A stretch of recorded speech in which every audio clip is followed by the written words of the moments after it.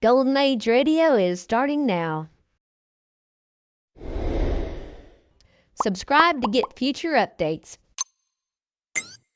Buckle in and prepare for a great lineup tonight, starting with The Twilight Zone, ZeroHour, Suspense, Mystery Theater, The Inner Sanctum, Theater 5, Escape, X-1, Dimension X, and Space Patrol.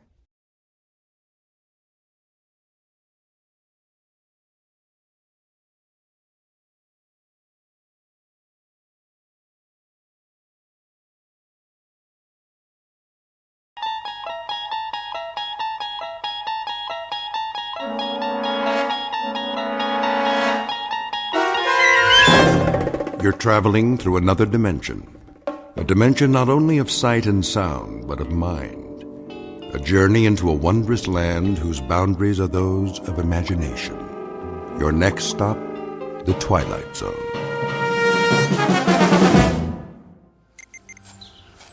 Come on, let's take a look in the window. How are we gonna do that? Climb up. Aw, just sneak in. Not me. I ain't going to church. No Sunday school today. We could open the door and take a peek. Nah, we couldn't see him. Where is he? In the box, in front of where the preacher's standing. I thought he was supposed to be in a coffin. Silly fool. That's what the box is, a coffin. Oh, well, I gotta see that. Yeah, me too. But I told you, we gotta look in the window. What are we gonna climb up on? The rain barrel, over here. I'll show you. Thank you, Sister Ruth. That was mighty fine playing. Yes, sir. Amen. Yes, sir. Now then, to get to it. Brothers and sisters, we're meeting here today so we can pay our respects to one of our own. Our dear departed brother, Jefferson Myrtlebank. Oh, bless his soul. There's his family. Yep, you all know him. His pa, Reverend Siddons. Henry, and his ma. Very fine. Thank you, Reverend. God bless you, Ethel. And little Liz Myrtlebank ain't but 10 years old. Bless her heart. Look at her. What an We all know Jeff Myrtlebank. He was a good boy. Yes, fine. Fine young man. Oh, real good fun. That he was, Miss Gatewood. Oh, Mama. Take my hanky, Comfort. Comfort Gatewood, you go ahead and mourn for that fine, fine young man that's laid out in his coffin. There wasn't none better in these parts. Not a one. Not a one. Absolutely. Oh, he didn't always show up here on Sundays, but nobody ever saw him at the bootleggers on Saturday night either. As they come. But the Lord giveth, and he taketh away. And no man knoweth the reason. As it's written. We're all gonna miss this strapping youth. The good Lord must have had a powerful, powerful reason to take him so young in life.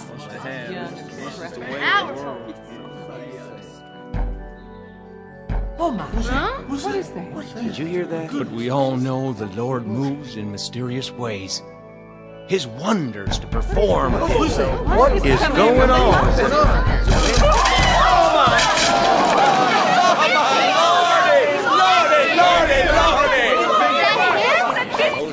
It can't be.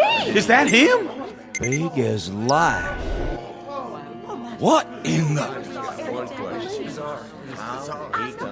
Who put me in this here box? He's alive! It's a miracle. It's the devil's work. Praise God!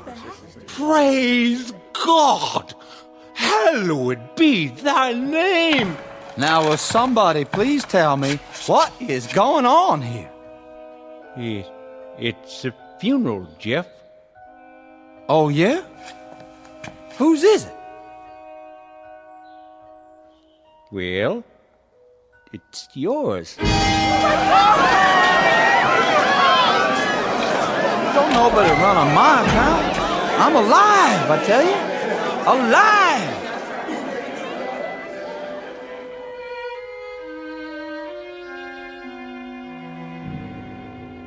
Time, the mid-1920s. Place, the Midwest. The southernmost section of the Midwest, in the state of Arkansas, to be exact. This particular area hasn't changed much since the Civil War, though progress has brought an easier way of life to some, provided it doesn't cost too much to achieve that progress. The church is a simple one-story wood-frame building. It hasn't been painted for some time, and there's a chimney in the roof for winter heating. The faithful come to this church on foot, a few in their Model Ts, and some still in horse-drawn wagons, for this is a population that can't afford to change with the times. They're all hard-working, God-fearing folks who believe in the good book, and today they've come to say goodbye to one of their own, a certain Mr. Jeffrey Myrtlebank, age 26. Only it seems that the funeral in question will have to be postponed. It may be a bit premature, thanks to some unexpected intervention from the Twilight Zone. And now, The Twilight Zone and our story, The Last Rites of Jeff Myrtlebank, starring Robert Nepper, with Stacy Keach as your narrator. Excuse me. Let me out, please. Please let me out. Excuse me. I'm getting out of here. Where's everybody going? Don't leave on my account. Easy, Jeff. Take it easy now. He can talk. Stand back. Don't touch him. Come on, somebody tell me, who in thunderation put me in that pine box? Now, brethren, let's not give way to panic. What we got here is a little mistake. Little? Brother Siddons. Why don't you sit down on the steps? 'Cause I don't need to sit down. I feel fine, don't you? Jeff? Is that really you? Course it is, Ma. You're looking a little pale, son. Just a minute, Pa. Brother Siddons, you still seem to have some sense left. What's going on around here? Tell him, Reverend. Son, we was about to bury you. Barry? We was real certain you died. Me? Dead as a doornail. But that's foolishness. Doc Bolton pronounced you deceased. When was that? Oh, day before yesterday. That's right, son. Hold on, Pa. Doc, why would you go and do a thing like that? Well, now, your heart stopped beating. Yes, sir, it sure did. I was at your bedside. We all were. My heart? But it couldn't have. It's beating right now. Here, feel it. It wasn't but 2 days ago. You was sick, son. Real sick. Well, ain't you supposed to put a silver spoon by my lips? See if it steams up? I didn't have to. Worst case of flu I've seen in all my years. Did I have a pulse? How could you, boy? Your heart plumb stopped. Yes, sir. No question. I'd stake my reputation on it. Well, I hate to cast a shadow on your schooling, but I ain't about to climb back in that coffin just to save your reputation. He's speaking the truth, Jeff. Well, I'm sure glad you didn't embalm me. A miracle is what it is. How do you feel now, boy? Pretty good, I guess. Kinda weak, but rested, like I had a good night's sleep. Hungry, though, real hungry. I could about eat a bear, hide and all. Reckon you should be hungry. Ain't et for 3 days. Well, don't look so surprised, Ma.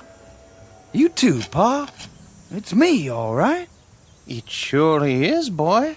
I'd know my Jeff anywhere. Hope you got a good supper on the stove. You sure it's him, Ma? Little Liz, what's the matter? Don't you know your own brother? You're not thinking I'm a ghost, are you?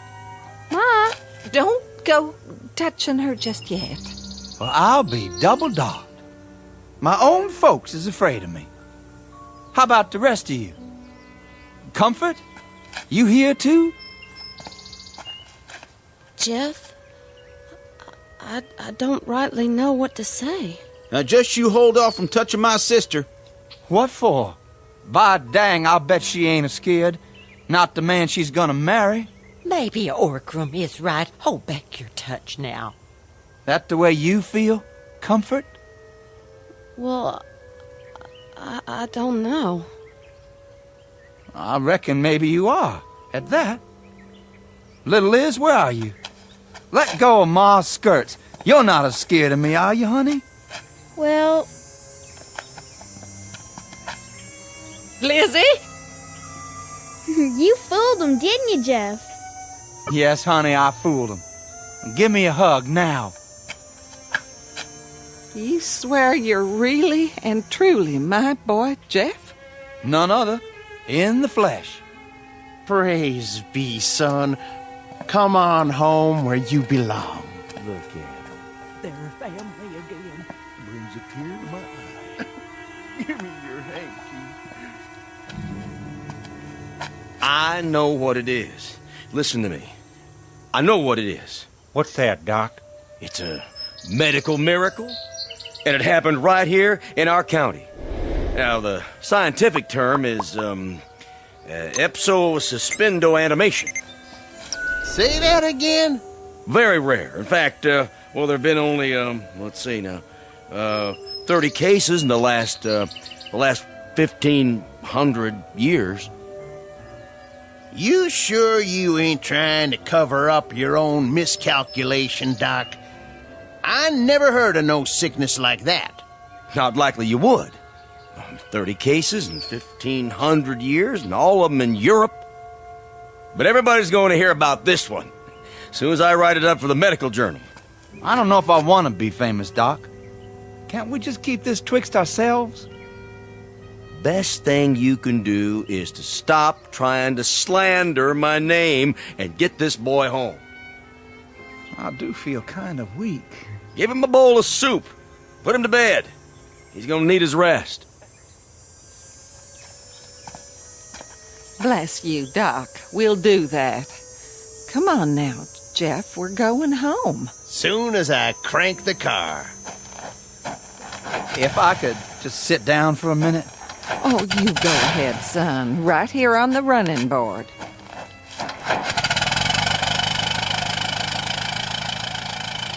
Jeff, can I speak to you? Go ahead. Sorry I acted funny. It was just... It was so sudden you're taking sick and all. I like to cry my eyes out. Did you? But now... I don't have to cry anymore, do I? Not one bit. I just want to say... It sure is nice to have you back. Well, thank you kindly, Comfort, honey. But you know something? What's that, Jeff? Truth be told, I ain't never been away.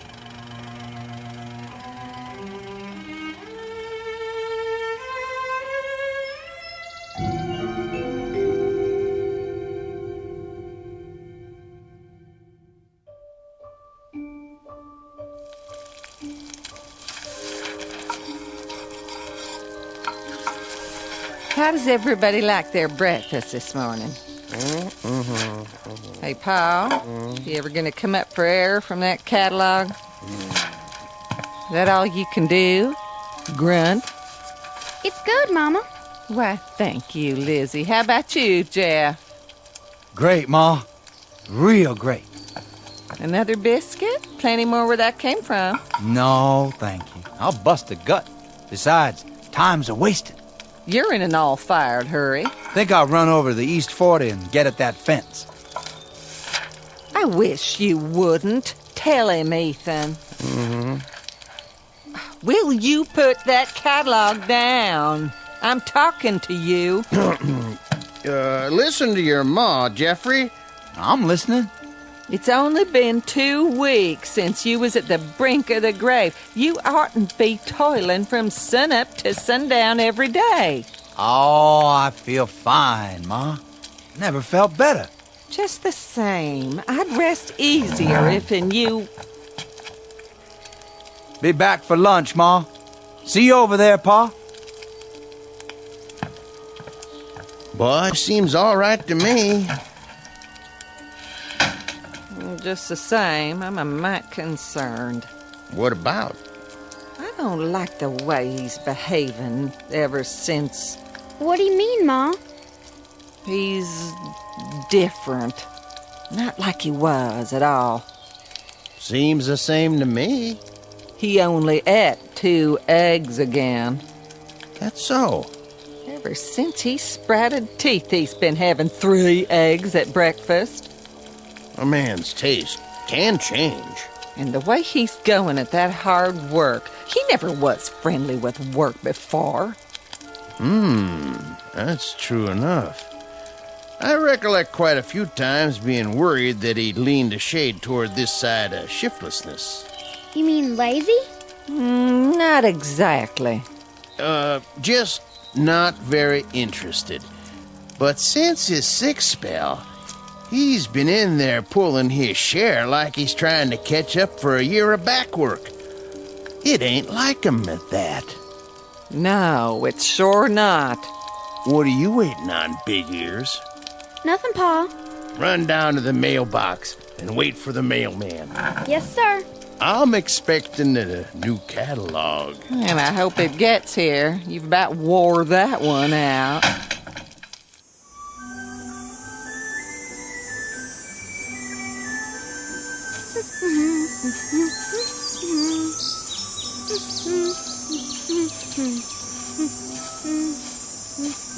That you, little Liz? Yes, ma'am.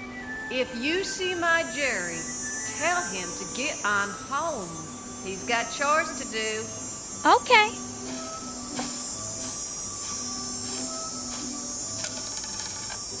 Got one. Hi, Tommy. Go on. We're playing marbles. Can I play? Can if you got your own doogies. We're playing keeps. I don't want to get all dirty. Shoot. Mailman come? Not yet. How's your brother? Oh, all right, I reckon. Only my mom and pa are kind of worried. What about?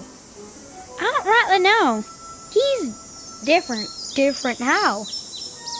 Well, he eats different, works different. Yeah? I gotta go. Besides, it ain't none of your business anyhow. You better get on home, Jerry. Your mama wants you.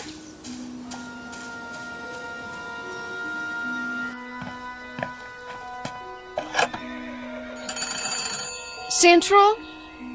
Put me through to Mary Swenson, will you please? That's right. Thank you kindly. Hello, Mary. I just wondered if you'd heard anything. Is that a fact? Well, I did hear one thing. Yeah, Ma, what do you want? Just a minute, Mary. I thought I told you to clean up the yard. Aw, Ma. Go on now, I'm on the phone. Mary? Yes, like I say, I did hear one thing.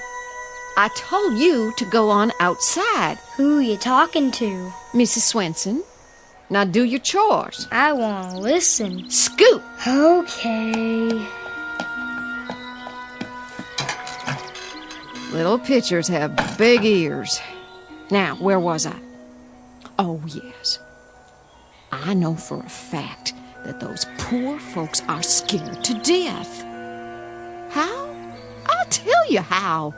He's been behaving like a complete stranger ever since the funeral. That's right. Oh, lots of ways. He fiddles with things all the time. No, that doesn't sound like much. But when you figure that what he's fiddling with is tools, sharp tools, like saws and pitchforks and maybe a butcher knife, well then, that could make a body a mite nervous. I should say so. I swear, Mary, there's no telling what that boy's up to. I'd sleep with one eye open from now on if I was them. I think the devil might have gotten into Jeff Myrtlebank. Yes, indeed. the devil himself.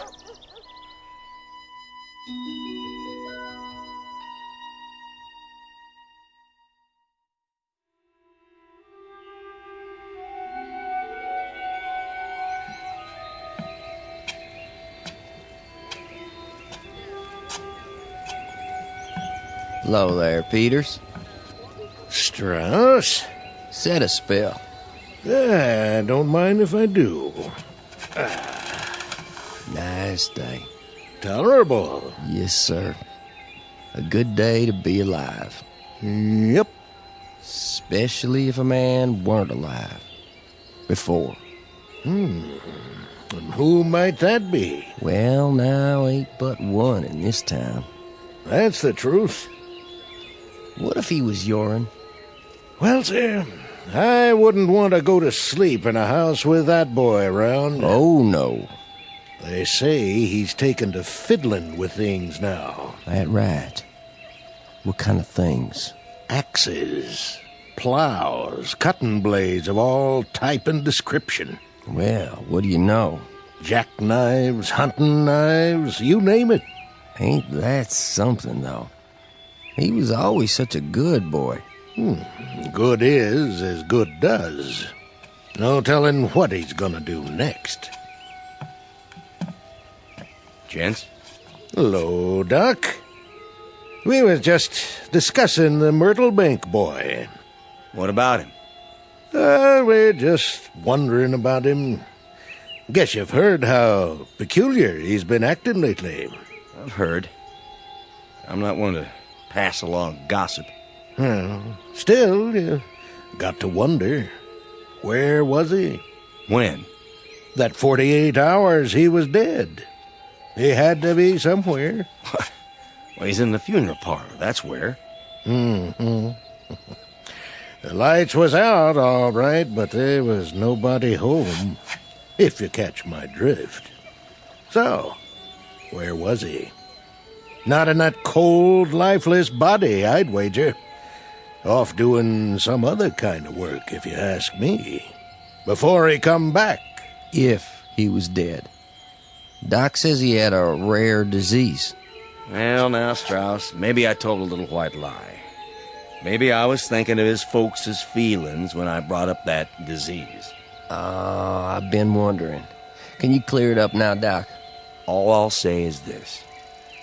I'm not the kind of man who'd send a body to the graveyard without being positive he was dead.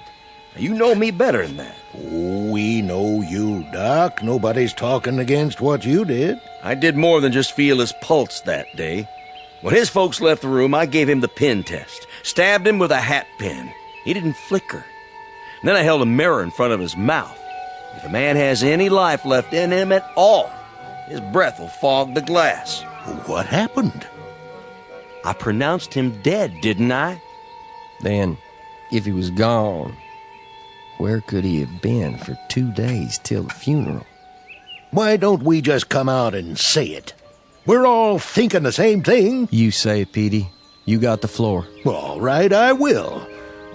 How do we really know that the man who got up and crawled out of that coffin is still Jeff Myrtlebank? That's crazy. Is it? If I were you, gentlemen, I wouldn't spread this kind of talk. It could cause trouble. And what kind of trouble is that? My grandmother, rest her soul, she used to tell me about evil spirits roaming round the world trying to find a body to take over. She said they could steal a corpse sometimes before a man was good and dead. Just like that. And you know something? I believed her then, and I believe her now. That's enough.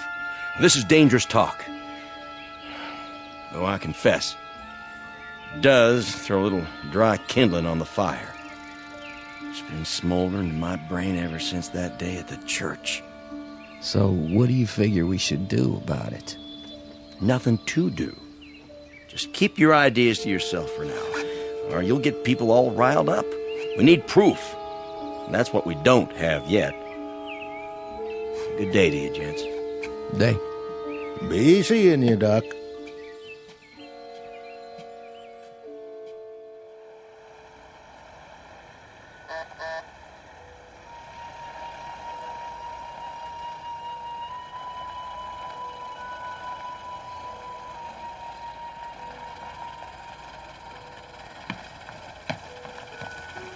It's him. Get away from the window, girl. I knew he'd be by. Comfort's right. It is him. Dag nabbit. Now's the time to tell him. Right to his face. I won't. Now, I am a grown woman. Almost. And you can't tell me who to see. Maybe Orgrim is right, dear. Leave me alone. But you know what everyone in the county is saying about that boy. Well, he's not calling on the county. He's calling on me. You're just plain rotten stubborn. You marry that one, and I'll bet all your kids are born with horns on their heads. Orgrim. Oh, he's at the door. Okay, you two go in the kitchen and let me entertain my young man. Mind how you do that, little sister. We'll be listening. Come along. Comfort's entitled to her privacy.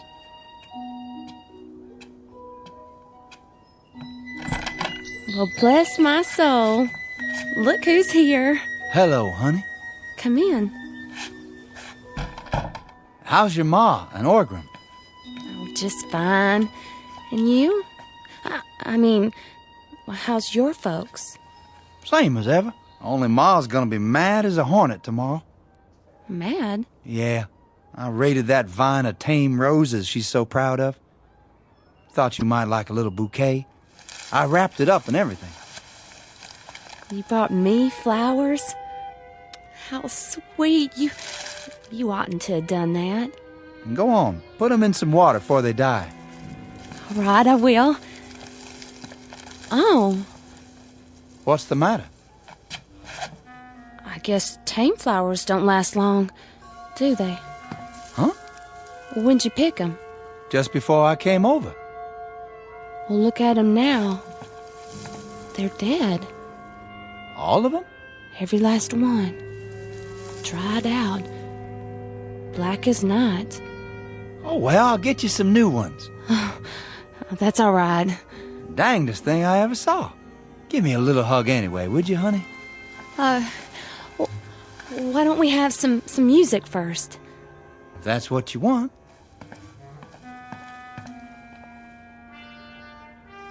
I'll wind the Victrola. You do that. And pick out a record you like. We bought a new blue yodel last week. Did you? Yeah, it's real pretty. You mean, like you? Oh, silly. You'll like it. Here, let me play it for you. Can we dance to it? Oh, just you wait now. Comfort, honey. Don't. What'd I do? Nothing. Only don't go try touching me. I thought you was my girl. I'm sorry, Jeff. It's just that the way those flowers died. What about them? Maybe you've got poison on your hands. That ain't what's bothering you. Yes, it is. I get it everywhere I go. I can let it go by from other folks, but not from you. I'm getting mighty sick and tired of being treated like one of them vampires. Oh, I didn't say that. Now, are you my girl or aren't you? If you are, give me a kiss. Jeff, no, please.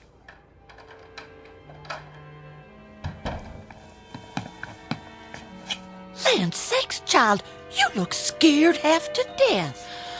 I'm all right. What'd he do? Nothing. It's time I put a stop to this. I'm the man of the family now. He didn't do anything wrong. No? How come your eyes are so wild?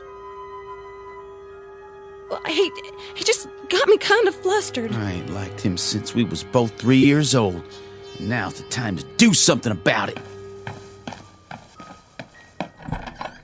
You be careful, Orgrim.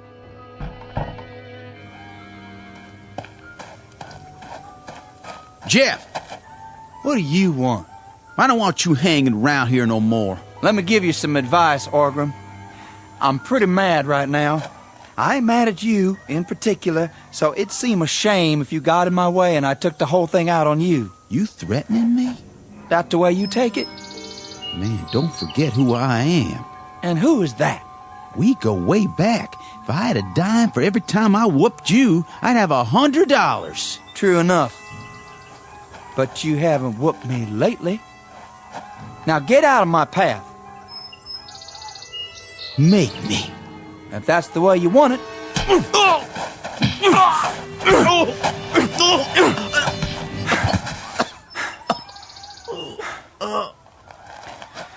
Times have changed, Orgram. Times sure have changed.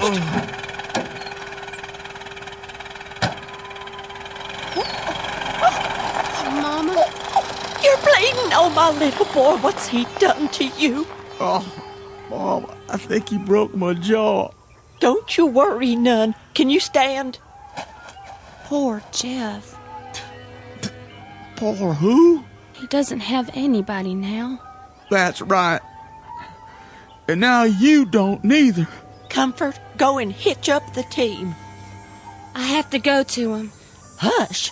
We got to get your brother into Dr. Bolton right now. But Jeff needs me. He needs a lot more than you can give him, girl. A lot more. Now let's get moving, unless you want to see your brother in a pine box, too. I ain't that bad, Ma. No, but if somebody doesn't stop Jeff Myrtlebank in his tracks, this whole town's headed for trouble. It's gonna be just like the good book says. When the dead walk, the end times is near.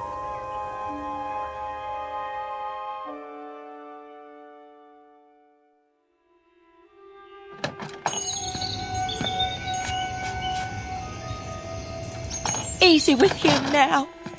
Somebody go get the doc. Here, put his feet up on t'other chair. It was that Myrtlebank boy. He lit into him for no reason. You should have seen it. He like to broke my jaw. Hold still.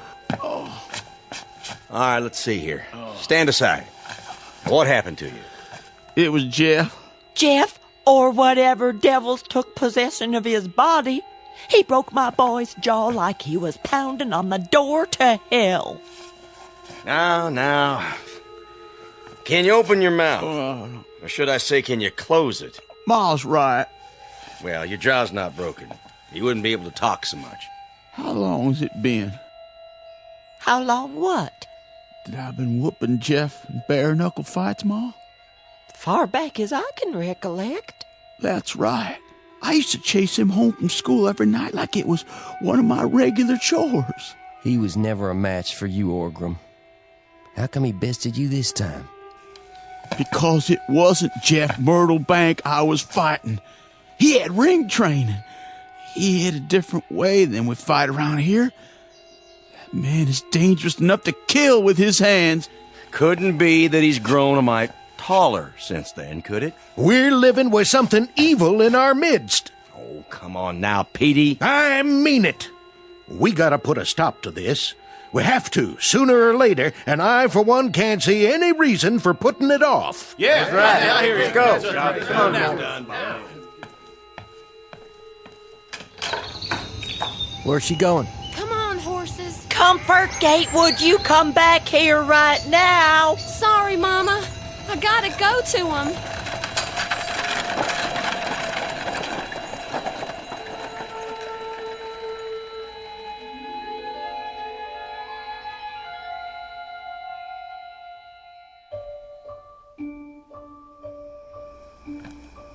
How was your dinner, son? Good as usual, Ma. You're the best cook for miles around. Oh, now. It's true. You know just how to make it. So, tell me, boy, what was all that business in town? Oh, nothing much, Pa. Orgram was crying for Doc Bolton after his ma brung him in. Why'd she do that? Oh, just 'cause I popped him one. Jeff! He had it coming. For old times.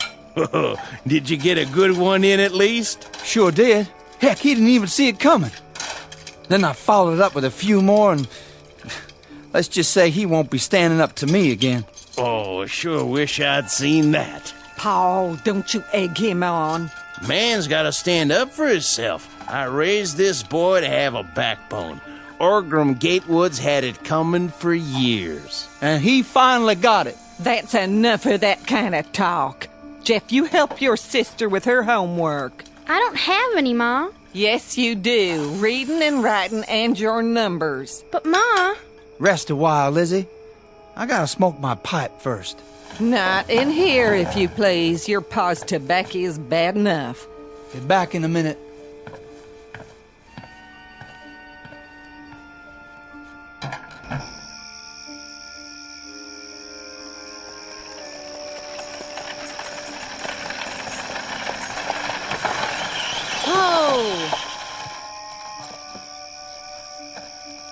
That you, Comfort? Hello, Jeff. You come out here all alone? That I did. Well, I sure can't think what for, after today. I rode out to warn you. Warn me? You think I need warning? There's a group of men coming. I heard them in town. They are, huh? What do they want? They're going to ask you to move. Move where? Out of the county. That's so. Well, all I can say is, let 'em come. Jeff, please, at least get inside. I can't do that, Comfort. This here is my property. Always has been. And what I like to do of an evening is stand out here and smoke my pipe. Same as ever. This is serious, Jeff. They're not kidding. Neither am I. Jeff, I'm begging you. What do you say about it, Comfort? You with them? Or with me? Well, I guess you could say I'm a fickle woman. The kind who believes what's said by them I'm with. Now, I've heard some bad things said of you, and sometimes I ain't strong enough to turn a deaf ear to them. But in my heart, I reckon I love you, or else I wouldn't be here now. I reckon you do. And I love you too. I want to marry you. So which way is it going to be? You best make up your mind right now. Oh, Jeff.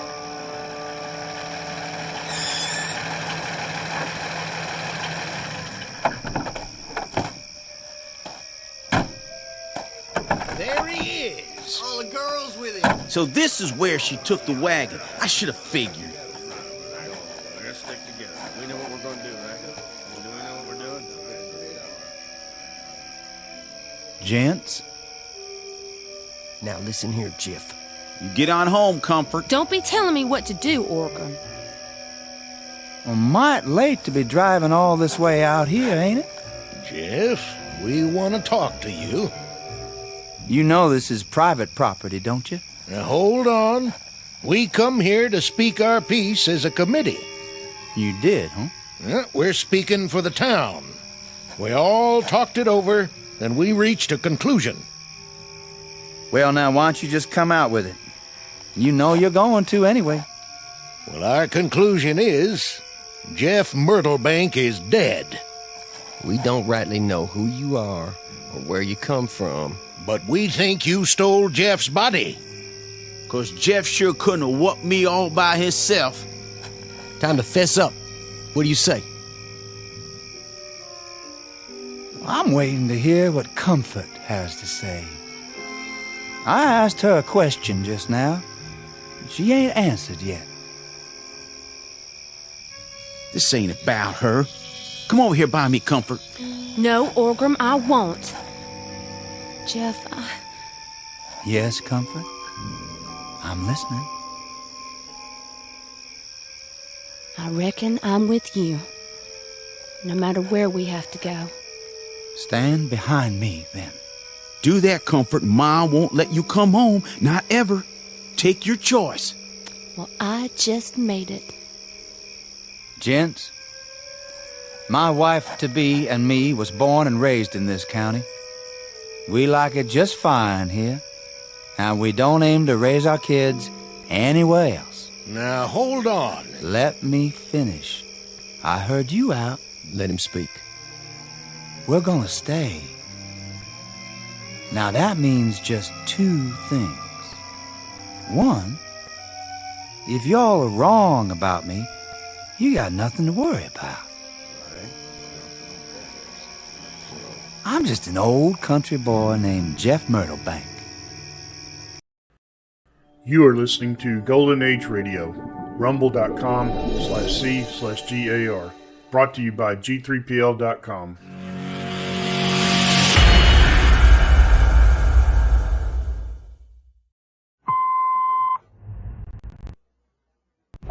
I'm Rod Serling. You're listening to the Zero Hour. Rest your eyes.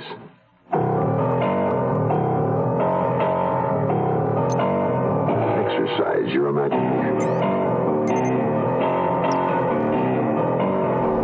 This week, Kenneth Fearing's study of a deadly obsession. Desperate Witness.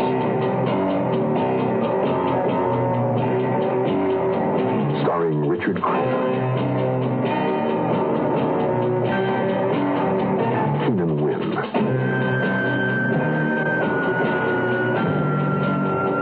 And Julie Adams.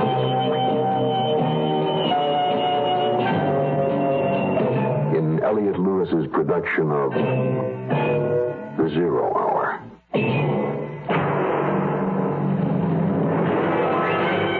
The Mutual Broadcasting System presents The Zero Hour.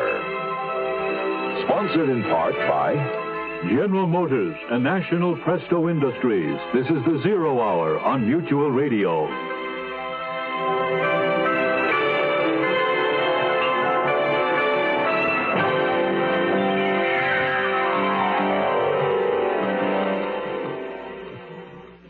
George Stroud, a man in the middle, trapped by his own knowledge of events and the unrelenting hands of time. He is a prisoner on the 26th floor, pursued from below by those who would identify him, leaving his only avenue of escape, the floors above, where waits the man he knows to be the actual murderer. For George Stroud, time is running out. In a moment, the conclusion of Desperate Witness. But first, this word.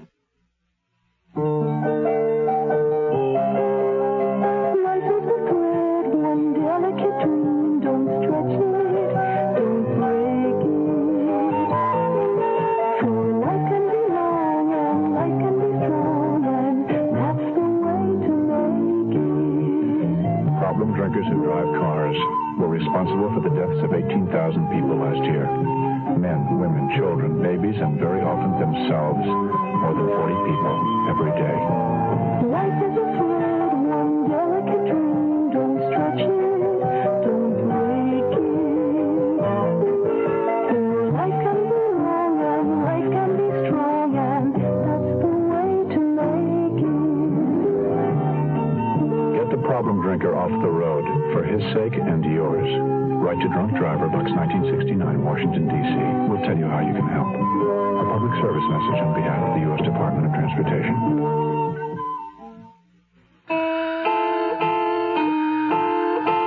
Sometime very early, I woke on the couch that I'd moved into my office, put on my shoes and necktie, the only clothing I'd removed, and in a mental cloud, I went to my desk. A few minutes past 8. The day was the day. I still didn't know how I'd meet it, but I knew it was the day. The police would finish the checkup in Albany. Roy would follow up with a laundry mark on the handkerchief. And somebody would think of combing the building. Oh, boy. There are a lot of unexpected... Shortly before 9, the rest of the staff began to assemble. Leon Temple, Mafferson, Eddie, Roy. Why don't you go home, George? There's nothing you can do here now, is there? No, I'm staying. You want to be in at the finish, right? Right. I don't understand it. What don't you understand, Henry? Why this guy hasn't come out? He's here, but where is he? Well, maybe he left before we threw a line around the place. No, not a chance. Well, he may have simply walked in one door and out the other. Perhaps he knew he was being followed. Oh, no. I'm the one who had the first contact. I know. That porter followed him right to the elevator. He took an express. He could be anywhere above the 18th floor. For all we know, he's somewhere up here in our own organization. But what can we do about it? He'll show. I thought time was of the essence. It is. Oh, what is it, Roy? Huh? What's the matter? That painting. The one the man bought? No, the one on the wall there. Oh, that one. What about it? Well, just that, we've all been in and out of here every day for a week. I don't think any of us recognized it's the same style as the Judas. We can't all be art critics.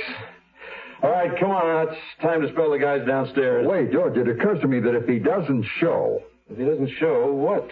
Well, we could take those eyewitnesses with the building police, of course, and some of our own men and go through the whole place from top to bottom, cover every office. It'd take a couple of hours, but we'd know. It sounds like a good idea, Roy. Yeah. But let's wait on it, shall we, until we've had a chance to clear it with Hagen. After all, this is his baby. I don't want to take the play away from him, do we? Well, all right, we'll wait a while then. The pieces of the puzzle were falling into place. All but the one that had my face. I knew that every obstacle I threw in front of my staff only bought me minutes, an hour or two at the most. Everyone was on my back. Don Klosmeyer called 4 times. Louise Patterson was threatening to sue the magazine for libel. Don was trying to talk some sense into her. Haven't you caught your murderer yet? Well, we aren't looking for any murderer, Miss Patterson. I've told you. I know what you've told me. Think I got a memory like a sieve? We've located the man who bought your picture, Miss Patterson. We believe we know where he is, and he'll be found at any moment. And we wish you'd come to the office so you can identify him. Of course, we'll pay you for your time and trouble. We'll give you $100 if you'll help us. So you found your murderer, huh? And, well, I want to impress upon you, we're not looking for a murderer, Miss Patterson. I assure you of that. We want this man in some altogether different connection. Hogwash. I beg your pardon? Look, fool your readers. Don't try to fool Louise Patterson. $100? I don't take time off my work to identify any murderer for less than $250. Well, I'm sorry I'm not authorized to go that high. Well, you better get authorized, Sonny, or I don't go to the trouble of combing my hair. The witnesses downstairs were getting restless. Several of my men called up about how long they'd have to wait. I still hadn't called Hagen. I expected Roy to walk in and ask why any second. Instead, it was Don Klosmeyer. He didn't have to tell me who was with him. I could hear her in my outer office through the door. Can you imagine offering $100? Look at the money they spend around here for furniture. I've got Patterson outside. What's she doing up here, Don? The witnesses are all supposed to be in the lobby, covering the elevators, the stairways, the exits. Oh, she's willing to help identify her man, but she wants a chair with a footstool, an ashtray, a pot of coffee, and $250. $300. George, this is Miss Patterson, the artist. I stood up. My hand had gone to stone, but still I went through the motions, extended it. She didn't see my hand. She saw nothing in the room except her painting, Study in Fury, on my wall. My Study in Fury! Oh, wow! Look how it's placed there on the wall. In perfect light. And that frame's got real taste. Well, I admire all of your paintings, Miss Patterson. Well, it's refreshing to find someone in this cheapskate organization who appreciates the finer... Her eyes turned straight on me.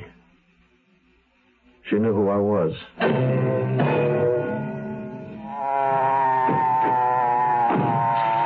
Well, officer, what on earth can I do for you? I wasn't going too fast, was I? Yes, ma'am. License, please. Here.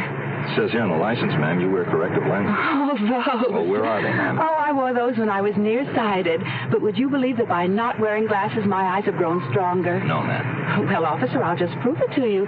The license on your car is P77548. I know, ma'am, but that's 10 feet away.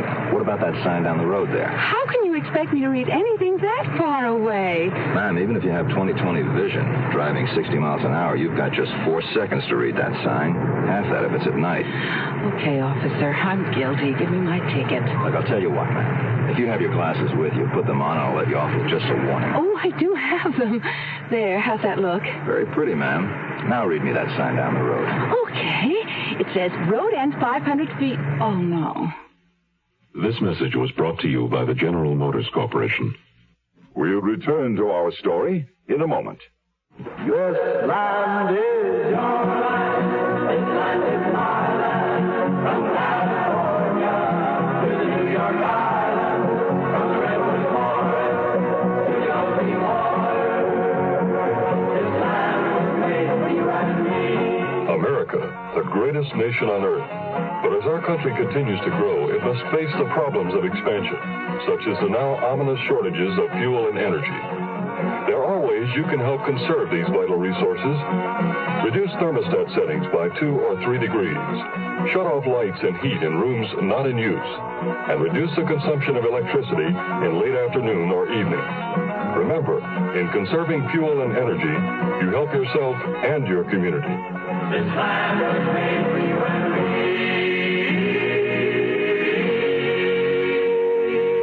Public service message is presented by the President's Office of Emergency Preparedness and the Office of Consumer Affairs.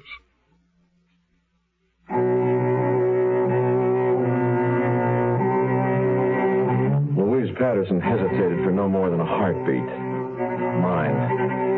There was no question that she'd recognize me, none whatsoever.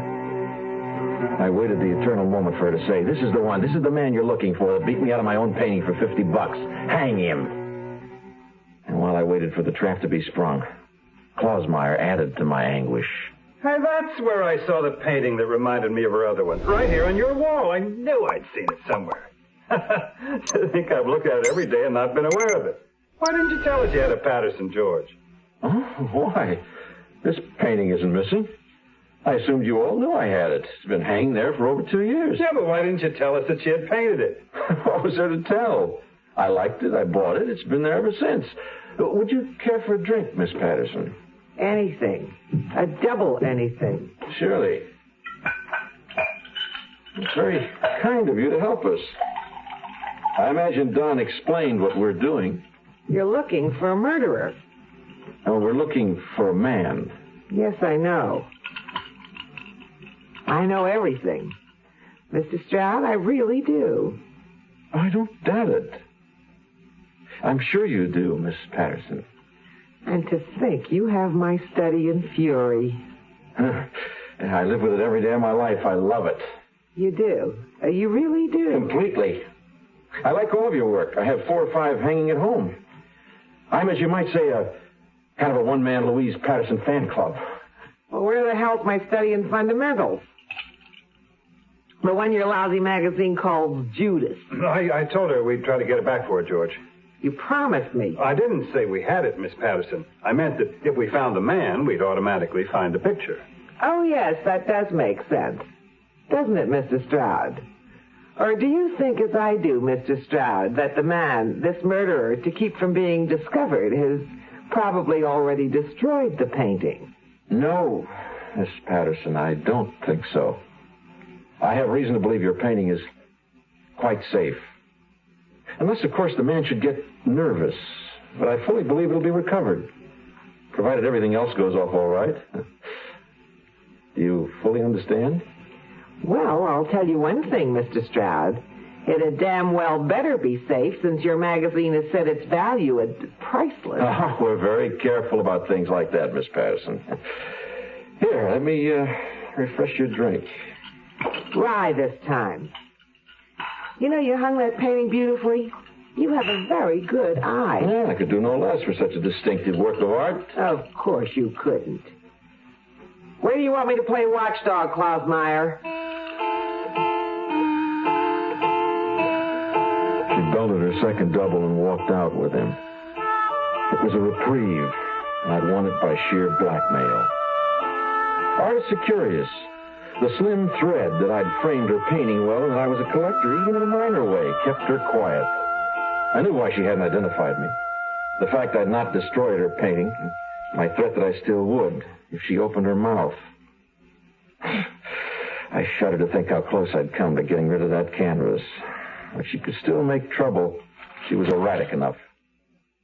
My relief was no more than a spasm in time because Roy was back, and this time there was no more stall. George, I'm going to lose my witnesses downstairs unless we get some action. Did you clear it with Hagen? Oh, I'm sorry, Roy. I forgot. Look, you're in charge. You don't need Hagen. All right, Roy. Get started. But I want to be kept informed of every move. Let me know what floor you start on, which direction you're working on, and where you're going. Okay. What a price. I wonder if any other man on Earth has ever watched his whole life go to bits and pieces, carrying with it the lives of those close to him without a silent protest.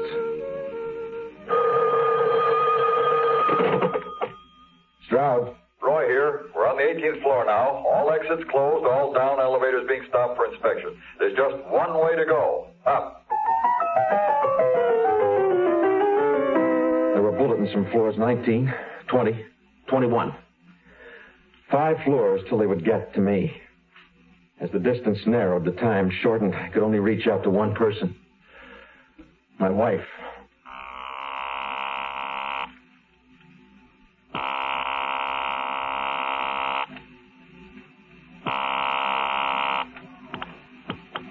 Hello?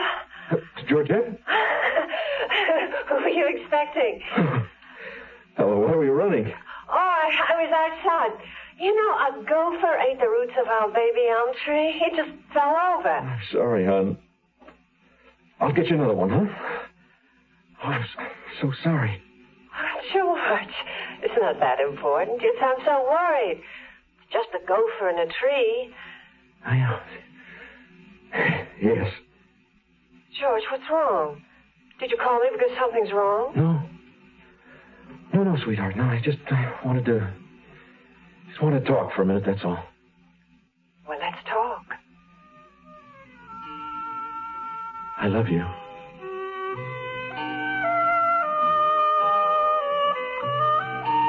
After I hung up, I sat there. Where would I go now? Who would I fight with? I had to make one last desperate effort to put it all together. To survive.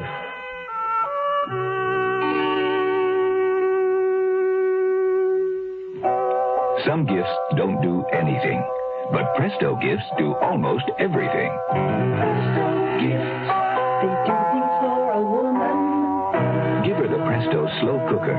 It browns the meat, then simmers the complete meal for her for hours, even while she's gone all day. No watching or stirring. Presto gifts, they do things for a woman. Give her a Tilton Store portable range, the lightweight electric range she can take anywhere, and she can tilt it up for compact and easy storage. Presto gifts, they do things for a woman. Give her Presto's Create and Serve pan, the all-in-one pan that cooks and serves almost any dish, from stews to fondues, right at the table. This year, give the gifts that do almost everything. Give Presto gifts. Presto gifts, they do things for a woman.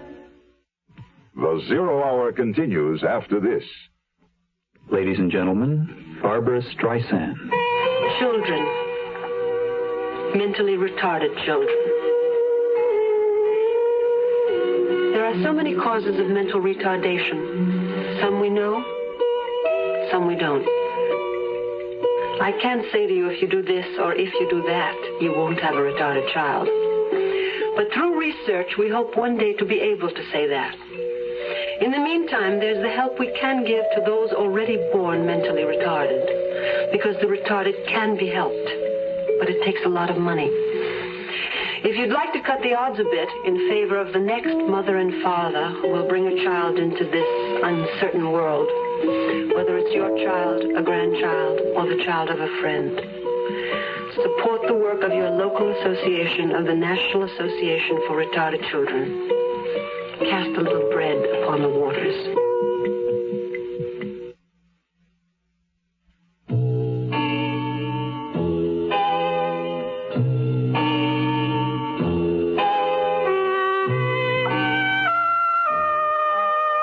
Apparently, I'd stayed longer on the phone with my wife than I thought. The phone hadn't been in its cradle more than 10 seconds when there was another bulletin from Roy. We're starting the 22nd floor now, George. That's fine, thanks. Choice was simple. It was Janet or me. I got up out of my chair and I headed to the elevator with a half-formed idea that there might be some safety in the very heart of the enemy's territory. Steve Hagen's at Janet's offices on the 32nd floor. Inside the elevator, I punched the button. And I was alone. The steel box, a momentary haven. I leaned against the wall and I closed my eyes and I tried to shut it all out. I heard the doors open, stepped out, and I started toward the executive offices. But these weren't the executive offices. This was the accounting floor, the 22nd floor. Without realizing it, I punched the wrong button and I'd gone down. I could hear their voices coming up the stairwell. I raced back to the elevator and I punched the up button. Hey, someone get in the elevator! I held my finger on the button, but the elevator didn't move. I could hear them through the door. He went in here, I saw him. Did you recognize him? No, I didn't. After an interminable moment, I was going up. Even though no one had recognized me, I got off at the 31st floor, I punched the elevator down, and I walked up to the 32nd. I had to sit in Hagen's outer office. Janeth was inside, but the secretary refused to announce me. Big conference going on. I waited, pacing all the time up and back in the reception room, wondering what floor the pack had reached by now. I was looking out the window when I heard a door open. For a moment, I thought they'd reached here. It was Steve Hagen. George, I've been trying to reach you. Come on in. In Hagen's office, besides Hagen, the office held Earl Janeth, several big stockholders, editors, lawyers for both sides, and Fred Steichel, managing editor of Jeanette Donahue.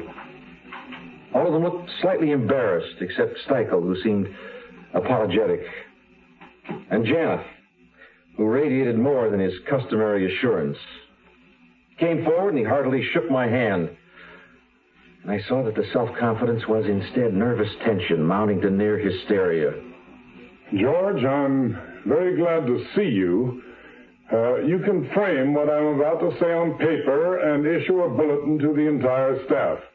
I'm terribly sorry I couldn't have had the pleasure of speaking to each and every one of them personally. I have consented to step aside and prevent a merger with the firm of Jeanette Donahue. The entire staff stays on. I hope they'll all give Mr. Steichel the same loyalty they gave to me and to Steve. Everybody shook hands. It was all very polite. And they left, leaving Hagen, Janeth, and myself. And they just stood and looked at each other in shock. It was as though they'd forgotten I was there. The door opened before I could get to it. It was Roy. Behind him were a porter from Gill's and a waiter from the Van Barth. We've drawn a blank so far, George. Only thing left of these offices. I think we should go through them thoroughly. Now, drop it, Roy. The assignment's killed. What? You mean send them all away? That's right, send them all away. The conspiracy problem's resolved. Janeth Enterprises is under new management. But what about the witnesses? You can't just take the time like this. $20 extra. I'll sign the vouchers later. What? Well, that's what Mr. Hagen wants. That's what he wants. Hello? Yes, who's there? It's for you, Stroud. No? Mr. Stroud, you're a tough man to find. Who is this? The cabbie on 58th Street, remember? You done sent me together at 20. I found your man. My partner picked up the guy you were looking for Saturday night around 10:30. He identified him from the picture you gave me. When are you coming by, huh? I'll be there tomorrow morning. Thanks.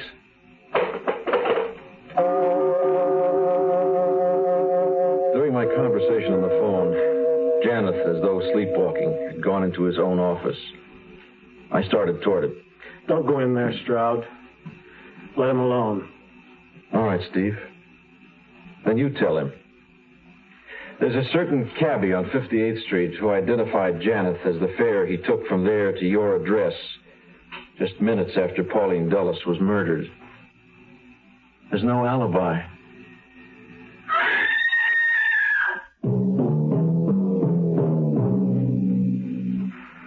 Janeth never got the message. Just how long it took him to fall 32 floors, I don't know. But it was all over for Earl Janeth. The crowd was still milling around when I came out of the building for the first time in 2 days. The news flash was already on the radio as I walked into the nearest bar. Belted a couple of drinks. Louise Patterson was in there. Well, I'll buy you a drink after that circus in the street. Then I want my painting back. You mean the Judas? You know what I mean. I mean my study in fundamentals. Where is it? What have you done with it? Nothing. It's home. Why would I have destroyed it? Because it proves you killed Pauline Della. I didn't kill her. Then why were we looking for you? To find the painting. Remember, it's priceless. Double talk. You're worse than that worm Klausmeyer. I want my painting back. That was the deal. No go. No, I bought it. It's mine. I won't give it up. But you only paid $50 for it. No, I learned a lot. That painting gave me an education. I'll never give it up. I'll tell you what I'll do, though. I'll give you the one in my office, the Study in Fury, and one of the others I have at home in trade. 3 others. 2. I'll drink to that. I can't get over it. Your boss jumps from the window because his business collapsed. Everyone has his own reason. I don't understand that. My business comes apart every time I finish a painting. You're luckier than he was. Well, thanks for the drink. Have another? No, thanks. I'm going home. Where every good married man should go.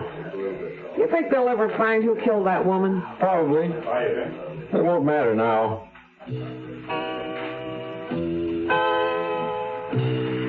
I stepped outside. I took a long, deep breath, and I headed for my car. The big, silent, invisible clock was moving along as usual. Only this time it was off my back. At least for a little while.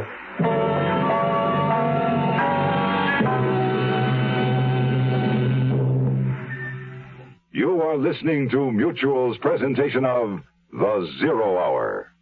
Did you say God?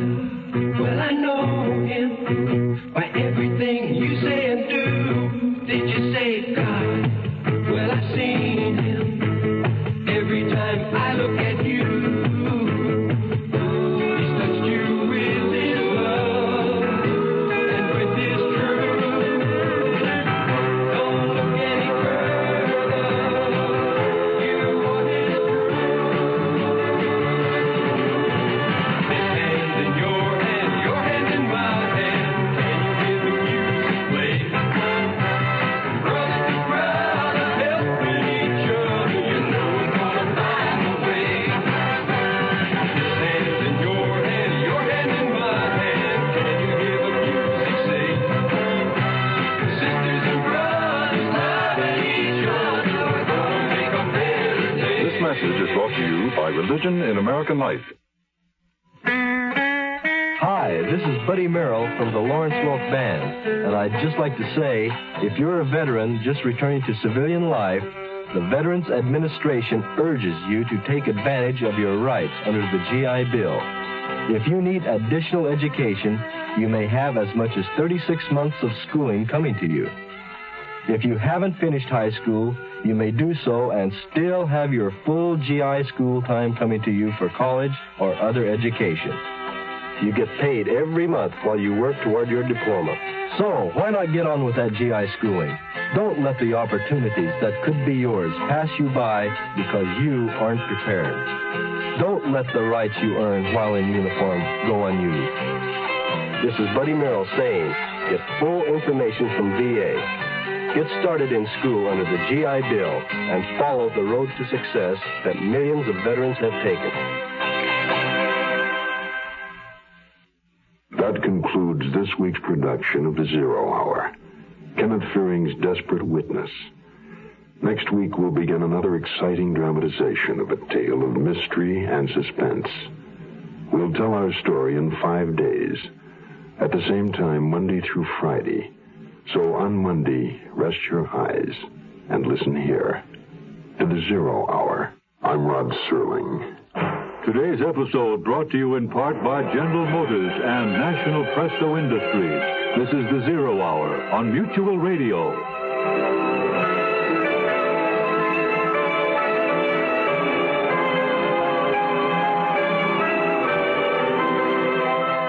have been listening to The Zero Hour, a presentation of the Mutual Broadcasting System in association with Hollywood Radio Theater. Heard every weekday at this time. Rod Serling is your host. Zero Hour is produced and directed by Elliott Lewis.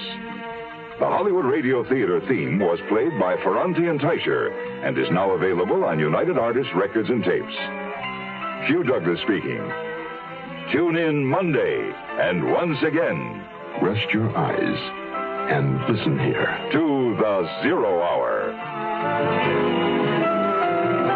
This is the Mutual Broadcasting System. You are listening to Golden Age Radio, rumble.com/C/GAR, brought to you by G3PL.com.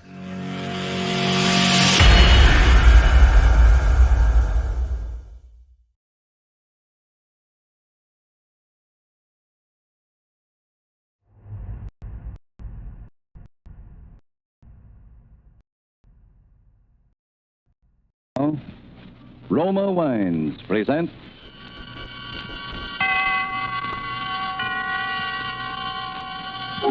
Suspense. Tonight, The Most Dangerous Game, starring Joseph Cotton with J. Carroll Nash. Suspense is presented for your enjoyment by Roma Wines. That's R-O-M-A, Roma Wines. Those excellent California wines that can add so much pleasantness to the way you live. A most interesting woman who extracts all the simple pleasure and happiness possible from living is Elsa Maxwell, International Authority on Hospitality. She offers you some friendly counsel. I am always telling people to take it easy, as they say, to be moderate and natural and at ease. And so, obviously, I suggest the enjoyment of a glass of Roma California port after dinner or during the evening. It is also very smart to serve when friends drop in, for this is one of the most glorious of all wines, richly fruity in flavor, with wonderful deep red color, utterly delicious. This is simple enjoyment, easy and restful enjoyment, moderate pleasure that helps you feel calmly at ease, and so happier. Don't bother about special glasses. Just use whatever glasses are convenient and enjoy your wine. You really should act on Miss Maxwell's suggestion. Roma Port, as all Roma wines, is the best that California's magnificent sun-ripened grapes can provide. In glorious flavor, color, and aroma, is unvaryingly good, always enjoyable. Protected for you by the ancient skill of the noted Roma wineries, located in the choicest vineyard areas of California. Yet, all this delight costs you only pennies a glass. Remember, more Americans enjoy Roma than any other wine. Roma, R-O-M-A, Roma wines.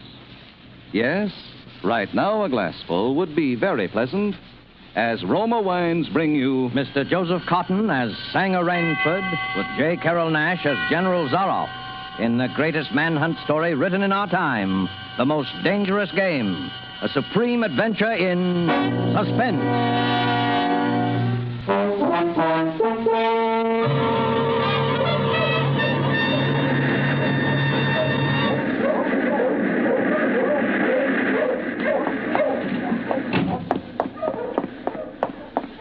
I haven't much time.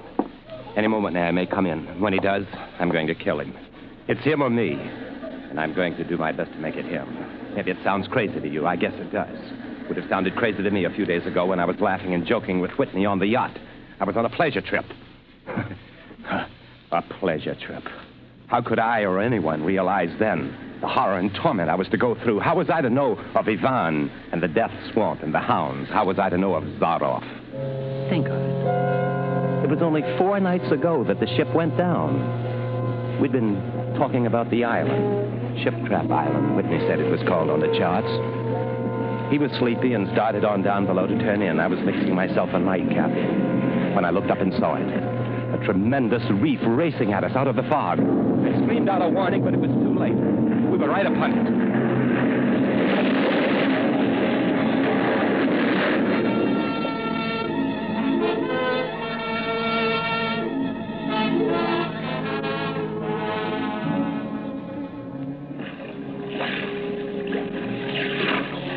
exploded right on top of Whitney and the members of the crew. The force of the explosion hurled me into the blood-warm waters.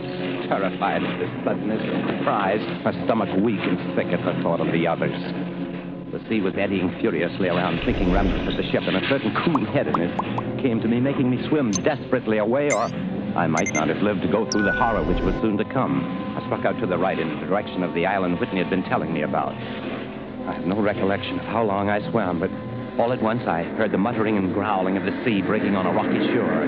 With my remaining strength, I dragged myself from the swirling waters. Jagged crags appeared to jut up endlessly into the night. All in, gasping, my hands raw, I at last reached a flat place at the top. Flung myself down at the jungle edge and tumbled headlong into the deepest sleep of my life. When I awoke, I was in a strange place, having no idea how I got there. Our friend seems to be awakening. What? Where's this? Where am I? Where's Whitney? Oh. Do not be alarmed, my friend. My man Ivan found you on the cliff. He brought you here to be taken care of. Oh, there's life on this island. I hardly believed a hope. Well, few people do. Yes, you are quite safe here in my castle, Mr. Rainsford. I'm Sanger Rainsford of New York. My yacht ran. Oh, Sanger Rainsford. Well, it is indeed a very great pleasure and an honor to welcome Mr. Sanger Rainsford, the celebrated hunter, to my home. You know me? By reputation only. I've read your book about hunting snow leopards in Tibet. You see, my name is General Zarov. Well, I can't tell you how happy I am to meet you, General. And I cannot tell you how happy I am to meet you, Mr. Rainsford. But come, we shouldn't be chatting here. We can talk later. You must be hungry. I am, rather. What? Well, Ivan, he thought you would like a robe. He's drying your clothes for you. Oh, thank you. Ivan is an incredibly strong fellow, but you must not mind his looks. His ears were cut off in battle, and he has the misfortune to be deaf and dumb. He is sensitive about his appearance. A simple fellow, really, but I'm afraid a bit savage. Oh? He has been in our family for years. Follow Ivan, if you please, Mr. Rainsford. I was about to have lunch just before you woke, but we can have it together now. Does the robe fit you all right? Oh, yes, perfectly, thanks. You have quite a collection of heads here. Lions, tigers, elephants, moose, bears. I don't believe I've ever seen more perfect specimens. They are nice. I take great pride in them. You have good cause. Well, coming from you, Mr. Rainsford, that is a great compliment. Well, here we are. If you will sit over there, please. Oh, thank you. All right, Ivan.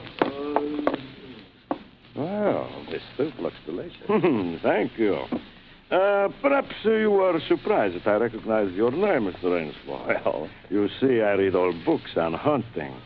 I have but one passion in my life, and it is the hunt. Your heads are really remarkable, General. That Cape Buffalo is the largest I've ever seen. You know, I've always thought the Cape Buffalo the most dangerous of all game. No, you are wrong, sir. The Cape Buffalo is not the most dangerous game. You won. The wine. How does he understand you? He reads my lips. I think you will like the champagne, Mr. Rainsford. Ivan chills it expertly. No, the Cape Buffalo is not the most dangerous game. Here in my preserve on this island, I hunt more dangerous game. Is there big game on this island? The biggest. Really? Oh, it isn't here naturally, of course. I have to stock the island. Oh, well, what have you imported, General? Jaguars? No. Hunting jaguars ceased to interest me some years ago. I exhausted their possibilities, you see. Oh, may I pour you another glass of champagne, Mr. Rainsford? Oh, thank you, General. Oh, that's good. You know, God makes some men poets, some he makes kings, some beggars. Me, he made a hunter. My hand was made for the trigger, my father once said. My whole life has been one prolonged hunt. I have hunted every kind of game in every land. Grizzlies in the Rockies, crocodiles in the Ganges, rhinoceroses in East Africa. Jaguars. In the Amazon, I hunted jaguars. I heard they were unusually cunning. Bah, they weren't. They were no match at all for a hunter with his wits about him and a high-powered rifle. Well, I was bitterly disappointed. I was lying in my tent with a splitting headache one night when a terrible thought pushed its way into my mind. Hunting was beginning to bore me, and hunting, remember, had been my life. Well, this was a tragic moment, was it not, Mr. Rainsford? Must have been indeed, General Zaroff. Fortunately, that never happened to me. Ah, but you are much younger than I am, Mr. Rainsford, and you have not hunted much. But you perhaps can guess why the hunt no longer fascinated me. You'll have to tell me, General. Well, hunting had ceased to be what you call a sporting proposition. It had become too easy. I always got my quarry, always. No animal had a chance with me anymore. The animal had nothing but his legs and his instinct. Instinct is no match for reason. I see. It came to me as an inspiration, what I must do. And that was? Well, I had to invent a new animal to hunt. Oh, a new animal? Are you kidding? Not at all. I never joke about hunting. I needed a new animal. I found one, so I bought this island, built this castle, and here I do my hunting. The island is perfect for my purposes. There are jungles with maze of trails in them, hills, swamps. But the animal, General Zaroff. Well, I wanted the ideal animal to hunt. So I said, what are the attributes of an ideal quarry? And the answer was, of course, it must have courage, cunning, and above all, it must be able to reason. But no animal can reason. My dear fellow, there is one that can. One? One. You can't mean... And why not? Oh, I can't believe you're serious, General Zaroff. You're just joking. Joking? I'm quite serious. I'm speaking about hunting. Hunting? You're speaking of murder. Dear me, that unpleasant word. But I think I can show you that your scruples are quite ill-founded. I doubt that. I hunt the scum of the earth. Sailors on tramp ships, lascars, mongrels. But they are men. Precisely. That is why I use them. They can reason after a fashion. Oh, they are dangerous. But where do you get them? Well, we will visit my training school. It is in the cellar. I have about a dozen pupils locked down there now. They're from the Spanish bark, San Lacar, that had the bad luck to go on the rocks out there. Well, a very inferior lot, I regret to say. Another glass? No. You see, it is a game. I suggest to one of them that we go hunting. I give him a supply of food and an excellent hunting knife. I give him 2 hours start. If my quarry eludes me for 3 whole days, he wins the game. If I find him, well, he loses. Suppose he refused to be hunted. Well, I give him his choice, of course. He need not play that game if he does not wish to. If he does not wish to hunt, I turn him over to Ivan. Ivan used to be official knauter to my old king, and he has his own ideas of sport. Invariably, Mr. Rainsford, invariably, they choose to hunt. And if they win? Well, to date, I have not lost. Oh, I do not wish you to think me a braggart, Mr. Rainsford. Many of them afford only the most elementary sort of problem. Occasionally, I strike a tartar. One almost did win. I eventually had to use the hound. The hounds? Well, this way, please. Come, I will show you. See, wait a minute. I'll open the window. Nice boys. Hello, boys. Well, they are a rather good lot, I think, huh? They are let out at 7 every night. If anyone should try to get into my castle or out of it, something extremely regrettable would occur to him. But enough of this. Come. I want to show you a collection of heads I'm quite sure you've never seen before. Will you join me in the library for coffee? Look here, General Zaroff. I appreciate your hospitality and your rescuing me more than I can say, but I'm not bored with hunting. Well, good, excellent. Tonight we will hunt then, eh, Rainsford? General, I wish to leave this island at once. Tonight we will hunt. You and I. You're wrong, General. I won't hunt. Oh. I won't murder. That is too bad. Well, as you wish, my friend. The choice rests entirely with you. But may I not venture to suggest to you that you will find my idea of sport More diverting than Ivan. Now, wait a minute. My dear fellow. You don't mean you plan to hunt me? My dear fellow, have I not told you I always mean what I say about hunting? This is really an inspiration. I drink to a foeman worthy of my steel. At last. I simply can't believe... This must be some sort of a dream. Your brain against mine, your woodcraft against mine, your strength, your stamina against mine. Outdoor chess. And the stake is not without value, huh? And if I win? Oh, well, then I will cheerfully acknowledge myself defeated, and if I do not find you by midnight of the third day, my sloop will place you on the mainland near the town. Oh, you can trust me. I will give you my word as a gentleman and a sportsman. Of course, you, in turn, must agree to say nothing of your visit here. I'll agree to nothing of the kind. Oh. Well, in that case... Well, but why discuss that now? 3 days hence, we can discuss it, unless... Well, what is your choice, Mr. Rainsford? I'm a hunter. You know my choice. Good. Ivan here will supply you with hunting clothes, food, and knife. I suggest you wear moccasins. They leave a poorer trail. I suggest, too, that you avoid the big swamp in the northeast corner of the island. We call it Death Swamp. There's quicksand there. Well, I must beg you to excuse me now. I always take a siesta after lunch. You will want to start, no doubt. Well, au revoir, Mr. Rainsford. Au revoir. Look here. Isn't there any way I can...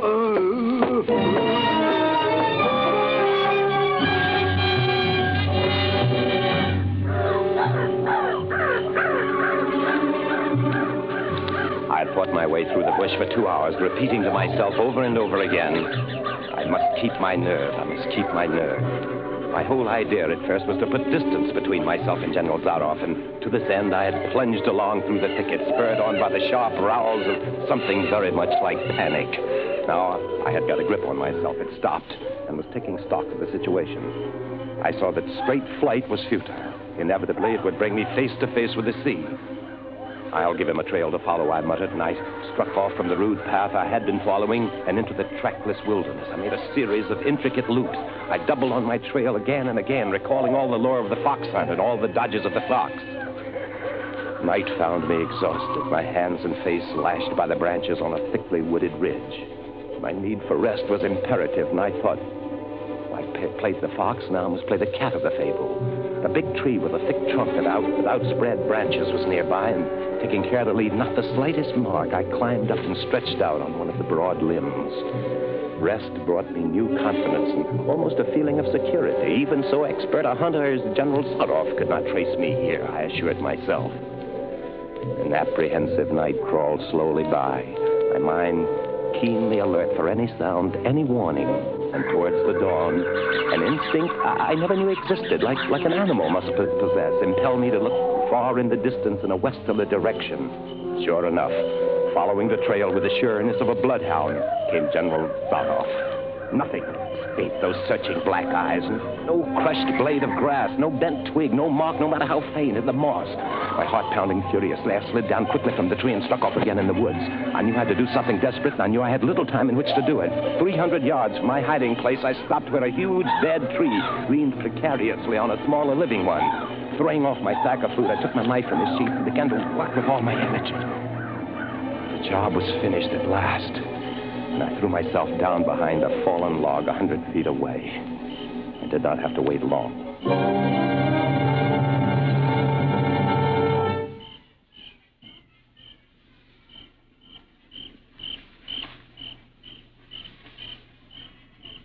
Rainsford! Rainsford! Rainsford!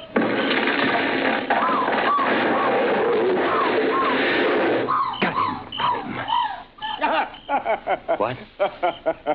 Hey, Rainsford! If you are within sound of my voice, as I suppose you are, let me congratulate you. Not many men know how to make a Malay man-catcher. Luckily for me, I too have hunted in Malacca. You are proving interesting, Mr. Rainsford. You are proving interesting. The tree brushed my shoulder as I jumped back. I am going to have the wound dressed. It is only slight. But I shall be back, Mr. Ransford. I shall be back.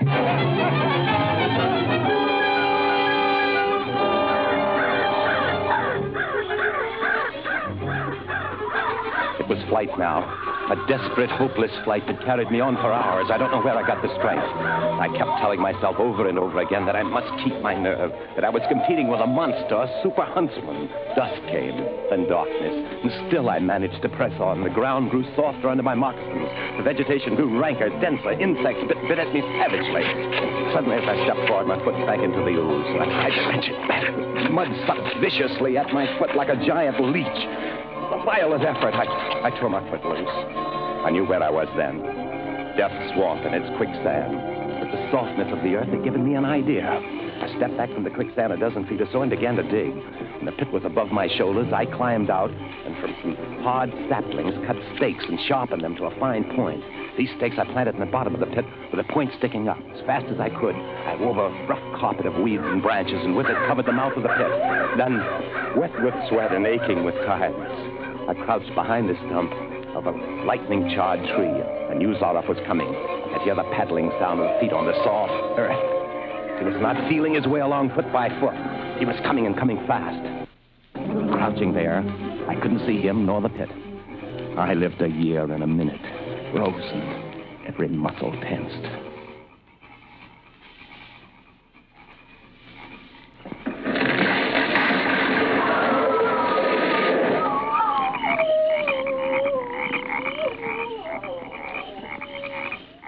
Excellent, Ransford. Yes, excellent. You have done well. Your Burmese tiger pit has claimed one of my finest hounds. Again you scored. I think, Mr. Ransford, I will see what you can do against my whole pack. I am going back to get them now. Thank you for a most amusing evening.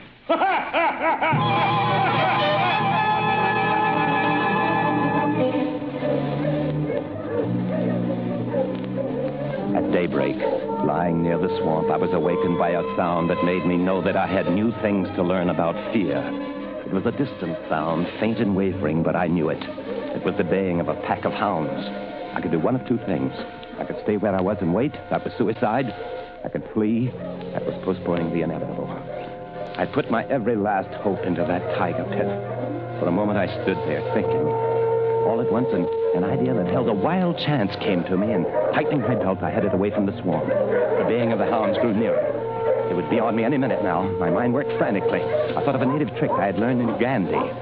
I caught hold of a springy young sapling, and to it fastened my hunting knife with the blade pointing down the trail. With a bit of wild grapevine, I tied back the sapling. Then I ran for my life. The hounds raised their terrifying voices as they hit the fresh scent. I knew then how an animal at bay feels. At last, I had to stop to get my breath. The baying of the hounds stopped just as suddenly. And with it, my heart stopped, too. They must have reached the night. Excitedly, I shinnied up a tree and looked back. My pursuers had stopped all right. But the hope that had been in my brain when I climbed died. For in the shallow valley, I saw that General Zaroff was still on his feet. But Ivan was not. Apparently, he had come along to hold the hounds. The knife, driven by the recoil of the springing tree, had splintered through his chest. I hardly tumbled to the ground when the pack took up the cry again. Nerve, nerve, nerve. I panted as I dashed along. A blue gap showed between the trees, dead ahead. The hounds were almost on top of me. I forced myself toward the gap. I reached it. It was the shore of the sea. Across the cove, I could see the gloomy gray stone of Zaroff's castle. 20 feet below me, the sea rumbled and hissed. I hesitated. I heard the hounds. Then I leaped far out into the sea.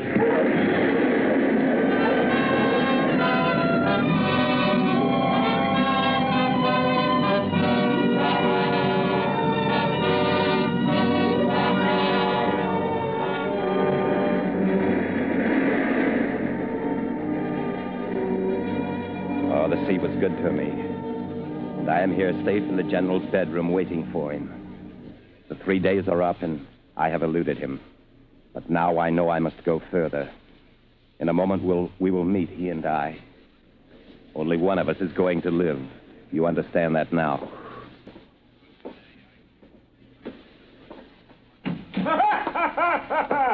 Andrusa, Rasar, Pandela Papurta, Rasman, Prastan, Arso.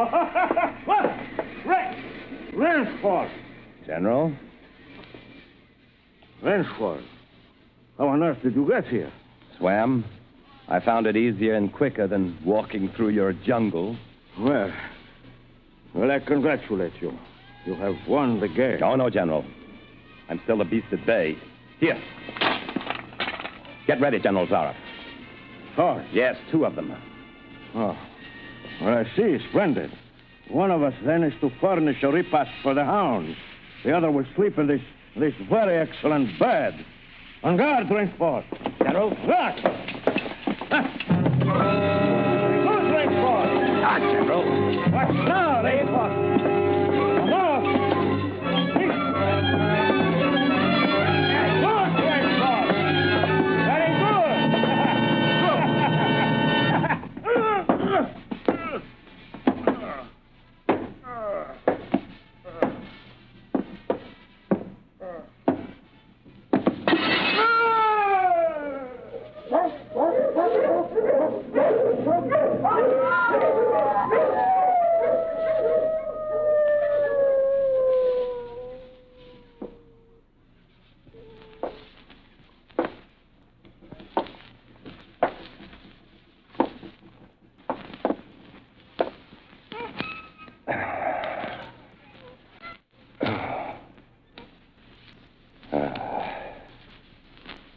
It's just as my late host said it would be. A very excellent bed.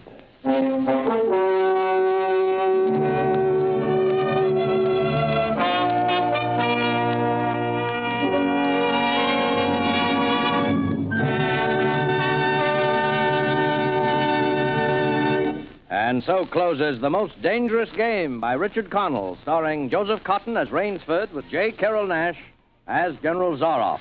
Tonight's study in Suspense. Suspense is produced, edited, and directed by William Spear. Probably no woman alive has been hostess to so many famous and distinguished people as Miss Elsa Maxwell. This is what she says about Roma wine. When you entertain friends, you do everything you can think of to add to their enjoyment. And that is why I say, when you serve your guests Roma wine, you not only delight them, you also smartly and genuinely flatter them. These delicious wines add so much to hospitality and to enjoyment of everyday meals. Yet it's such a simple, easy addition to the joy of living. So wholesomely moderate and so inexpensive. Miss Maxwell gives you good advice. Enjoy Roma wine regularly. It's California's finest. Always good. Unvaryingly fine in flavor and quality. Remember, more Americans enjoy Roma than any other wine. Roma. R-O-M-A. Roma wines. Joseph Cotton appeared through the courtesy of David O. Selznick and is currently being seen in the Selznick production Since You Went Away. J. Carroll Nash is soon to be seen in the Paramount picture A Medal for Benny.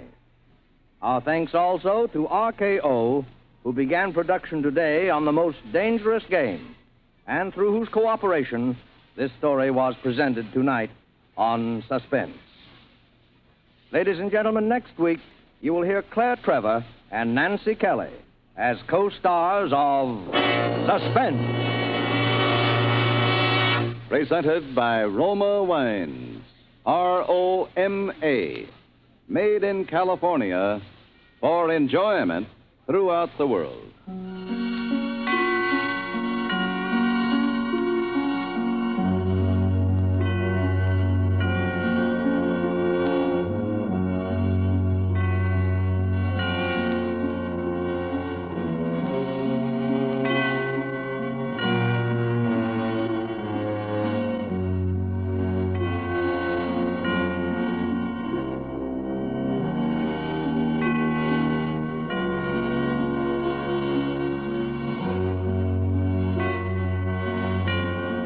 This is CBS, the Columbia Broadcasting System.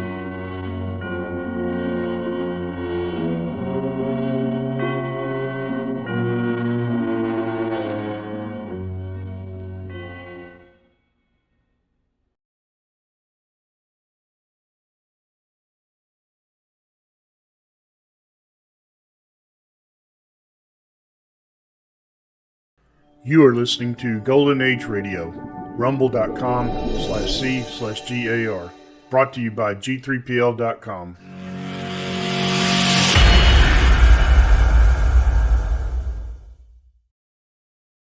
The CBS Radio Mystery Theater presents...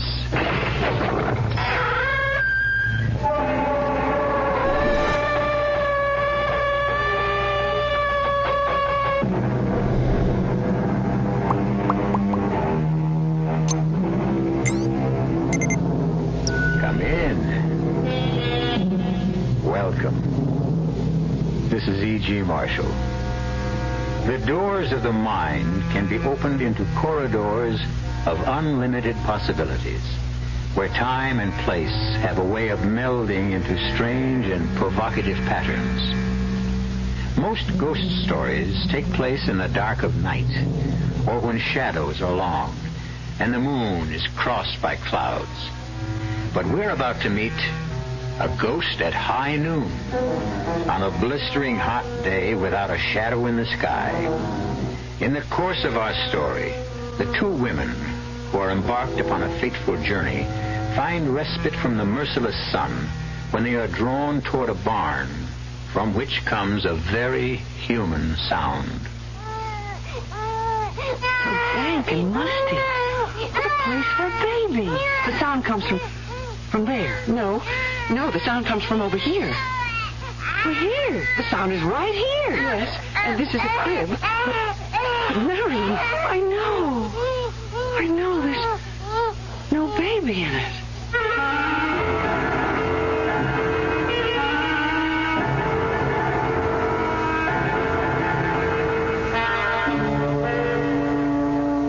Our mystery drama, Ghost at High Noon, was written especially for the Mystery Theater by Elizabeth Pennell and stars Celeste Holm. It is sponsored in part by New Sugar-Free Diet 7-Up and Contact, the 12-hour allergy capsule. I'll be back shortly with Act 1.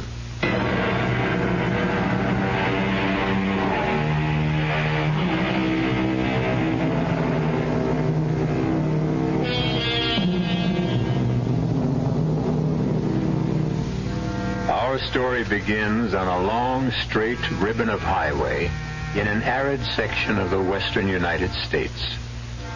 Marion Jeffries and Janet Marston are longtime friends who are returning home after having driven Marion's son to a summer camp. What a lonely stretch of road. I don't like it. Oh, come on, Marion. No road is lonely at 10 o'clock in the morning. This one is. George was right when he said we should make this part of the trip either very early or late at night. Well, neither of us ever gets up at dawn. And I don't think two women should travel the highways after dark. Oh, I don't mind driving at night. Well, then why didn't you say so yesterday? That motel we stayed in was certainly no prize. Well, not so bad. Anything to get away from home for a few days. Not from my point of view. Well, you can travel anywhere you want to at any time. Sometimes I do it only to keep from being bored. Nonsense. You don't know what being bored is like. I wanted to make this trip last longer. Really, Janet, it's an adventure for me. Well, I've enjoyed it, too. It's given us a chance to catch up. But I must say, this stretch of highway is deadly dull. Well, I wouldn't mind if it weren't so beastly hot. There's not a car in sight. Marion, I have an uncomfortable feeling that there are things ahead of us on the road. Oh, I'm glad you're not driving. But don't you see those wavy lines? Shapes rising up, coming closer, and then fading away? Sure, heat haze. And over there, look. Nothing but bare, dry land and sagebrush. I swear I see buffalo. And and Indians. This terrible Augustine has gone to your head. But I admit I'll be glad when we get to the next... Uh-oh. What's the matter? We're losing speed. The accelerator isn't working. Oh, please, let's not have a breakdown way out here. Motor's dead. But we're miles and miles from anywhere. I know. Well, let's do something. We can't just sit here.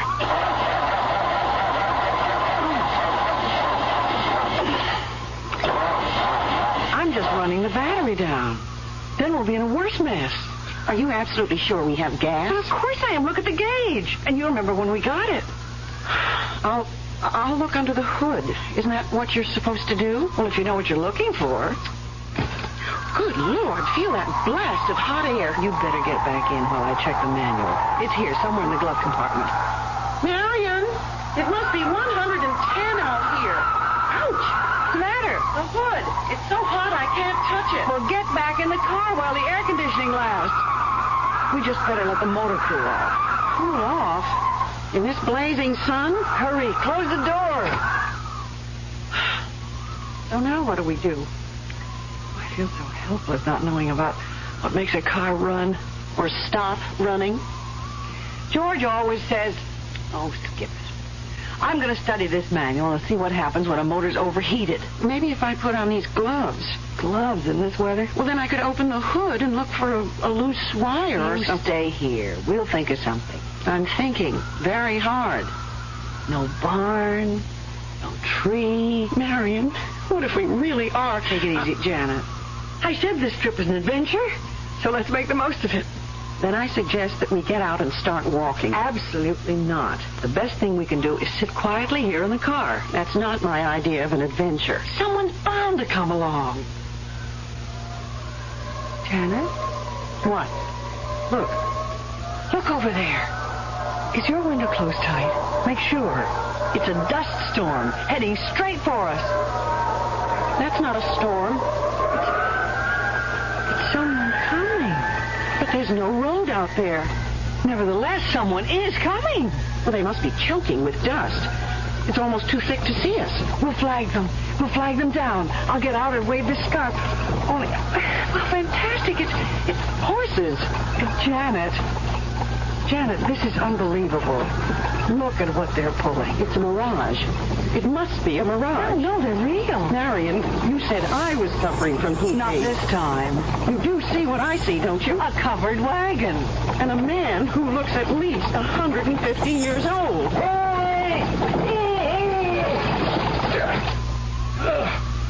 Morning, ladies. Good morning. Who are you?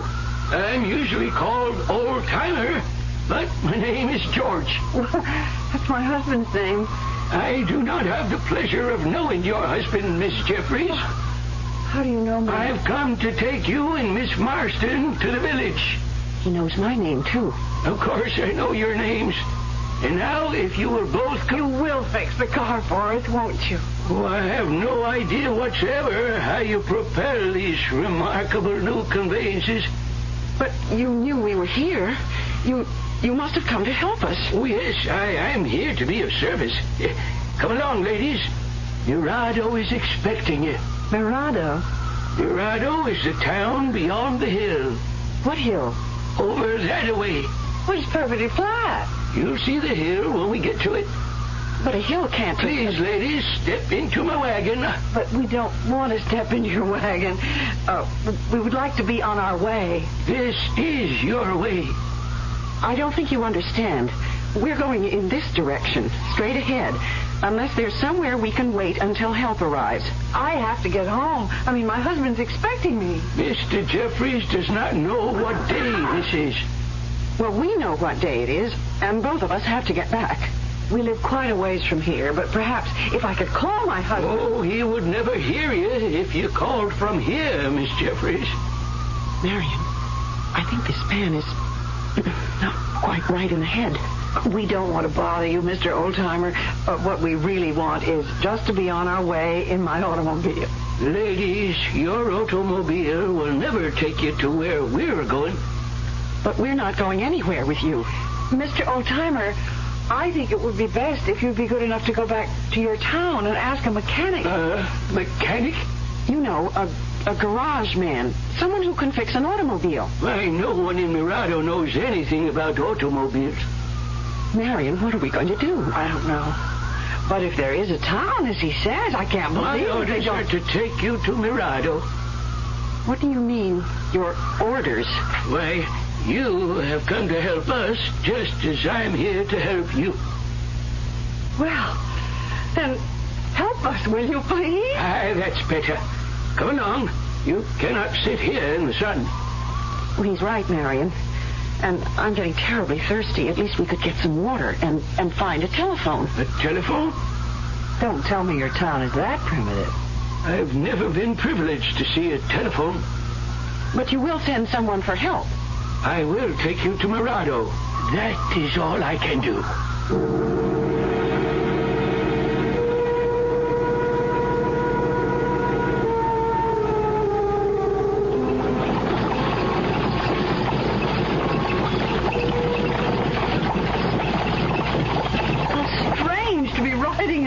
Wagon.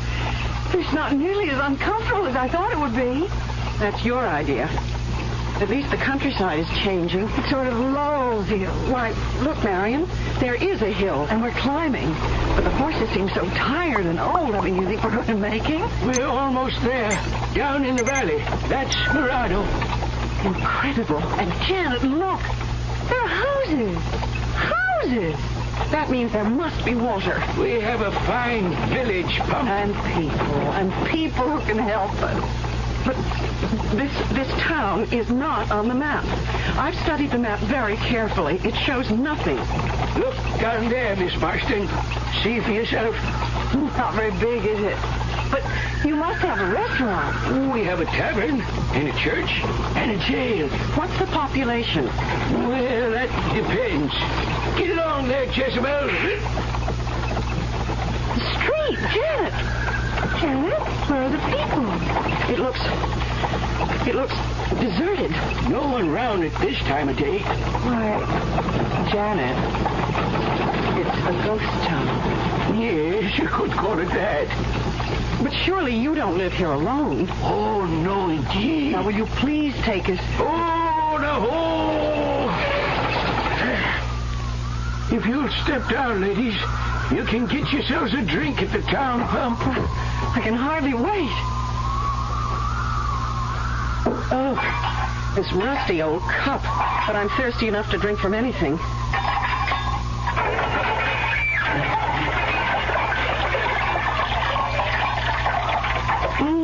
I'd like to put my head under it. Feels wonderful on hands and arms. But it tastes so brackish. Hasn't been used in a long time. Now, where can we go for help? I will show you the points of interest. No sightseeing right now, please. But thank you. Do you have a telegraph office? Oh, no, indeed, Miss Jeffries. Scouts used to take our messages, although there is now no reason to send a message. No reason? Tell us right now how to find someone who will go to the next town. Ladies, you are going to stay in Mirado. Well, I suppose we're going to have to for an hour or two. You have come home, Miss Jeffries. Oh, stop making jokes, Mr. Oldtimer. Mirado's a place where people stay forever. Stay? In this deserted place?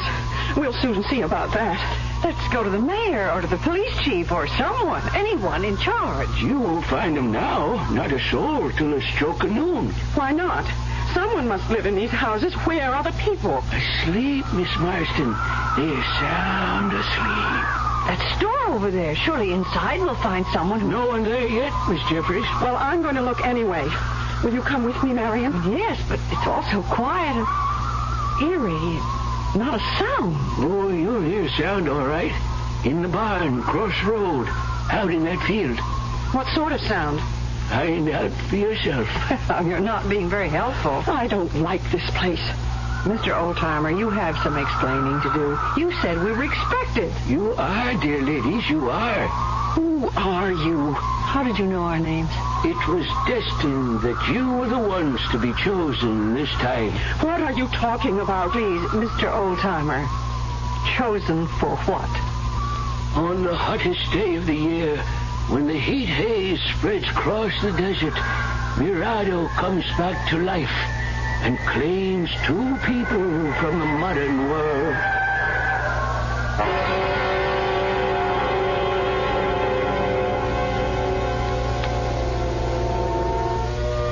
There may be no new thing under the sun, but a frightening prospect confronts Marion and Janet if Mirado really has a living past. It is possible that George is merely a foolish old man, touched in the head by too much heat. But on the eerie streets of a ghost town, you never know what sinister forces may be at work.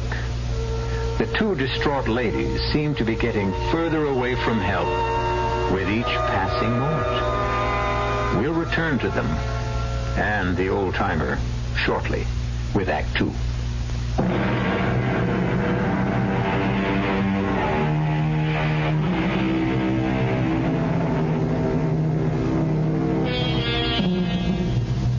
Stranded on a lonely stretch of road when their car broke down, Marion Jeffries and Janet Marston have been taken to the strange ghost town of Mirado. In vain, they have tried to persuade their ancient escort to help them get back to civilization. But he has an unsettling way of insisting that they have come home to Mirado and that here they will stay. Their panic is growing with each new turn of events. Aside from the old man, there is no sign of life on the narrow streets.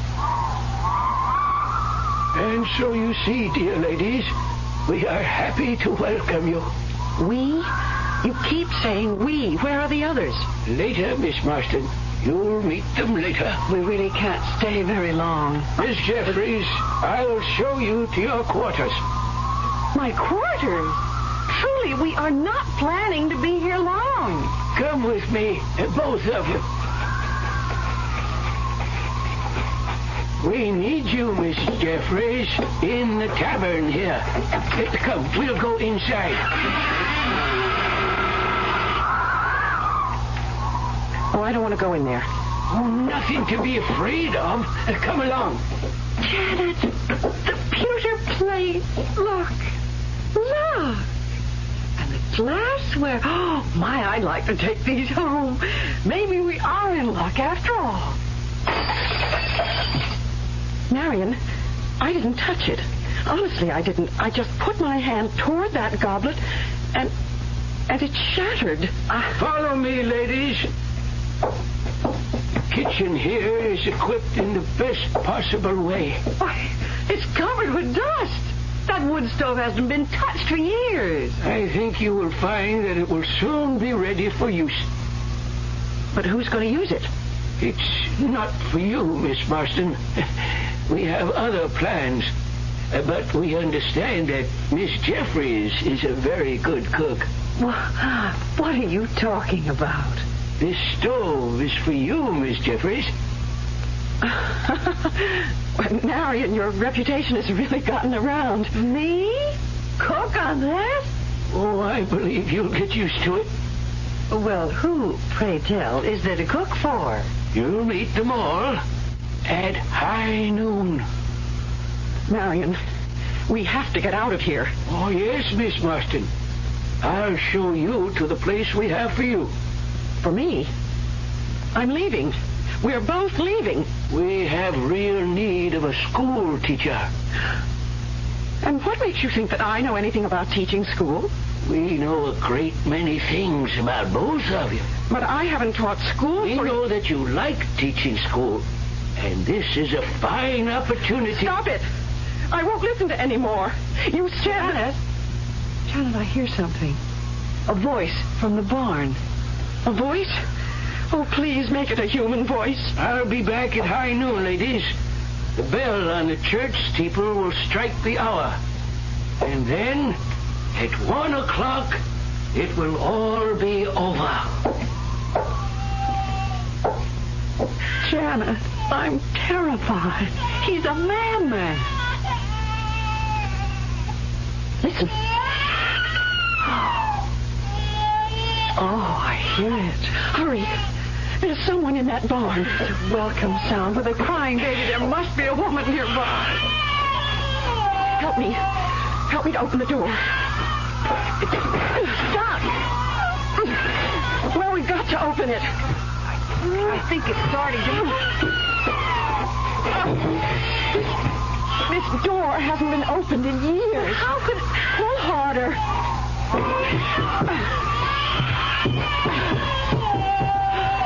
Oh, there. So dank and musty. What a place for a baby. The sound comes from over there. No, the sound comes from over here. Right here. The sound is right here. In the corner. Look in the corner. I don't see anything. It's so dark. A crib. Oh, what a lovely hand-carved crib. You're right. This is a crib. But Marion... I know. There's no baby in it. Marion, tell me you hear what I hear. A baby crying right here in this crib. But there is no baby. Are we losing our minds? Oh, Janet, be sensible. We both hear it. Well, there must be an explanation. Oh, I can't stand it. This spooky barn. Let's get out. Oh, we can't walk out on a crying baby. You look on that side, I'll go over here. But Marion, I'm frightened. I always was afraid of the dark. Janet, we've got to keep our heads. That baby must be here somewhere. It's weird. There's no sense to any of this. Now, come on. There must be something about the acoustics of this old barn.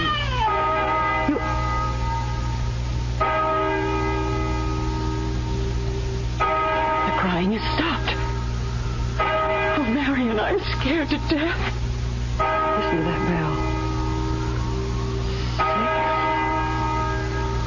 6, 7, 8. The old man kept talking about something happening at 12 o'clock. Let's get back to town. I tell you, I'm afraid. Well, you're the one who doesn't like the dark. We can't stay in here. With a baby that was crying. But there's no crying now. There must be a reason.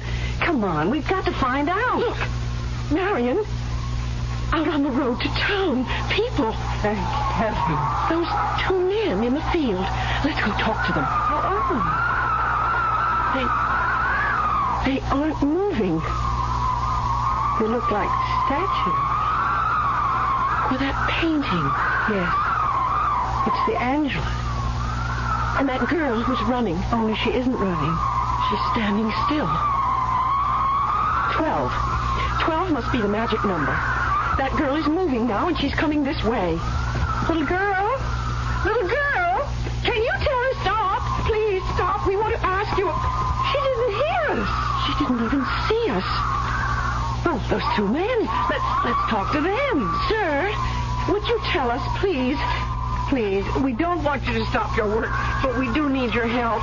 I mean, where's it no use? They can't see us or hear us.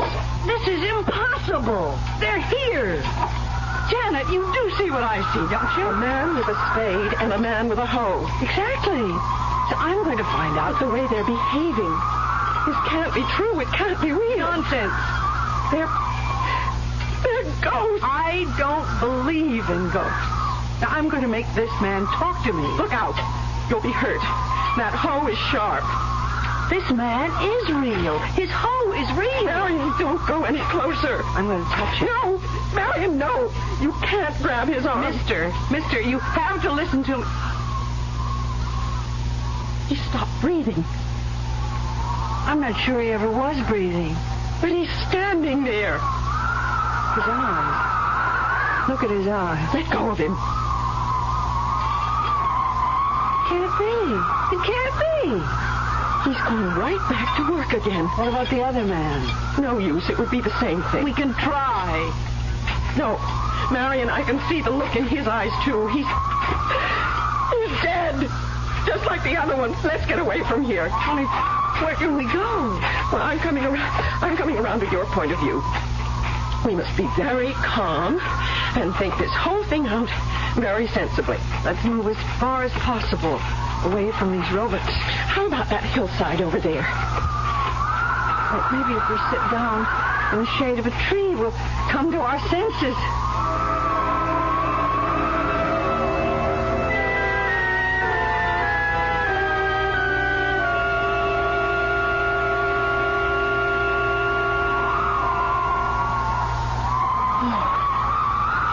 peaceful here.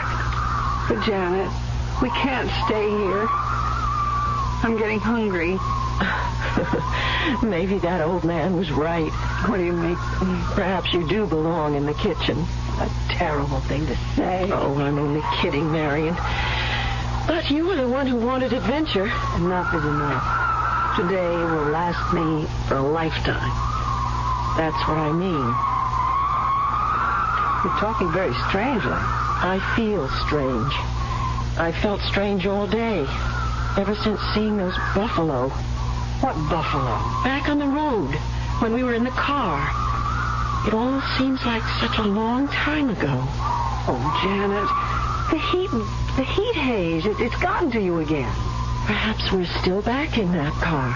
No, we're here, in Mirado. And that is the strangest part of all. I agree that Mirado is a very unusual town. But now that it's 12 o'clock, if George was right, if we just go down to the center of things... Marion, do you really believe there is such a town as Mirado? But, Janet, you can see it from here, just as clearly as I do. Listen. I've heard that sound before, when the old man came. No, but this is different. The way they're traveling, this must be young men. And they're heading down the main street. There must be someone who can help us. Ghosts. They're all of them ghosts. Janet, snap out of it. Come on. Where are we going? Back into town. I don't think I can stand any more of these ghostly people. But the horses, Janet. Maybe we can get some horses and ride away from this frightening place. I haven't been on a horse in 1,000 years. Neither have I, but we can try. Oh, Janet, we can try.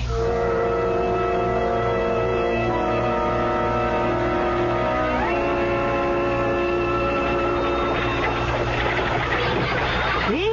They all look so busy. What did I tell you? Siesta time is over. Everyone's awake now. They're far from awake, Marion. The blacksmith shop's over there, and that should be the place to find out about the horses. Hello, ladies. How are you getting along? It's the old-timer. Thank goodness, Mr. Old-Timer. George, please, we can talk to you. At your service, ladies. You'd better be of more service than you were the last time. Well, I know it was you who brought us here, but we simply don't understand. It's all very simple, Miss Jeffries. You heard the clock strike 12? Yes, we heard the clock, and we can see the people. I had my orders. Everything will work out within the hour. Good. Then you will take us back to civilization. Nothing of the sort. As I told you before, you're staying here.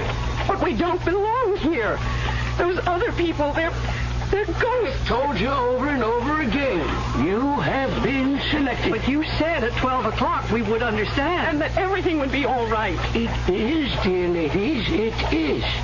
We need you, both of you, to go with the others. We'll pay you well, very well, for you to take us away from here. Anything you ask. I do only what I'm supposed to do for Mirado. There is no such place as Mirado.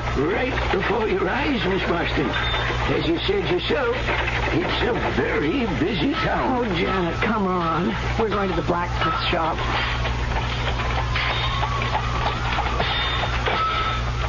I wouldn't dare touch one of those horses. Oh, they look gentle enough to me. That gray one's racing. I mean, are they real? Of course they're real.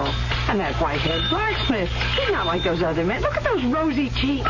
Most likely from all that heat. I must say the fire looks real enough. Excuse me. Please stop for a moment. It's important. We want to hire 2 horses. No use talking to old Sam. He's deaf and dumb. They're all deaf and dumb, every one of them. Lady, you've spent enough time in here. There's someone waiting for you. Well, why didn't you say that before? You found someone who can help us? Come along. We're going back to the tavern. Why, that sign in front of the tavern is new. It wasn't there before. People have been working. Right this way, ladies. Through the swinging door. And the door. It isn't rusty anymore. Someone's oiled the hinges. The place is crowded. Joe! Welcome back, old-timer. Glad to see you. Did you bring her? Janet, he can talk. can talk.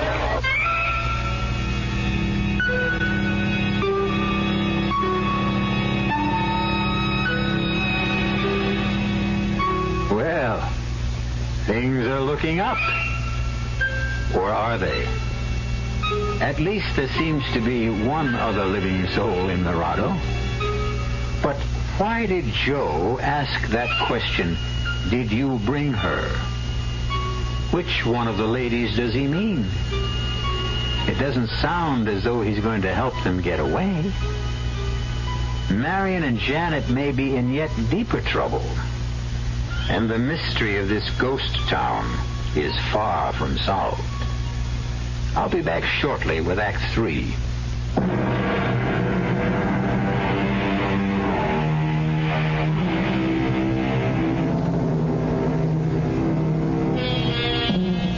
At the stroke of noon, the little town of Mirado seemed to burst into life. The streets are crowded now as people come out of their houses and go about what looks like normal everyday business. And there are workmen in the fields. But something is wrong. If you or I should try to speak to these people, would they answer? Our two frightened travelers had no one to turn to except the old-timer. But at last, they have heard the sound of another human voice.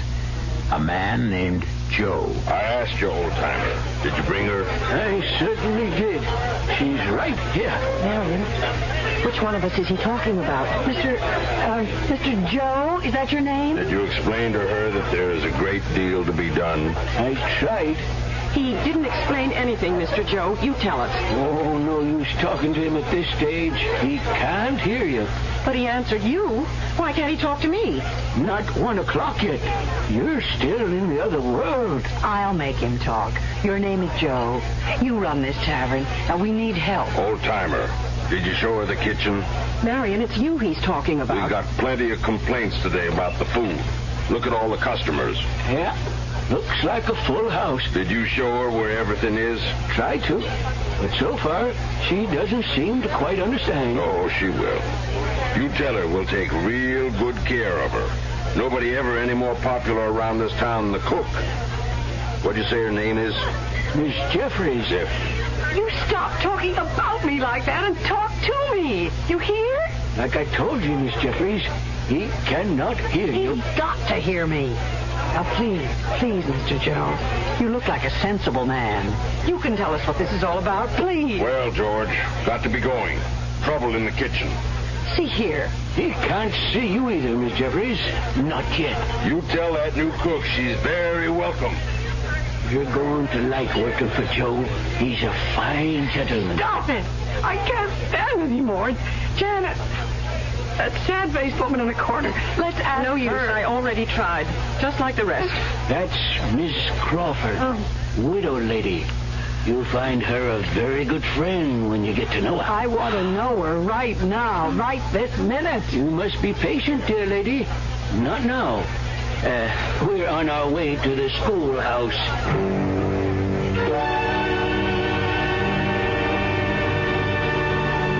We're here, everybody. Get ready. Oh, Janet, what a darling one-room schoolhouse. No one-room schoolhouse was ever darling.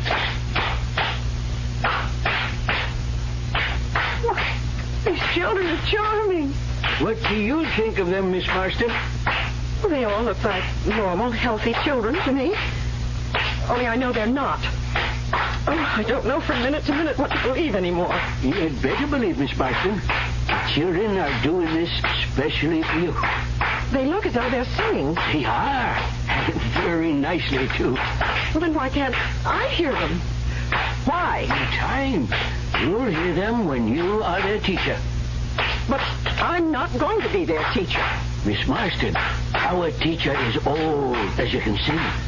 All the children have learned songs and games. I didn't think anyone still used those little bells.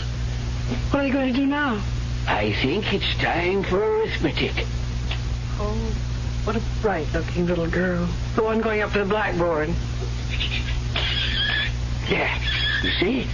7 times 9. 7 times 9 does not equal 56. That's just what I mean, Miss Marston. But that teacher is nodding her head. This is outrageous. Just as I told you, we need someone like you around here.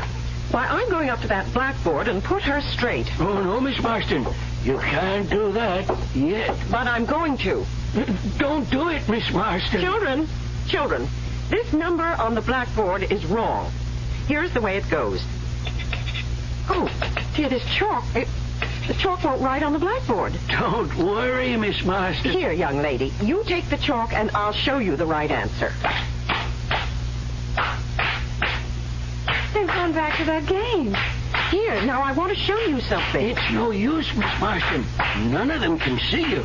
Well, then why did you bring me here? So you'd know what to do later on. You keep saying that. We've been looking for someone like you for a long time, Miss Marston.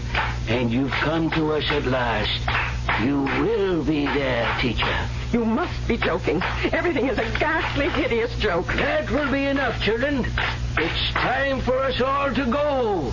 Marion, I have a feeling that the stage is being set for some tremendous catastrophe. The hour is approaching, and I must get to my station. Old-timer, please don't leave us. George, you're our only hope. It's 1 o'clock.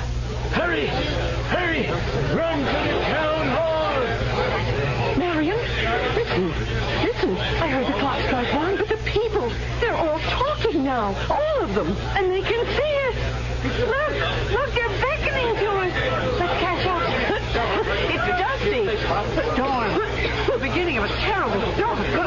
Look over there. I told you. What did you tell me? This morning when I saw those buffalo and the Indians. The town hall. Hurry.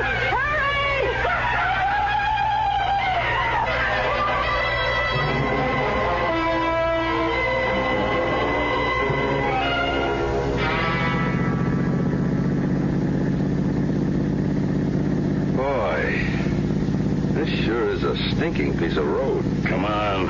It's my favorite stretch of highway. Glad it's not my Pete. Well, if you had the right car, you could do 200 miles an hour along here. Yeah, well, watch it, bud. A cop's supposed to set an example. Bet I can do 150. Shall we try? No, thanks. You'd never make it in this thing. And we're supposed to be saving gas, remember? This road's only fun when you drive as fast as you can. Especially on a day like today. You know, Sweeney, sometimes I just feel sorry for the poor slobs we haul in for speeding on stretches like this. Yeah, right along here's the best place to get them. You actually come out here on purpose just to give them speeding tickets? Sometimes, when I have nothing better to do. Hey, slow down, will you? Why? There's something up there on the road. Heat haze. No. Come on now, Sweeney. Slow down, will you? Hey, I think you're right. It's a stalled car, that's for sure. Yeah, rotten place to run out of gas. California plates. Nobody in it. Maybe they're sleeping. Well, we'll soon find out. This is supposed to be your day off. But I'm still on duty, so here goes. No, I'm coming too. Feel that heat. Nobody in the car, Sweeney. Oh, they'd be crazy if they were. I got the license number. If it's unlocked, there should be a registration. Find anything? Yep. Belongs to a Mr. George Jeffries, Vallejo Street, San Francisco. You want me to get that down? Okay. But where's Mr. Jeffries? Wait a minute. Ladies' gloves in here. And a scarf. Guess he wasn't traveling alone. Yeah, it looks like women's luggage on the back seat, too. Say, you don't suppose it was some dame who got stuck way out here all by herself, do you? No, it's my hunch that there were at least 2 people in this car. But whoever they are, they took the ignition key. Air conditioning. That wouldn't work if the motor conked out. Yeah. Well, which way do you think they'd go? Wouldn't be stupid enough to walk on such a hot day. We got a ride. But we didn't pass anybody coming this way. They must have gone straight ahead. Could have been some time ago. Well, what do you think? Should we push the car off the road? Car's in plain sight. No traffic. And Midway's only about 10 miles. We'll find it there. Maybe I should stay here. Oh, you're off. Well, I mean, just in case, you know. Sorry we don't have the patrol car. We did. I checked with headquarters. I'll make my report, and if there's any trouble, you can come back with me. We'll bring the tow truck. Okay. I got it all down. Sedan, color blue. Yeah. Come on. Get in, and let's go. There's something in this book I want to check. What are you carrying that thing around with you for? Oh, what a rookie. Well, I haven't worked this territory as long as you have. Maybe they'll assign me to a car out here. Oh, just ask me anything. I just want to make sure that there isn't some other town or farm or someplace where those people could have gone. Oh, nothing but desert for miles in every direction. Well, let's just see. There's Baker, Razor. Hey, Sweeney, listen to this, will you? Listen to what? Ever hear of a town called Mirado? Mirado? It's not around here. Well, it's a ghost town, or at least it was. Old trading post. Maybe 100 years ago. No, longer than that. Well, then who cares about it today? I do. You know, you're really something. Well, just a minute. Can I read it to you? Read it. Since I got nothing better to do, go on, read it. It says here that in August of 1846, a band of bloodthirsty Indians swooped into the little town of Mirado and killed all but one of its inhabitants. All but one? The lone survivor was a baby boy who was found asleep in a crib in a barn. There is a legend that once a year, the residents of Mirado come back to haunt the place. Now, what do you think of that? I think it's poppycock, made up for the tourist trade. Hey, look over there, that great big spiral of smoke. Oh, Johnson, you're a fool. That's a dust storm, and it's coming our way. Come on, step on it. If anyone else drove as fast as I'm about to, even you would arrest him for speeding.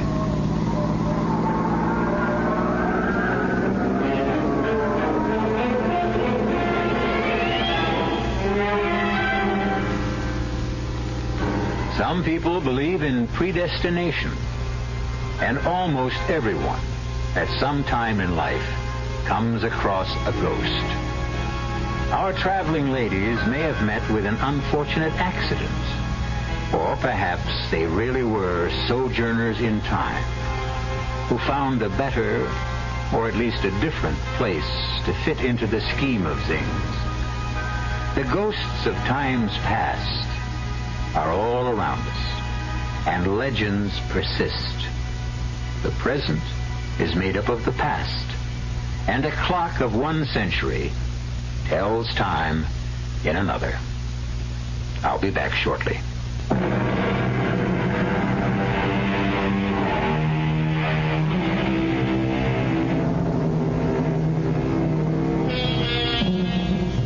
Be grateful for the energy crisis this summer. It may keep you from driving along a deserted highway. Check your automobile and drive with care. There could be a ghost town waiting for you. Our cast included Celeste Holm, Francis Sternhagen, Nat Polan, and Gilbert Mack. The entire production was under the direction of Hyman Brown. Now, a preview of our next tale. I've got some clues. I have those tire marks. They made a mold 5 years ago. And I've got this little button made of bone. It was clutched in Grover's hand. Take a look at it. I looked. It was a little button. The sleeve button. From a corduroy jacket. One of the host of buttons that adorned that jacket. The jacket I had worn that night. I never even noticed the one that was missing. That jacket. I still have it. I don't wear it often, but I still have it. It's in one of my closets. What you're saying is that if you can find the jacket it came from, You've got your killer. You are listening to Golden Age Radio, rumble.com/C/GAR. Brought to you by G3PL.com.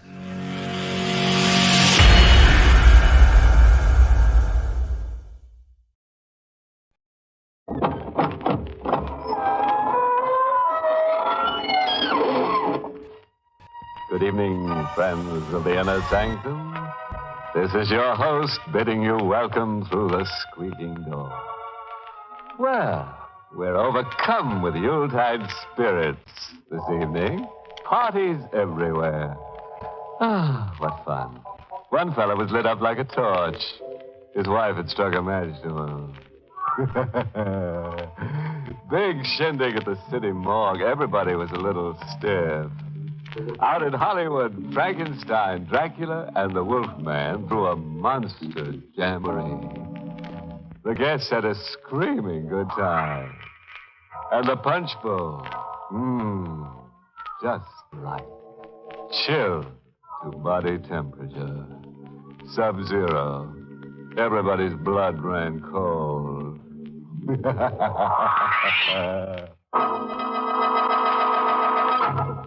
Tonight's Inner Sanctum Mystery, Death Out of Mind, was written by John Robert and stars Larry Haynes in the role of Ed with Ann Shepard as Mary. And now, gentle people, now for the soothing nuances of shrieks in the night. Say, ever see the little man who wasn't there? No. Carefully, right behind you. We're in apartment 2A of a cheaply furnished flat in Chelsea facing the street. The room is pitch dark. A patch of moonlight is crusted on the window as if it can't get through the grime. Ed Tate is crouched at the window watching the street. His face... Mary? Ed, there's nobody downstairs. Oh, there must be. I've seen him. Here from the window. See? See, Santo? There, leaning against the lamppost, smoking a cigarette. I've been watching him, Mary. I can't take my eyes off him. Ed, you've got to take hold of yourself. Leave this room. He'll be waiting for me wherever I go. He'll be everywhere waiting for me.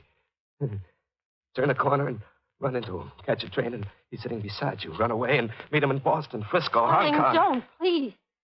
He's Fate. Fate dressed in a black suit. Please, no more wild talk. I'm crazy. Is that what you mean? Ed, darling. Think. We're just married. I'm a bride. We were going to be something wonderful. You married a guy with whams in his head. Marriage never had a chance. You got a stacked deal, Mary. I'll get help. Operator, I want the police. Operator. There's no buzz. The line's dead. You cut the wires. I told you it was downstairs. I can't stand any more of this. Oh, Mary. Mary, don't cry over me. Forget me. Just turn time back 24 hours and forget you ever married me. But you've done nothing. It's just in your mind. This is a payoff for other things. There's always a payoff waiting somewhere. There's always retribution. Now, you get away, Mary. This door. No. I'll wait for Santa alone. I don't want him coming to Ed, you. he doesn't Take exist. the back staircase and hurry. I'll get a doctor. You're sick. Beat it.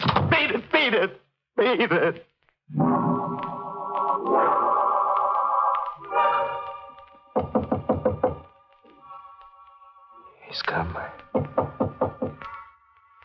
He knocks on my door. Fate knocks. Patiently. Once, twice, three. One, you're cornered. Two, you can't get away. Three, open the door. So simple, Dad. No fuss, no wasted talk. Just 1, 2, 3. Open up. Okay, Santo, I'm not running away. I'm opening up.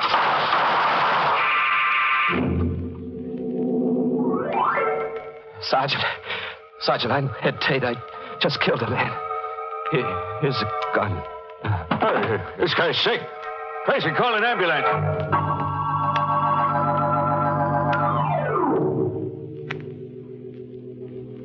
It's been 6 hours, Doctor. I hate to push, but how much longer? Well, it's futile being a district attorney now, Kittredge.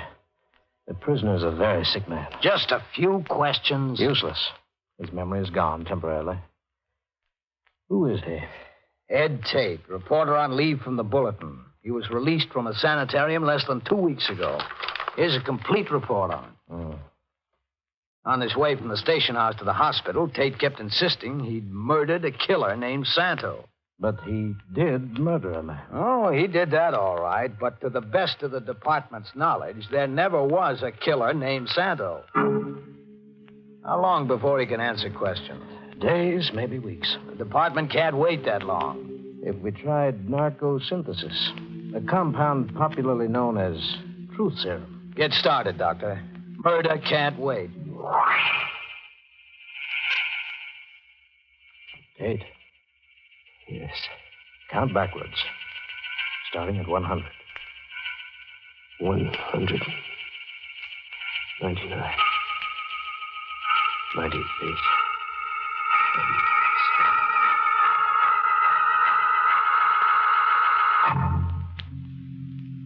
Tell us all about it, Tate. All about it. The sanitarium? Yes, about the sanitarium. You were there in Harbor Hospital. You were released 2 weeks ago. You went there from your newspaper. Why did you go to the sanitarium, Tate?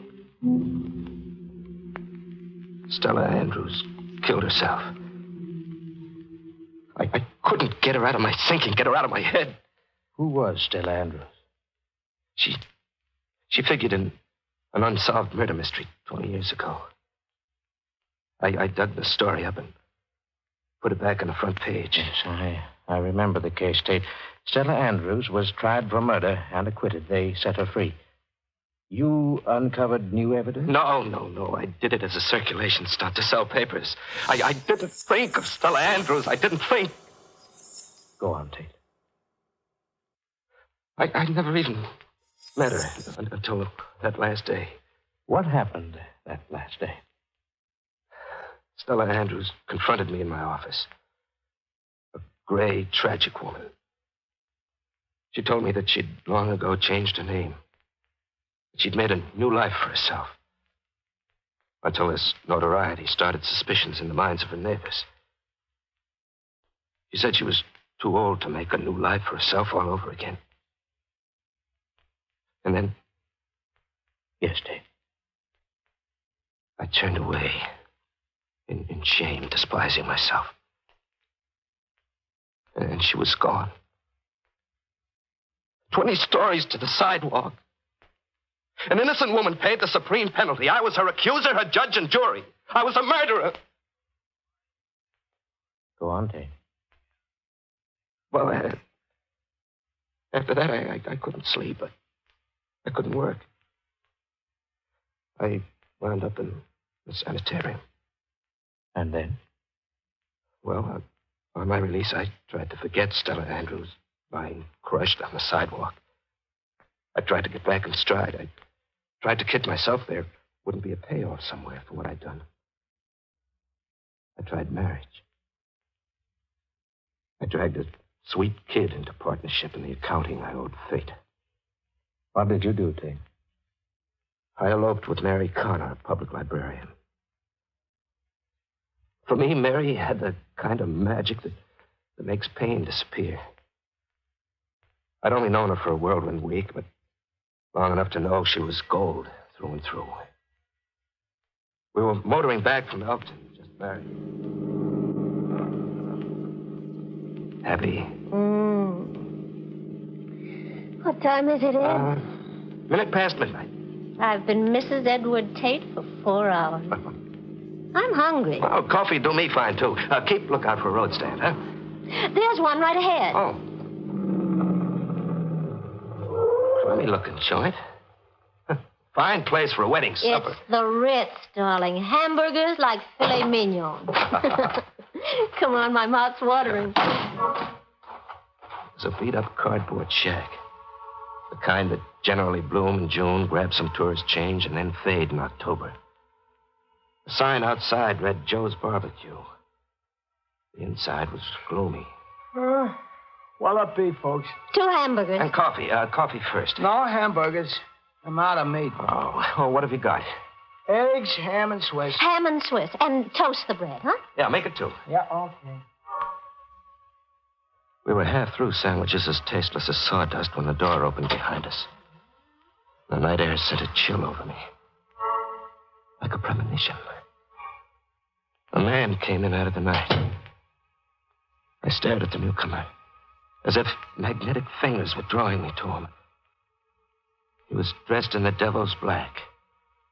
Black so worn it had a satiny sheen. And his face was hard and bitter and evil. No, just eggs and ham and Swiss, mister. Hey, what's the gun for? One guess. Oh, sure, I could guess. Hurry. Okay. It was a black flat automatic. Your wallet, mister. I got my wallet and dropped it out on the counter. The chef was stalling over the register. I could tell by the sudden rigidity in his back that he was reaching for a gun. I wanted to scream, warn him not to, but my throat muscles were... Ow! I watched the chef double over. I watched the gunman vault the counter and bear in for the kill.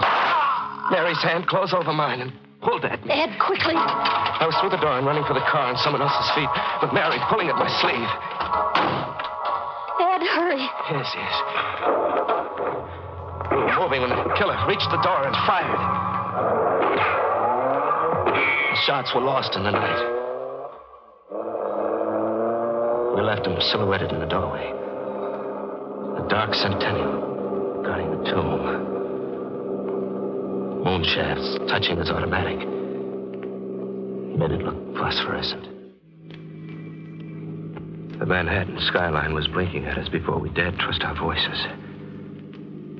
Anyone behind us? No. There was a car, but it turned off. Jolly honeymoon. We'll forget it. We'll just not remember. Did you watch him, Mary? No, I couldn't. How relentlessly he moved in for the kill. How exquisitely cold and efficient, like a machine. Ed, it's unhealthy, that sort of talk. I couldn't take my eyes off him. I felt as if he were part of me, come to life, a blood twin, showing me to myself. Darling, please. Demonstrating to me what I really was. A killer, cold and efficient like a machine. No. He killed that man like I killed Stella Andrews. His instrument was a gun, mine was a typewriter. He used bullets, I used words. But our methods were the same. Deliberate, ruthless, murderous. Ed, forget him. We'll see him again, my blood twin. He's my conscience, come to life. We're going to report this to the police. No, we're not. Why? I'm afraid of him. But he's a complete stranger. What have we got to fear? We'll never see him again. We'll see him again, Mary. He'll come calling. But Ed, the wallet. He has your wallet. We're not strangers to him, Mary. He'll be calling on us.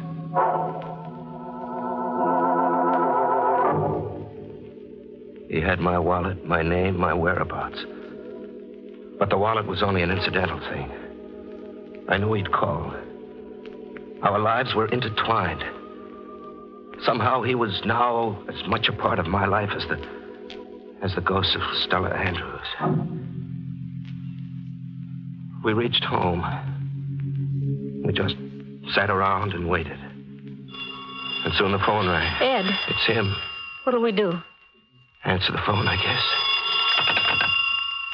Yes? Ed Tate, yes. Yes. I understand. What did he say? I'm to come to the street. Ed, you won't. He won't harm me, he said. If I don't come down, he's coming up, he said. What does he want? I don't know. I'll go see.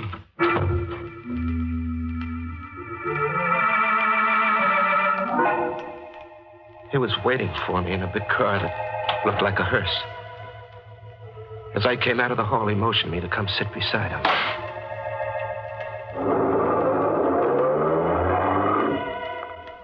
car nosed east toward the river. He didn't talk. He just concentrated on driving. We were close enough for me to touch him. But I wasn't frightened. I felt as if we belonged to each other. Where are we going? To the river. What for? To dump him. Him was a gesture behind us. I turned to look. There was a packing trunk on the floor in the rear of the car. The chef's corpse. You're gonna kill me, too? Why should I? To shut me up? We'll dump the trunk together. That'll shut you up. Well, wouldn't killing me be simpler? If you shut up, it's just the same, maybe. What's your name? You get an idea. No. No, I just want to know you very much. Santo. Just Santo. We stopped along a deserted wharf, just under the Brooklyn Bridge. And there, with the world asleep and the moon looking on, we dumped a trunk. It sank slowly, twisting in tortured slow motion. You can go home now, Tate. Don't you feel it, Santo? Feel what? This kinship. We're the same person, Santo. You're crazy. No, I mean it. Look at me. See our resemblance? We didn't just happen together. You're something out of me. You are me. You talk too much, Tate. Maybe I'll have to kill you after all. Oh, you'll kill me, Santo, soon enough. You'll have to kill me. You're my conscience.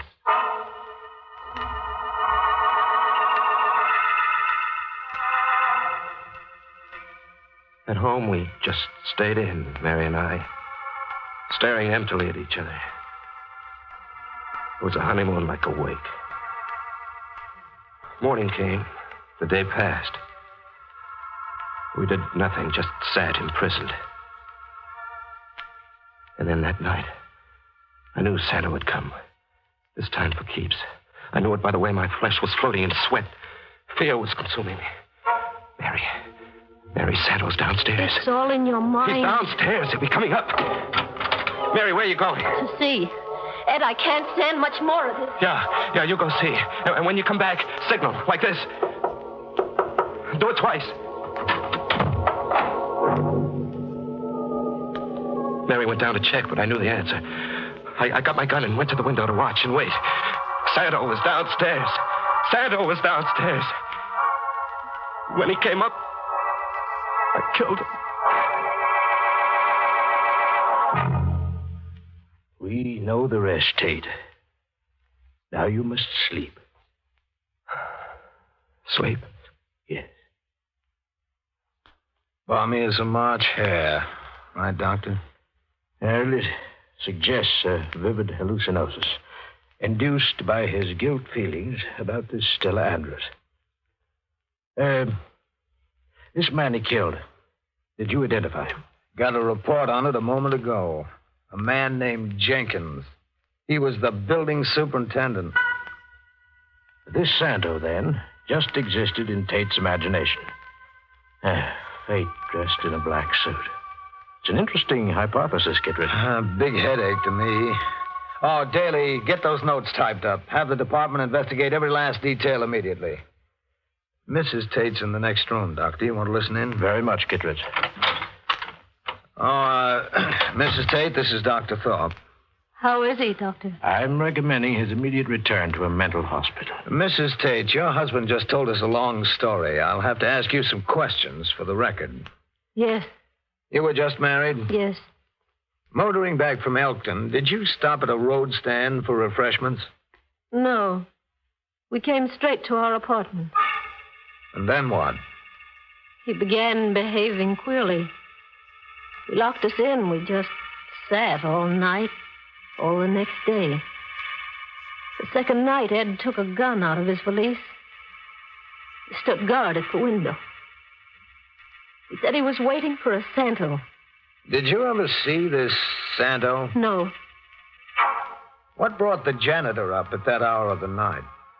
Ed was raving insanely. I suppose he came to investigate the noise. Can I go, Mr. Kittredge? No, not right now. You'll have to stay a while. Just routine. My men will be reporting back, and I want you to read your husband's statement and then make one of your own. You can bunk on the bench, grab 40 winks. I think I'll doze off myself. Pick your own chair, Doctor.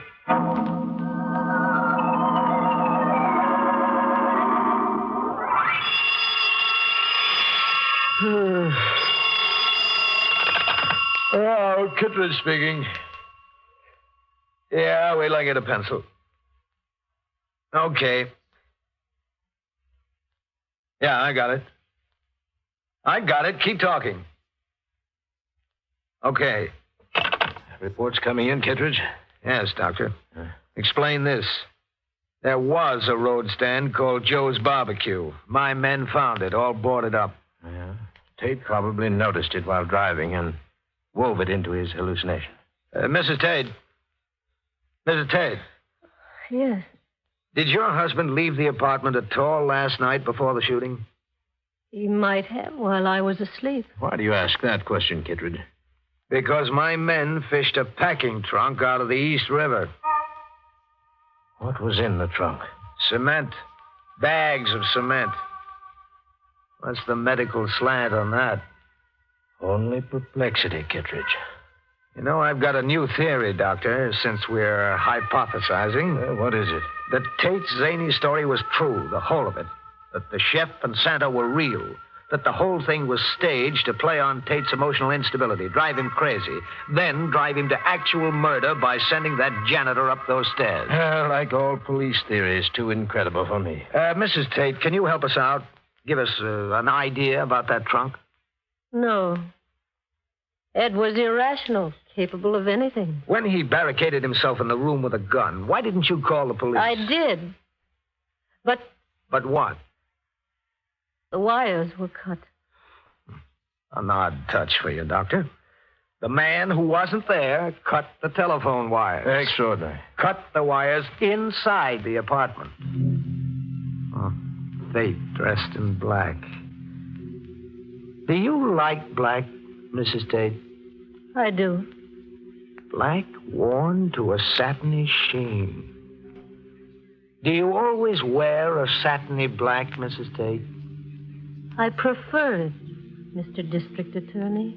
Good heavens, Kittredge, what do you say? You were Mary Connor when you got married? Yes. Who were you, Mary Connor, before you began masquerading as Fate? Mary Andrews. Stella Andrews was my mother.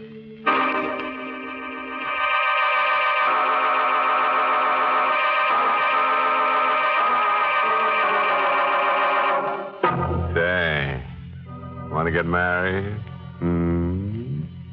Okay. May all your troubles be little ones. Confused chap, that Ed Tate. 3 on a honeymoon. Mister, that's asking for trouble. In fact, wouldn't you say it's sort of crowding your luck? And that little man who was there, popping in and out of Ed's mind. You know, if it was me, I'd have started charging him rent.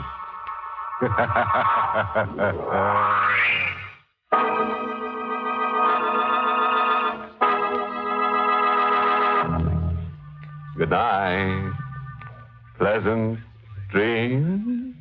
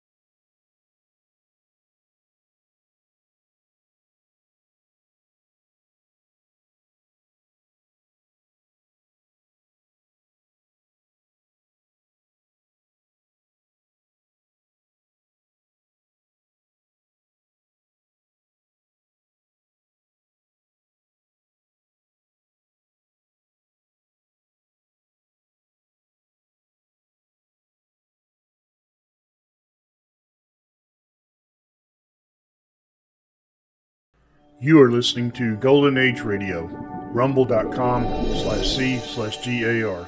Brought to you by G3PL.com.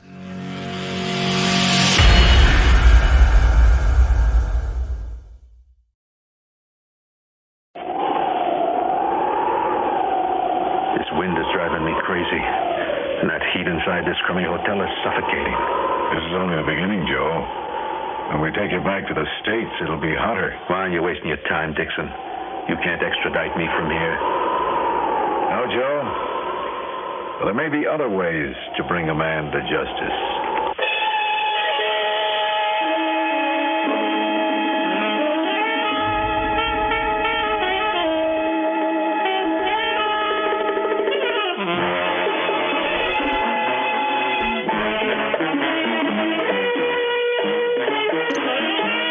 Theater 5 presents Justice is an Uncertain Thing.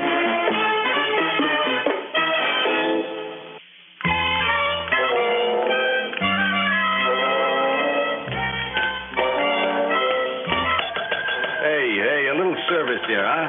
What do you say, a little service? Oh, those creeps. They're never around when you want them. Probably taking a siesta. Hey, Pedro! Pedro! See, Mr. Hahn? Give me my mail, will you? Oh, see, Mr. Hahn. 3 letters for you. Also a message from my Mr. Dixon. He was most sorry not to find you here and said he would return. When he did not say. Oh, the college boy, huh? Well, that's just dandy. And Senorita Martinez is waiting for you in your room. And how did she get in?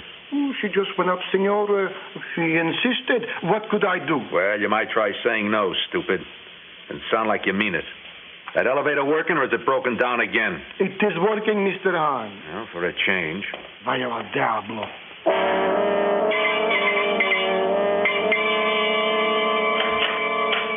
And what are you doing here? I do not see you for a week. When I call, you do not answer the phone. When I come by, you are not there. I got things to do, Carmen. This time, I think, I will wait for him. So, I am here, Jose. Well, I told you not to call me Jose. I'm not one of you. The name is Joe. See, Joe. Oh, Joe. Oh, come on. Now, don't sit there with those big calf eyes and cry. It gets on my nerves. Go on, buy me a bottle of whiskey. I'm bone dry. Look, none of that native rat gut, you understand? Whiskey. Money's in the top drawer. All right, vamos. Oh, Joe, I want to talk Not to you. now. I'm dry, I tell you. Now, go on. Leave the door open when you leave. I'm expecting Manuel. Manuel here? Well, you expect me to go to that flea trap office of his? I don't want him to see me here. Isn't that a little too late for that? You are not a kind man, Joe. Isn't it a little too late to discover that, too? Vamos.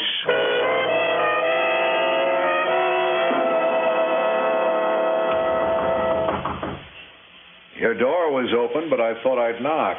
Oh, it's you, Dixon. May I come in? You are in. Whom were you expecting? Not you, college boy. I was expecting my lawyer. Oh, I'm a lawyer, too. Passed my bar exam, got my diploma, everything. To me, you're just a cop. The local ones are bad enough, but one from the States is worse. One sent down just to tail me. What do you expect, a welcome? I don't see why not. After all, I bring you news. You don't say. I can't offer you a drink because I'm fresh out of liquor. Not that I'd offer you one anyway. Thanks for the hospitality. Hospitality? I leave things like good manners to you, college boy. Where is that broad anyway? I'm dying for a drink. Your girlfriend? I passed her in the lobby. My former girlfriend. Oh? Well, that's good. For her. There's no future for her with you. You didn't come to talk about my character. What do you want? I told you I had news for you, Joe. After the heat was on from congressional investigations, you beat it down here because there's no extradition law in this country. All right, now don't spell it out. Just make your point. I know you have money stashed away in a safe deposit box here, Joe. Money we can't touch. I know you're spreading it around, but you can't buy everything, Joe. Name one thing I can't buy. I'll name two. A couple of fellas up in the legislature here. They're working on a law, Joe. It's going to be on the books soon, very soon. An extradition law. Now, this country has always given asylum to political refugees, but they don't want it a haven for criminals wanted by other nations. And when it's on the books, Joe, your little visit here is over. So why don't you save the time and trouble and just give yourself up? You might get some consideration that way. You must be kidding, college boy. Because we'll get you anyway, and I'll personally take pleasure in escorting you back to the States in handcuffs. Well, Been a pleasant talk, Joe. I'll see you soon. Don't make book on it, college boy.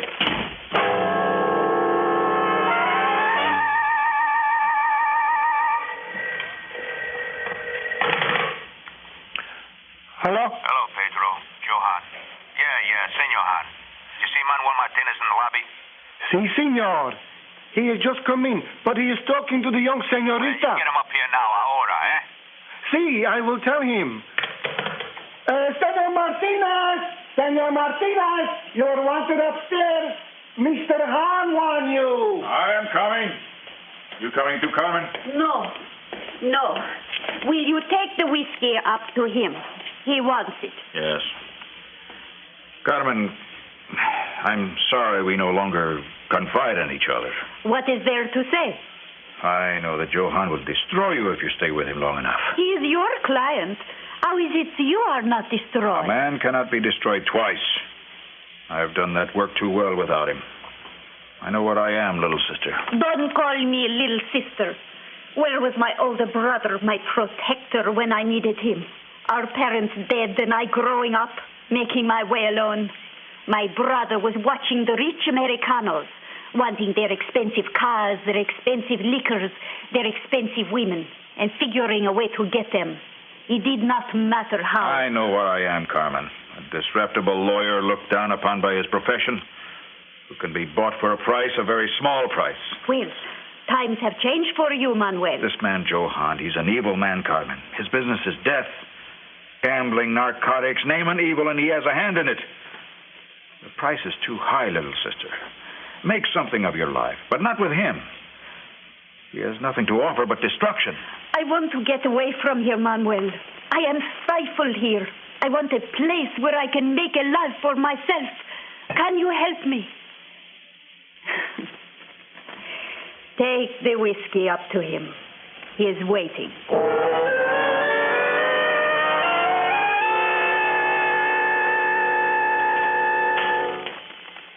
Where you been? You been down in the lobby the past half hour? Sorry. I met my sister. I've not seen her for a long time. We stopped to talk. Here's your whiskey. Where'd she go? She did not say. For a walk to the beach, perhaps? The air is clean there. The water is clean. All right, now let's stop horsing around with words, huh? You're a smart boy. That's why I hired you. Dixon, the federal agent, was here to see me. Yeah, he paid me a visit. The ceiling fell in. My stomach said hello to my mouth. Dixon has been here for some time. He can't touch you. I've told you that. Yeah, sure. The no extradition law. Sure. Maybe what you don't know is that they're passing a new law which will let them extradite me. Dixon says it'll be on the books soon. He's trying to scare you. Well, he succeeded. I know about the proposed law. You know about it? You know about a law that'll put handcuffs on me, ship me back to the States to meet a federal rap? That's too hot to yell, Joe. Take it easy, huh? Let me explain. A law is a slow business. Even soon can mean a few months, say even 1 month. But you've got your protection, the statute of limitations. It runs out in 10 days. Just 10 days, Joe, and you're a free man. You've beaten it. All you have to do is wait. Dixon's trying to scare you, goad you into something. Don't be provoked. All you have to do is wait. Yeah? But there's a chance. There's always a chance, but you've got to take it. I don't take chances. Chances are for suckers. Now, look, I want to make sure there's an out, just in case the law gets passed before the 10 days. Now, I can't get away unless I get it legal. It's got to be legal. And that's why I hired you. You got to double check, find me an out just in case. You got law books. Sure, I have many, many law books. It takes money to go through them, Joe. What do I care what has to be done? Do it. Money, the money is there, creep. I am a lawyer. I bought lawyers by the yard in the States. Judges, too. What do you want? Respect? You want money? We're in a race against time, okay? I don't intend to lose that race. Because if I do, you'll lose it right along with me, and I'm a bad loser. You just keep that in mind. Now, beat it. You got work to do.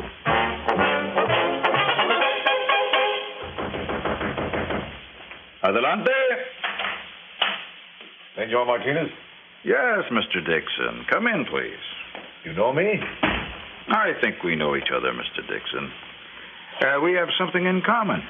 Our interest is Joe Hahn, eh?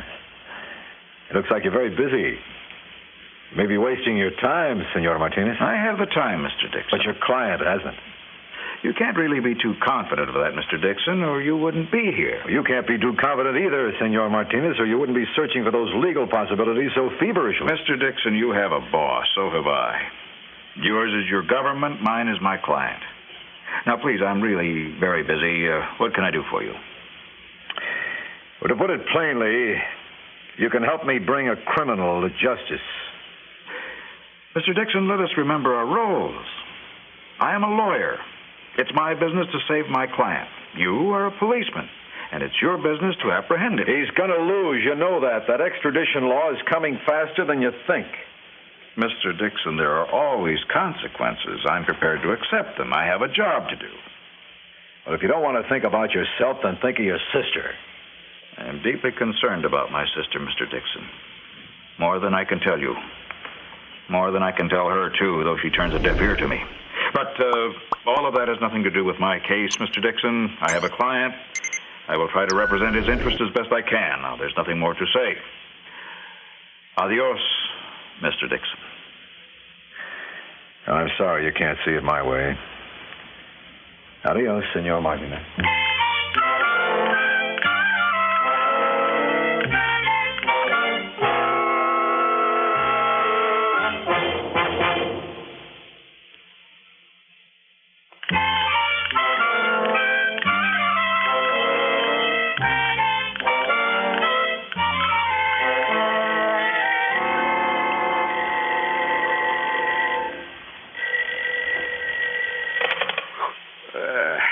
Yeah, hello. Who is it? Manuel. Why do you wake me up in the middle of the night? You know it's 5 a.m. It'll be dawn soon. You haven't got much time. You have to hurry. Hurry? Hey, what's the matter? What's happened? Has it happened? Has the extradition law... Yes, Joe, the extradition law. It passed last night. But how? Look, you were certain. You told me you said you... Joe, stop wasting time and talk. Every minute counts. We can't talk on the phone now. I want you to do this. Get dressed right now and come down to the beach near the dock. Hurry. Hello.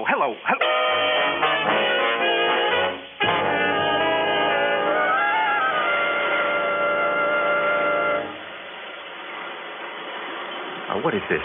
You got a motorboat? You got supplies? Who's taking the trip? You are. Out in the ocean? Have you gone crazy? Look, I've been up all night getting this together. Yeah, but you're going to find me illegal out. Not this crummy way, taking a powder, a small boat heading out to sea. How is this supposed to help me? Listen to me, please. This is a legal way. Now, I'll explain it to you simply. We found a law in the books, an American law, an old law, maybe 75 years old. But it's never been repealed.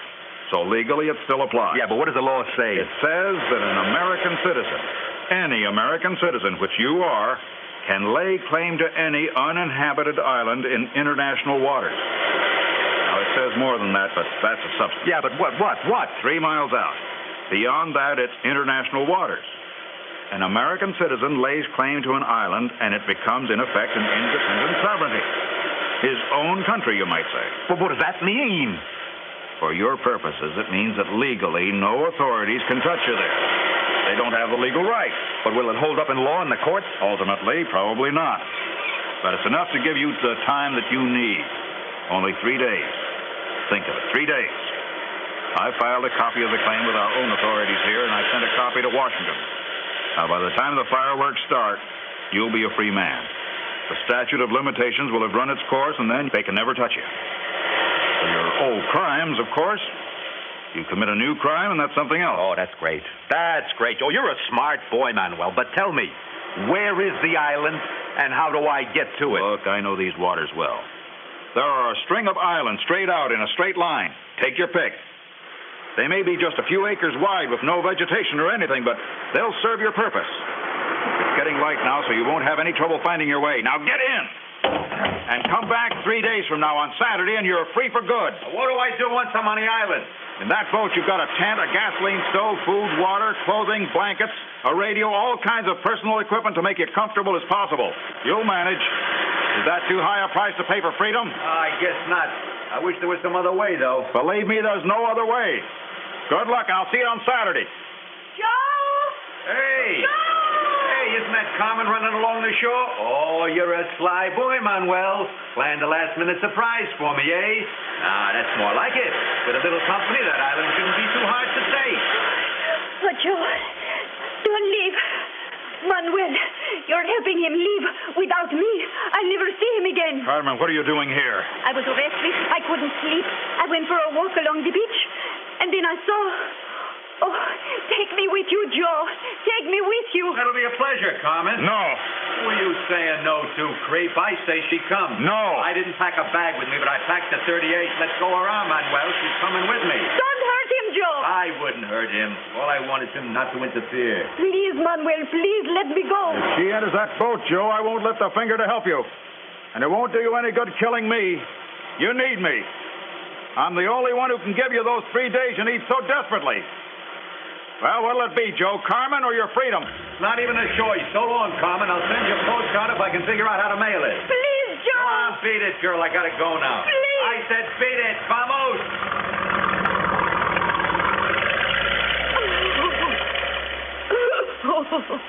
Manuel. Don't cry. Don't cry, Carmen. He's out of your life. Be grateful. Oh, Manuel, forgive me. Oh, what's there to forgive? Let's not sit in judgment of ourselves. That's for a jury. Or for God. Come, Carmen.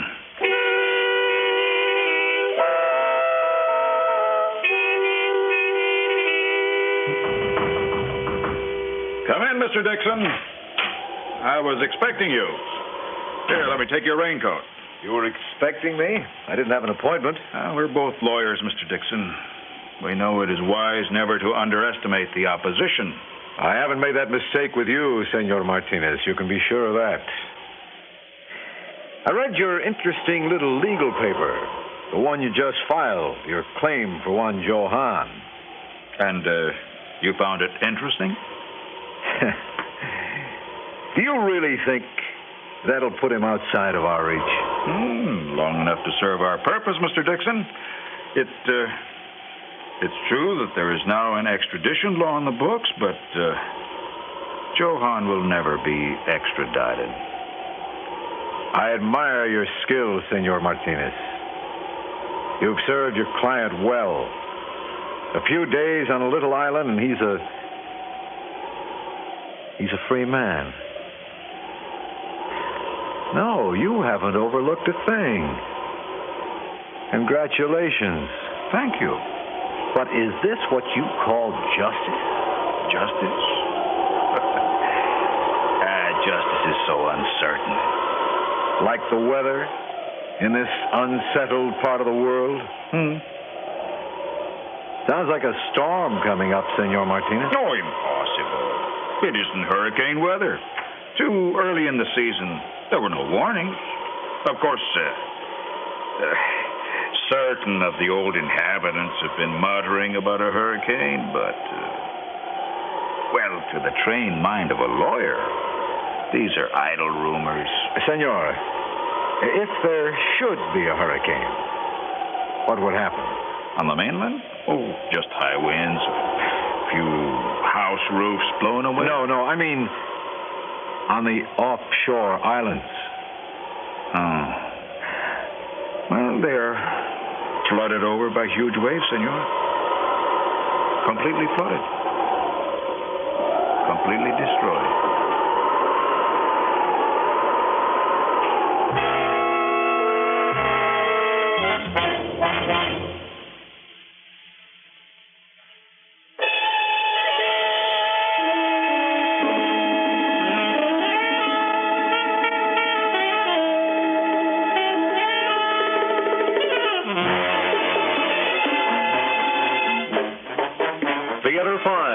Presented Justice is an Uncertain Thing, written by Max Burton and directed by Ted Bell. In the cast, George Petrie, Ralph Camargo, Francis Fanyer, Martin Rudy, and Sam Nudell. Audio engineer Neil Pulse. Sound technician M.C. Brock. Script editor Jack C. Wilson. Original music by Alexander Vlastotsenko. Orchestra under the direction of Glenn Osser.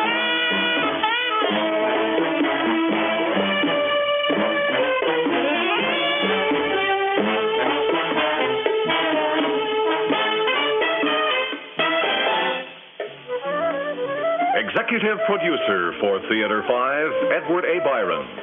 We invite your comments. Write to Theater 5, New York 23, New York. This is Fred Foy speaking. You are listening to Golden Age Radio, rumble.com/C/GAR. Brought to you by G3PL.com.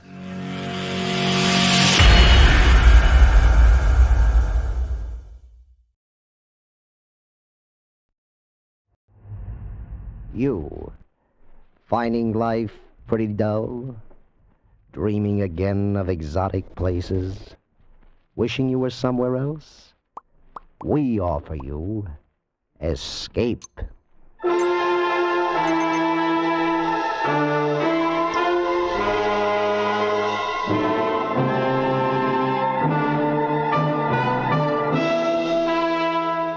Escape, designed to free you from the four walls of today for a half hour of high adventure.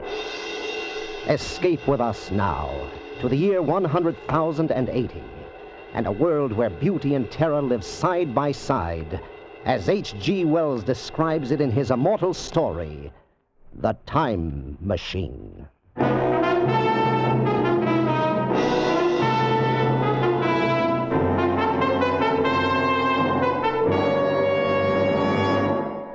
Dudley, you must be mad. A time machine. Yes, my friend, a time machine. This thing? This very thing. This contraption, this framework made of quartz and bronze and ivory, with its levers and its dials and its seat in the middle, this is the result of 3 years' hard work. I promise you, Fowler, that on this machine a man can go wherever he likes in time. By working these levers, a man can choose his century, his year, his very day. Oh, really, old man. Time is only a kind of space. If we can move about in all the other dimensions of space, why not in time, too?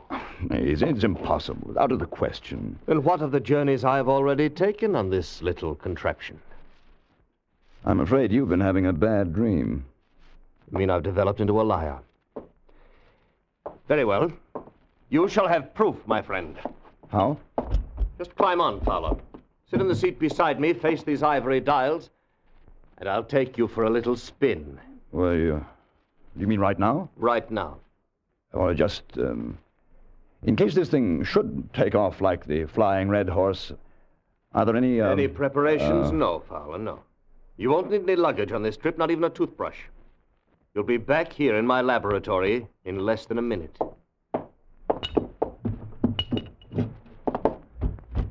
All right. I'm on. Now what?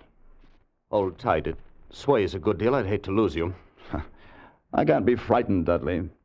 Then you're braver than I am. Tell me, what time is it? It's, just 12 noon. Before we start, I want to adjust this control a bit. Is everything shipshape? Did you notice anything just then? Only a noise, a humming noise, nothing else. And what time is it? You just asked me, old man. It's 12. Well, that's odd. What? My watch says 11 o'clock. I could have sworn it was noon a moment ago. There must be something wrong with it. It's only that I touched the lever to test it, and we've gone forward a full day. 23 hours, at any rate. Yes, but Dudley... Finished scoffing, Fowler? Yes. Yes, I believe I have. Then hold tight. This'll be the real article. I'm ready, Dudley. Good man. Well, say goodbye, Fowler. Say goodbye to 1950. We went off with a shattering jar, with the machine swaying under us. The walls of Dr. Dudley's laboratory suddenly fell away, and night was speeding after day like the flapping of a black wing. I saw the sun hopping across the sky, leaping swiftly across it every second, and every second marking a day. I saw the moon spinning through her quarters like a ball, from new to full, all in the twinkling of an eye. Trees grew and blossomed like puffs of smoke, and then passed away. And all the while we were going faster. Now our pace was a year a second, so that second by second the white snow flashed across the world, and was followed by the bright, brief spring. And still we went on, into the future. How do you feel, Fowler? Very weak. Very dizzy. Don't let go. Don't fall off. Where are we? How far have we come? We're in 100,050 and 60 and 70. That's enough. Stop it, Dudley. I can't stand anymore. Stop it.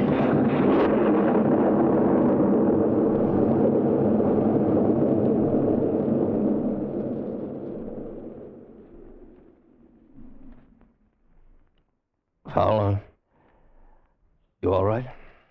Yes, I believe so. No broken bones. What happened? Not sure. Must have stopped too suddenly. Where are we, Dudley?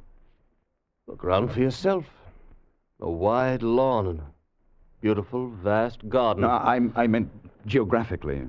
Just where we were when we started, where my laboratory stood 100,000 years ago. And the year, Dudley? What is the year now? 100,080. It seemed absolutely incredible. A dream, but a pleasant one, for the garden in which we found ourselves was beautiful and summery, with an unexpected perfume about it, almost like platine. At some distance, we could see a large and imposing building, and everything was quiet and peaceful, but almost too much so. And the sense of strangeness, of incredible strangeness, sent a shiver up my spine. 100,080. Fowler, do you want to go back? Yes, I rather think I do. Let's go back. Dudley. From over there, in the bushes. It sounded human. Come on. Yeah.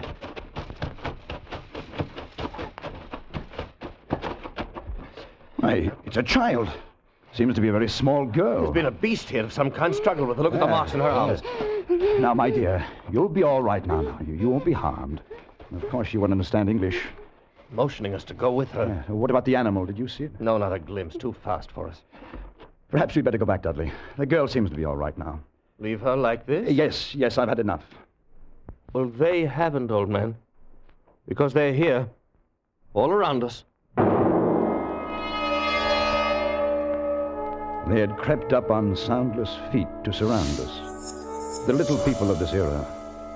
And the girl we had saved was not a child, but a full-grown woman.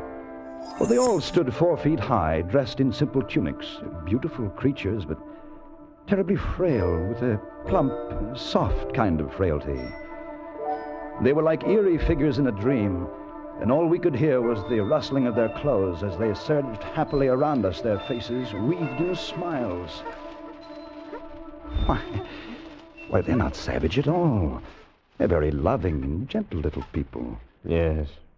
There's something terribly wrong with them. How do you mean? Seem to have the minds of 5-year-olds. Well, how do you expect them to be? Far ahead of us, of course, incredibly ahead of us in knowledge and in science. Look at them. Children. But they seem happy in this huge garden of theirs. Dudley, I've changed my mind. Let's stay. Maybe we shall enjoy spending a few days with our little friends. The little people led us home into their valley. They lived in colossal buildings, sleeping all together in one huge hall, eating in another, playing and frolicking together in the sunshine. And we lived with them for days in utter contentment. One afternoon, Dudley and I walked along the banks of the great river. Little people all wear the same clothes, the same soft, hairless skin, same feminine roundness of limbs. Yes.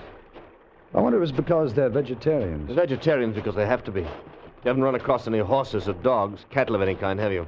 No, now that you mention it. With good reason. All extinct by now. Just as the dinosaur is with us. Dudley, there's something strange here.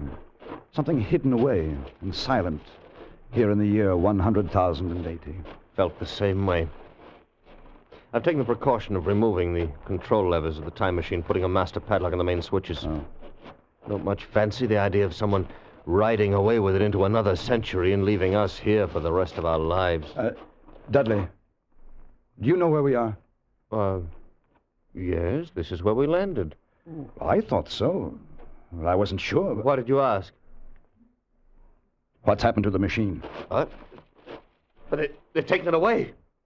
They've stolen it. This is where it was. It's right here. Look! Follow the tracks. Here where they've dragged it. Over here. Come along. Down this path. Look. Right there. The monument. There's a brass doors in the base. Oh, they're locked. The machine. It must be in there. Yes. Inside. We must get it. Break down the door. How? How can we? Here. Use the levers. All right, try. No, it's more. No, it's no good, Dudley. They're solid. We'll never break through. Never? No. Never? We can't break through here. Stay here all our lives. You may never go home again. It must open the machine. No. Time machine.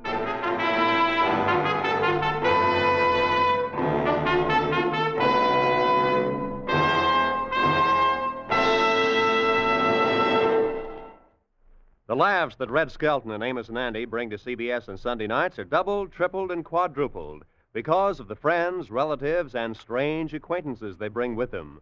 Hardly a Sunday night goes by but you meet Shorty, the Kingfish, Sapphire, and a whole host of Amos and Andy funny friends. Red Skelton generously gives time to Willie, Clem, and the rest of his laugh-provoking pals.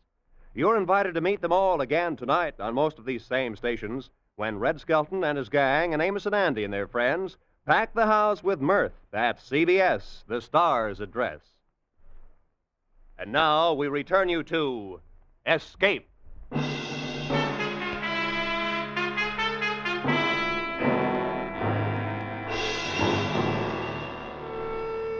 We were caught in the year 100,018. The time machine was gone. The brass doors of the monument held. Our retreat was cut off, the thin line by which we could make our way back home, back to our own time and our own people, back to 1950. We had no way of communicating with the little people, of asking what they had done with the machine or how to get it back. There was nothing hostile in their attitude. They were more like simple, wandering children. Only one, the young woman Weena, whose life we had saved on our first day, had become really friendly. She went with us wherever we walked and brought us presents of garlands, of flowers, slept near us at night in the hall, and we in turn had taught her a few words of English. Now we redoubled our efforts, like men racing against a clock, so that we might speak to her and discover the secret of our immense loss. We were talking to her one night after the others had gone to sleep. No, not these, Dudley. No. How can you be so sure your people didn't steal the machine? Aren't there any thieves among them? Are they all perfect? No, not so loud, Dudley. You'll wake them. Besides, she doesn't understand. The thief must be sleeping somewhere in this hall. Weena, they take machine. No, Dudley. No. Who, then? Who? We are friends. Yes. We must have machine. Yes, Dudley. Yes. Who took machine? Other people, not yours? Other? What about those doors, Weena? Doors open? No. Weena, machine in there. Must open. No, not open. Oh, all right, my dear. Go to sleep, get some rest. Yes, Dudley. Sleep. What's to become of us, Fowler? Are we caught here in this century? We spend our lives with the little people and their secret. We'll go back to the monument tomorrow. We'll find a way of breaking in. Good night, Dudley. Dudley? Yes? Did you just... There it was again. What? Something. On my face. Huh? Cold. Filthy to the touch. On my face and in my hair. As cold as death. Dudley! Oh. You're right. There's something in here with us. Smells of the grave. What was it? I don't know. But look at them. Look at the little people. They're all awake. It's as though they've been stampeded. Let's get out of here. I want some fresh air. We went quickly through the hall and outside, away from the frantic rustling of the little people. The moon was full, just overhead, and it was close to dawning. There was a faint sound speeding close behind us, and we turned, our nerves ragged, our muscles tensed. But it was only Weena, coming swiftly to join us. Dudley, afraid. Then there is Dark. something. What do you mean, Weena? Dark? What? Dark thing. Dark place. Night. Why should they be afraid of the night, Dudley? It's not the night alone. Dark place, that's our cue, but perhaps it's something underground.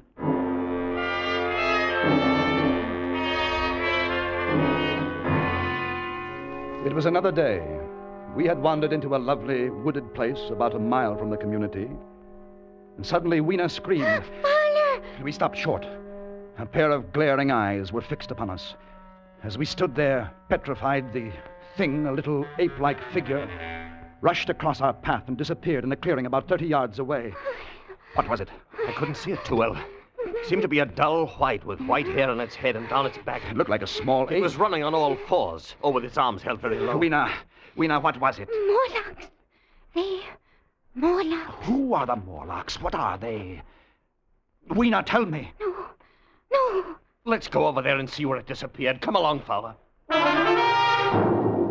In the clearing, we found a round, well-like opening. Dudley and I leaned over and looked down a deep shaft.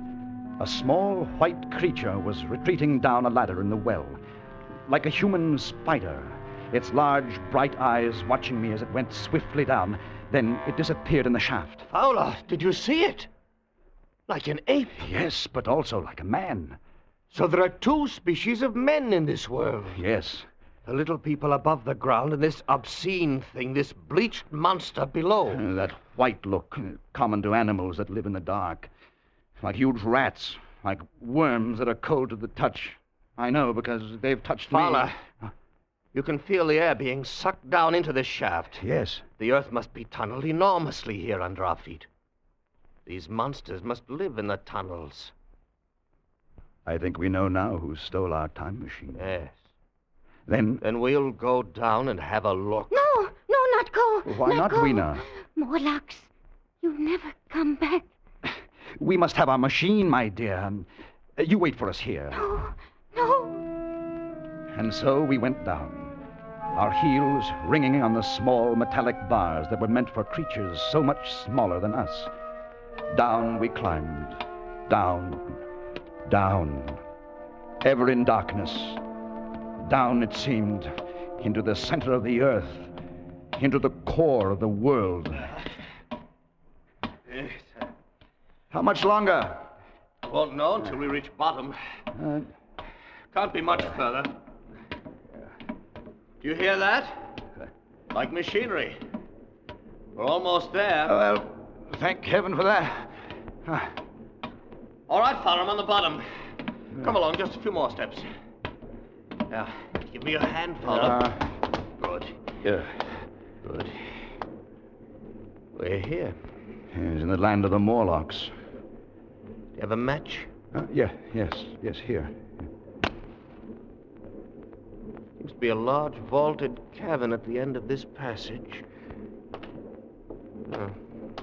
What do you suppose they'll do if they catch us? I've no idea. Better take care not to be caught. Another match. That throbbing noise. Probably their ventilating system pumping the air down. There must be thousands upon thousands of these Morlocks living under the earth. We haven't seen any yet, except for our friend who came down ahead of us. Why do you suppose they wanted our time machine? I think they wanted us, not the machine.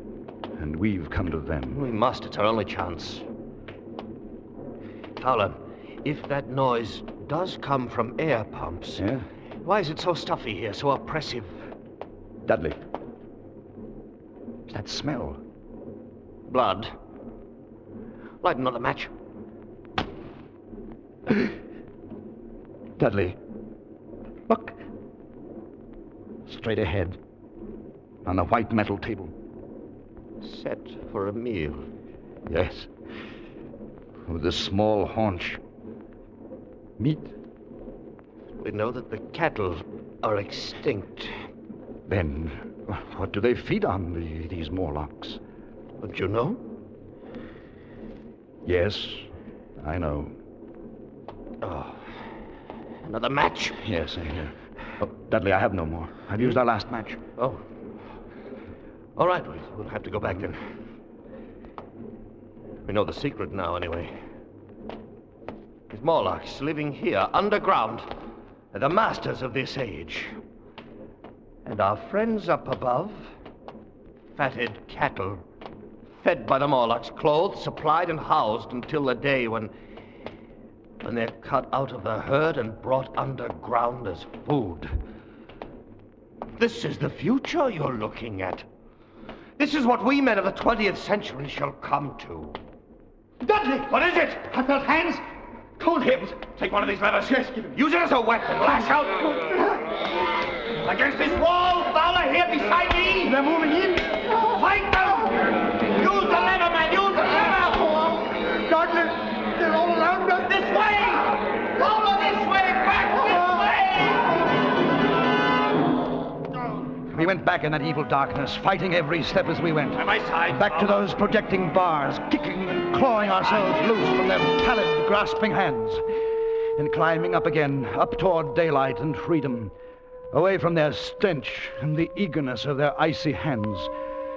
And they did not follow, for daylight was their enemy and their great fear. And we lived among the lush gardens of the little people like prisoners, like men without reprieve, like men who are dead, though they still walk the earth. For the time machine was locked away behind great brass doors, and we knew we could never force them open. Then one day, Weena told us of an old building, an ancient sagging structure that had survived through many ages and was filled with many curious objects. A museum, that's what it must be, a museum, Fowler. Perhaps from some earlier time. I'm in no mood to go looking at a museum. Don't you see? What? Specimens hermetically sealed in museums. Perhaps there are things, weapons, machinery, something we can use. Yes, of course. If we could find some dynamite or gunpowder or something. We could blast those doors, we could get in. Where is this place, Weena? This old building that no one ever goes near? I take you. It's not far. A chance, old man. A slim one, but a chance nonetheless.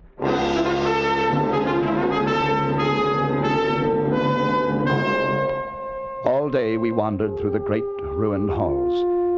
The building had been deserted, unused for perhaps a century. The childlike men of that time had long since ceased to care about anything but their own personal comforts. It was late afternoon and growing dark when we came upon the chemical section. We had found nothing useful to us until then, and now came the worst disappointment of all.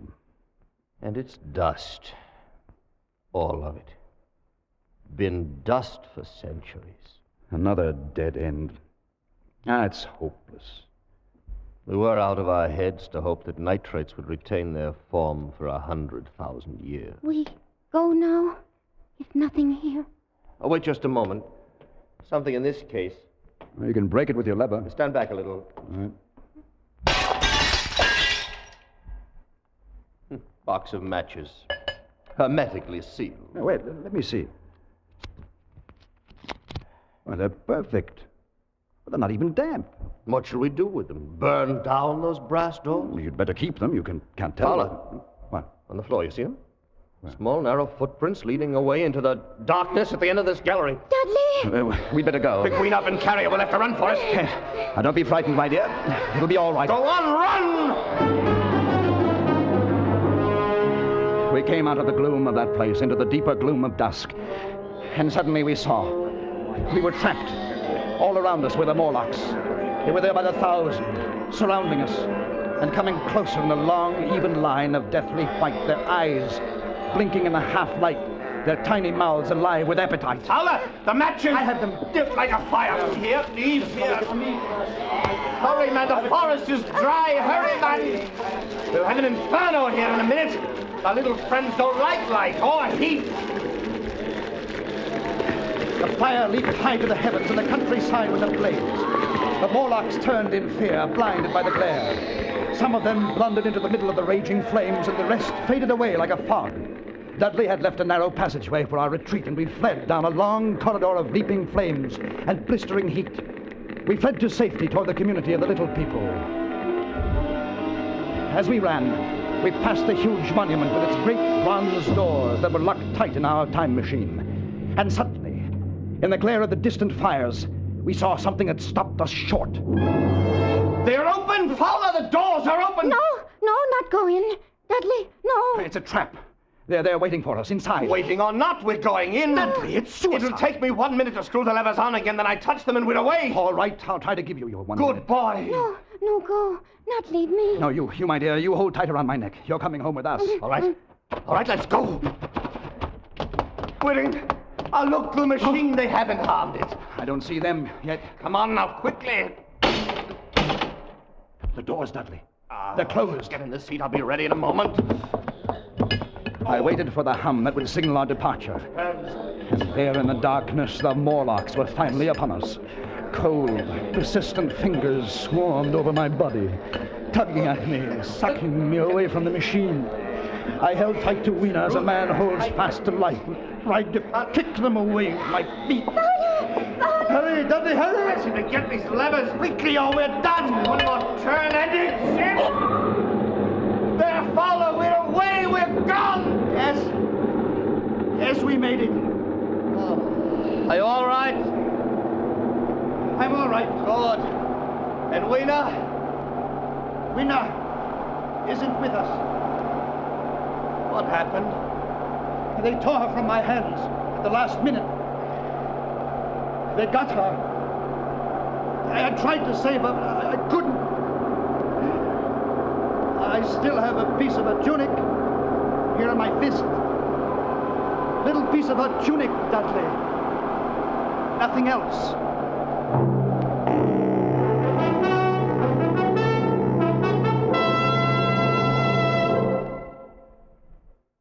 And so we came home again. Back into the very minute from which we had left. Back into 12 noon, October 22nd, 1950. We were in Dudley's laboratory again, motionless, sitting on the ridiculous contraption which he has called a time machine. Was it all a dream? Did any of it happen? Could any of it happen? Oh, of course not. How stupid. Then what of this? What of this little piece of thin green silk I hold in my hand?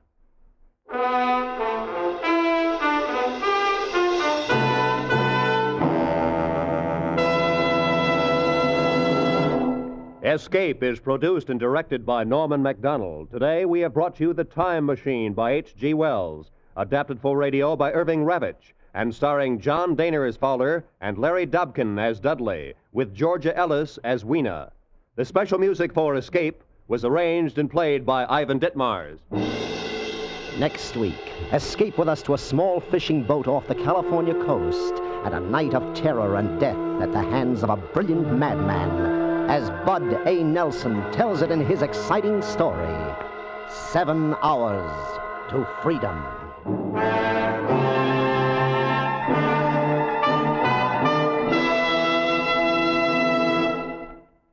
Hollywood star Dick Powell plays Paul Revere and takes Charlie McCarthy with him on his historic ride tonight on CBS. Charlie's flunked his history course, so Bergen has asked Dick Powell to help him out. The historic ride becomes hysteric as Charlie, Bergen, and Dick try to reenact the famous ride. Listen tonight on most of these same CBS stations. Stay tuned now for Make Believe Town. This is Roy Rowan speaking. This is CBS, the Columbia Broadcasting System.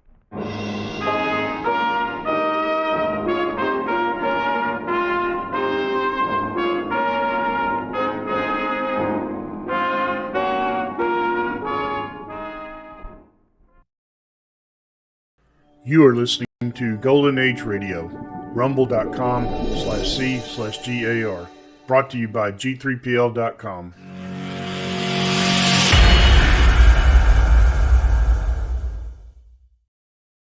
In just a moment, X-1. But first, There's a certain water commissioner whose interest in the ladies sometimes overshadows his interest in civic affairs. His name is a familiar one, Throckmorton P. Gildersleeve, and he'll pursue his adventures tomorrow night when NBC Radio presents another comic episode of The Great Gildersleeve. So when you hear the familiar voice and hearty laugh of the water commissioner from Summerfield tomorrow, why, stay tuned and enjoy another romantic scramble with the one and only The Great Gildersleeve on this NBC station. And now stay tuned for X-1 on NBC.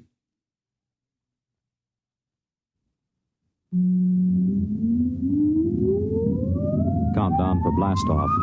X-5, 4, 3, 2, X-1, fire.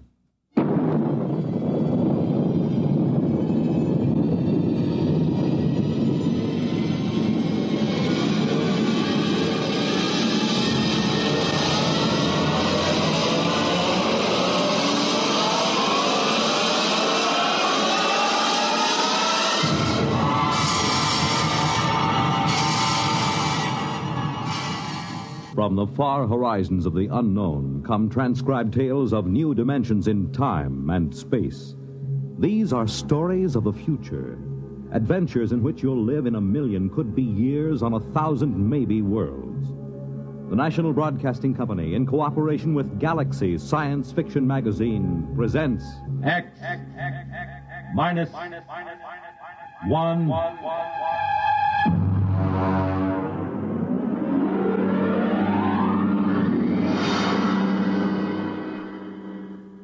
Tonight's story, The Sea Chute, by Isaac Asimov.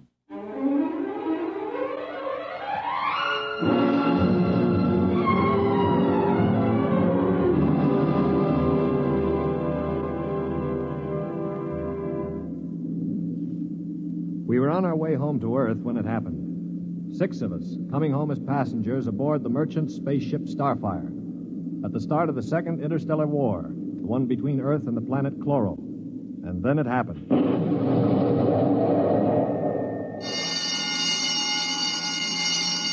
Now hear this. Condition red. Condition red. We are under attack from a Chloran battlecruiser. All hands forward to battle stations. Passengers will remain confined to the after cabin. Condition red. We are being attacked. The interception by the Chloran cruiser, the murderous running jewel of energy blasts and force field defenses.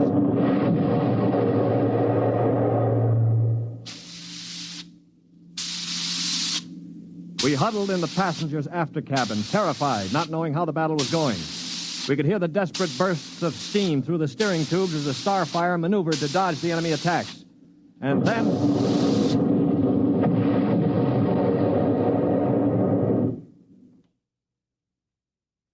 Now what? The beginning of the end, you might call it. Well, what does it mean, Stuart? You were a space pilot? It means our generators have been drained of energy. We can't fight back. But, Monsieur... All right, don't worry. They won't destroy us. They need our ship too badly. They'll simply board us and take over. But what about the crew? The crew, Colonel? If they have any sense, they'll surrender. If they choose to fight, they'll... Now, they're coming aboard. Now, be very still. Oh, Mother in heaven, help us. Be still. If only those fools on deck will surrender without a struggle. They are fighting. Yes, it's the end. We've got to help them. All right, don't open that door. We just can't let them die. You can't help them. I'm going. Stop him! All right. Aristide! Shut the door quickly! Aristide, my brother. That poor fool. I'll get them. My brother, I swear to you, I'll get them. Yeah, you better cover his body. The brutes. The monstrous green-skinned brutes. They're no more brutes than we are, Colonel. This is a war. Are you defending them? I'm merely pointing out the facts. I ought to strangle you. Why not save it for the Chloros? I will. I promise you I will. Well, they're probably deciding right now what to do with us. We might as well settle down and wait.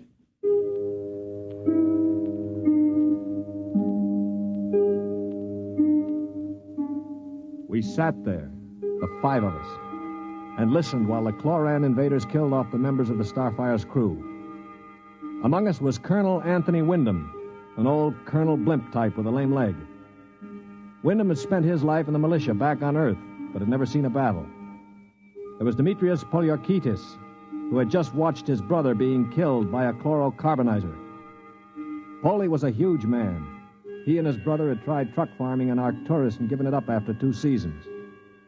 Then there was LeBlanc, a sensitive, frightened young man of 22, and Randolph Mullen, who looked like somebody's caricature of a bookkeeper. A mild, balding, milquetoast little man. And there was myself, John Stewart. I was the only one who'd ever had contact with the Chloro people. I had a pair of artoplasm hands to prove it. It is quiet now. Yeah, they've finished with the crew. Mr. Stewart? Yes, Mr. Mullen. What do you think will happen next? Well, they'll put a prize crew of 2 aboard and take us to one of their home planets as prisoners of war. Only 2 of the Chloros will stay aboard? Well, 2 is all they'll need. Why, Colonel? You thinking of leading a gallant raid to retake the ship? Well, simply a point of information, Dasher. All right, then let me give you another point of information. If you want to commit suicide quick, just open that bulkhead door. 3 steps inside, you'd fall on your face. But why? Don't you smell anything, LeBlanc? Get close to the door. It smells like gas. Yeah, it is gas. Chlorine gas. They breathe it like we breathe oxygen. They've chlorinated the whole crew's compartment. 1 big whiff of that and we'd all be dead. So just forget about rushing the Chloros. How do you know so much about their habits, Stewart? I lived on a Chloro planet for 6 months. You see these hands? They were mangled in the oxygenating machinery of my own quarters. They grew these artoplasm things and operated. They're weak, but at least I have hands again. Monsieur Stewart. Yeah. Will they kill us? No. Why do you say that? Because in their own way, they're gentlemen. Probably will be interned for the duration. You call them gentlemen. After they killed my brother in cold blood, you call them gentlemen. You know, Stewart, you sound more and more like a blasted Greenie sympathizer.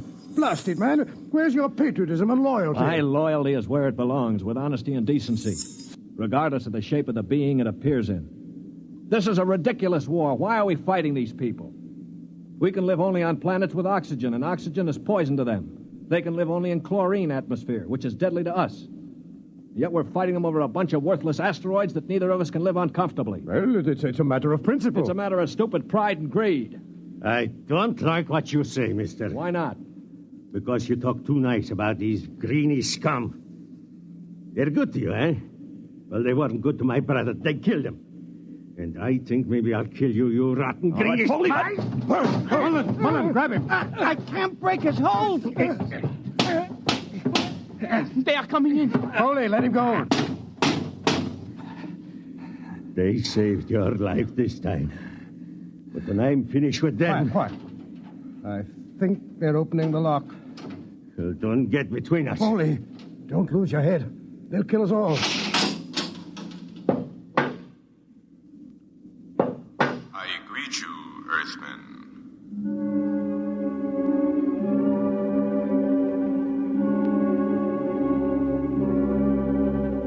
The Chloro was not a pleasant sight to anyone unused to it.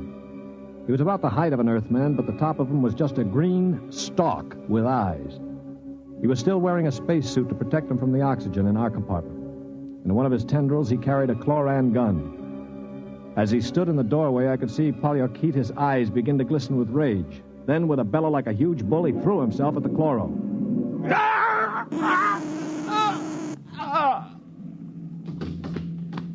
He is not dead, merely temporarily paralyzed.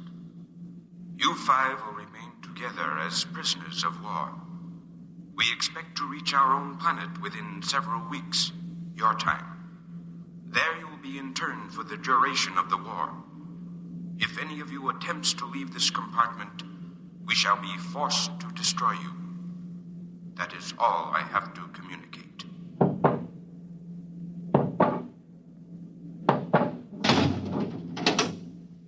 Hadn't we better do something for Mr. Polyarchetes? Oh, he'll be all right. Just hoist him up on the cot. That's it. Hi, Polly. Can you hear me, you stupid brute? His voice is coming back. Yeah. Now, I know what's going on in that thick skull of yours, Polly. You think that when the paralysis wears off, you'll ease your feelings by slamming me around some more. Well, if you do, it'll be curtains for all of us. How do you mean, sir? None of you know the chloros the way I do.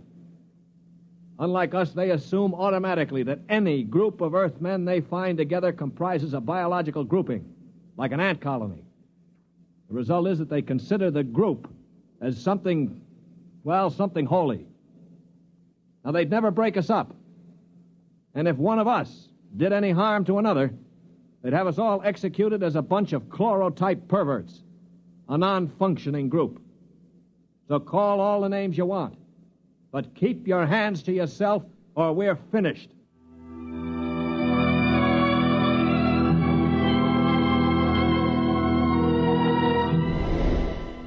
My little speech had a sobering effect on the group.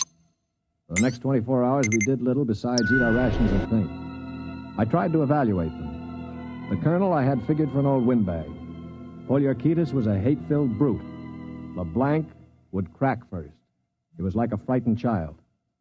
Mullen was a nonentity, a mouse instead of a man. Everything he did seemed prissyish. His voice had the quality of furtively rustling underbrush. How long did you say the trip would take, Mr. Stewart? Well, the chloro said about 2 weeks. Gentlemen, if I may interrupt. Colonel? Now, it has occurred to me that perhaps you know of some weakness that might enable us to overcome these chloros. The only weakness they've got is that they can't stand oxygen. Oh, but there must be some way to get the best of them, man. After all, there are only two. Before I answer, Colonel, I have to know your motive. Is it to save your own skin or help Earth win the war? Oh, dash it, man, to help our side, of course. What we're looking for is the way to save the ship for Earth without losing our lives, yes? Well, all right, let's take a vote then. LeBlanc? I have a wife waiting on Earth, Mr. Stewart. I do not want to die. Uh-huh. Hero number 1. What about you, Mullen? I don't see how we could accomplish it without... Hero number 2. Well, Poliorketis? When I kill Chloros, it will be with my bare hands. On their planet, I will kill dozens, I promise you. 3 down.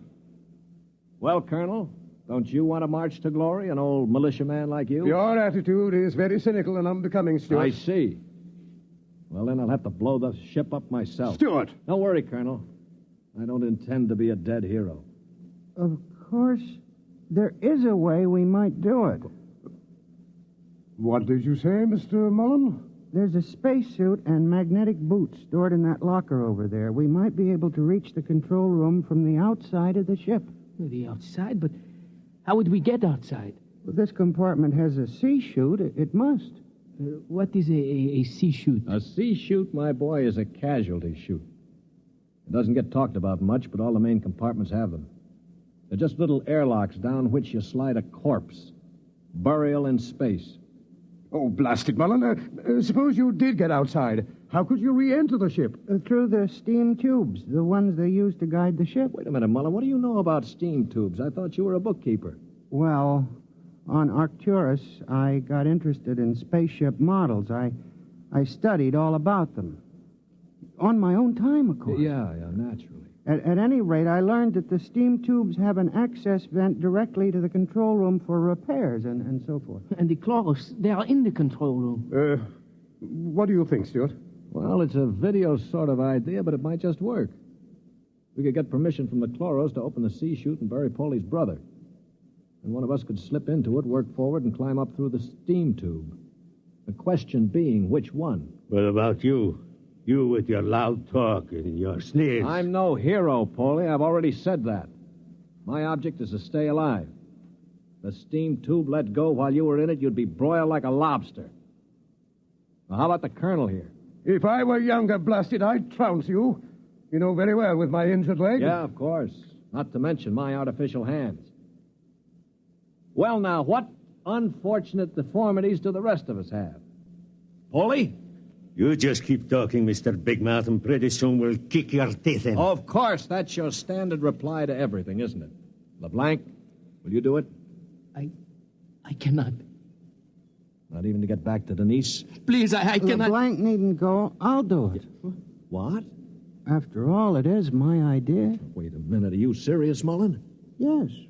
Well, don't understand. Why? Why you? Well, it seems no one else will do it. But that's no reason, man. I can't think of any other. Look here. Do you really intend to go through with it, sir? Yes, I suppose I do. Well, dash it, man. Let me shake your hand. You're an Earthman, by heaven. You do this thing and win or die. I'll bear witness for you.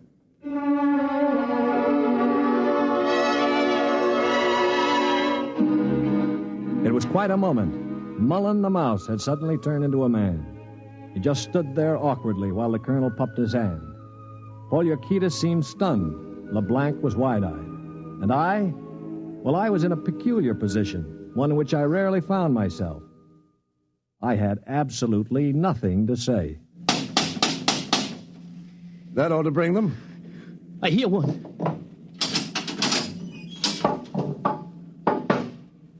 What is it, Earthman? One member of our unit is dead, as you know. We request permission to jettison his body out of the casualty chute. You may do so. You'll have to open the chute lock from the control room. I will do so. Is there anything else? No. Nothing else, thank you.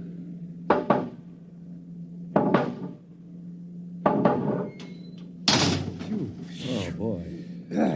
All right, come on now. We'll have to work fast. Mullen, get into a spacesuit from the emergency locker. Polly, help Mom with those magnetic boots. Hurry. I'm working as fast as I can. The arm. There. All right, give me the helmet. The helmet. Okay. Now, Mullen, you better scratch your nose if you have to. It's your last chance for a while. What about radio contact? You can talk to us. We'll listen in on the helmet set in one of the other suits. The Chloros won't have their set on the interphone frequency. Wait a moment. What for? Dash it, what's he going to use for a weapon? He isn't big enough to fight them barehanded. Oh, no, that's true. Well, how about one of those oxygen cylinders? Good idea. Use it to bash them over the head. Now, give him one of the cylinders equipped with a reducing valve. Now, look, Mullen, if your magnetic boots fail and you start drifting away into space, open this valve. See that? Now, you can use it like a miniature jet and try to blow yourself back to the ship. Understand? I think so. Well, I only hope it works. All right, here goes the helmet. You'd better hurry. The light is on over the sea chute. Yeah. All right. That means they've opened the lock. Here. Now, can you hear me? LeBlanc, give me that other space helmet. Yes, here. Let me switch on the radio. Can you hear me, Mullen? I hear you. Fine. Plenty of air? Air's okay. Uh-huh. Polly, open the sea chute. Okay, now help him in. Are ready? Ready? Well, good luck. Close the chute. Pull the ejector valve. Now! He's out. Oh, God help him. The light is out. Yeah. The Chloros have closed the chute lock. I don't suppose he has much of a chance. No. Do you think he knew it? I don't know. I just don't know. Should I try to contact him on the radio? Yes, I think... Wait a minute. What is it? Listen, the Chloros coming. Good Lord. He's sure to miss Mullen. Yeah, wait. Polly, get your brother's body on the cot. Put a blanket over it. Pretend it's Mullen asleep. Polly, for heaven's sake. My brother. All right, you've got to do it, man. It's our only chance. Listen, if Mullen could go out there and... Very well. I will do it.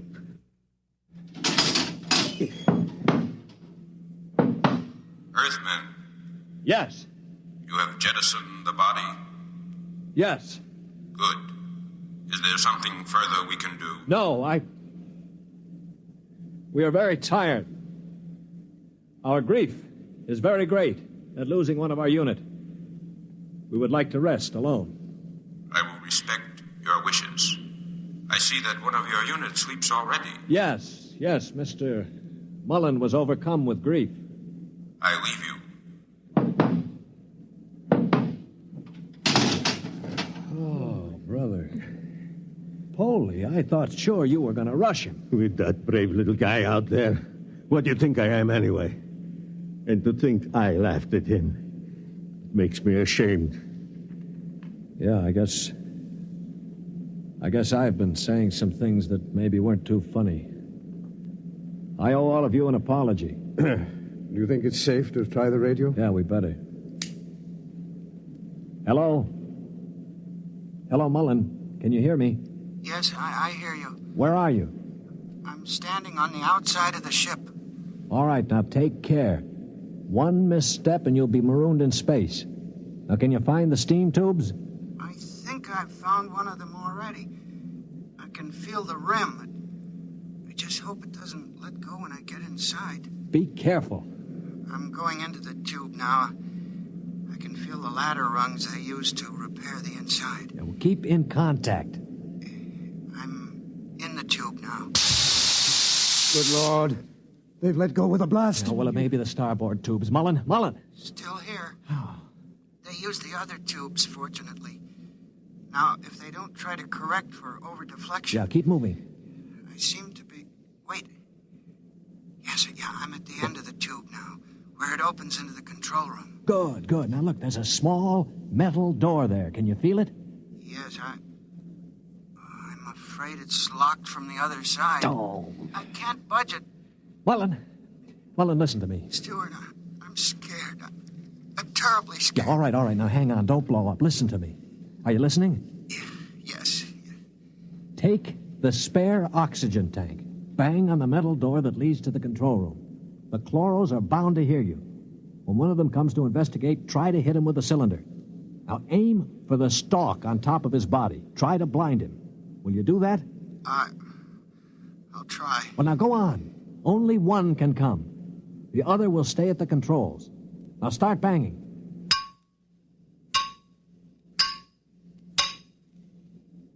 Any luck?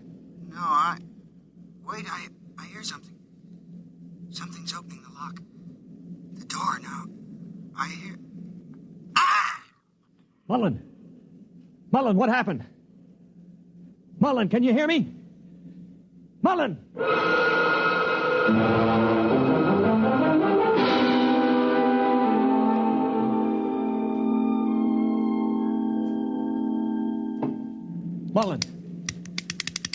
Mullen! Oh, it's no use. They must have gotten him. Yeah, he was one brave little guy, that one. But suppose they have just got him in the control room. I mean, maybe he's not dead. Well, then maybe one of us could rush them. We could bang on the door and jump the chloro. Well, the first guy would be a cinch to die. Well, I would be willing to take the chance. You? Why not? I could try. Not you. I'm the strongest. I do it. Now listen, you chaps. I'm an old man. I've got nothing to live for anyway. Suppose I throw myself at the ray gun. Wait a minute, what's going on here? 20 minutes ago, there wasn't one of you who'd risk his little finger to get us out of here. Now you're falling all over each other. Maybe Mr. Mullen teaches us a lesson, huh? Yeah. Okay, Polly, give me the wrench. I'll start banging on the door.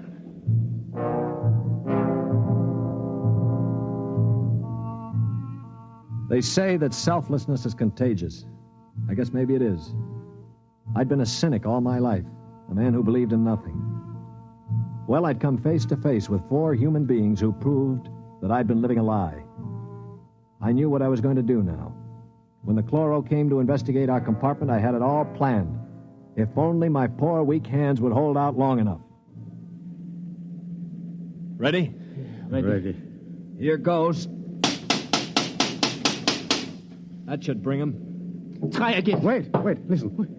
Shh. It's at the door. Get ready. It's opening the lock.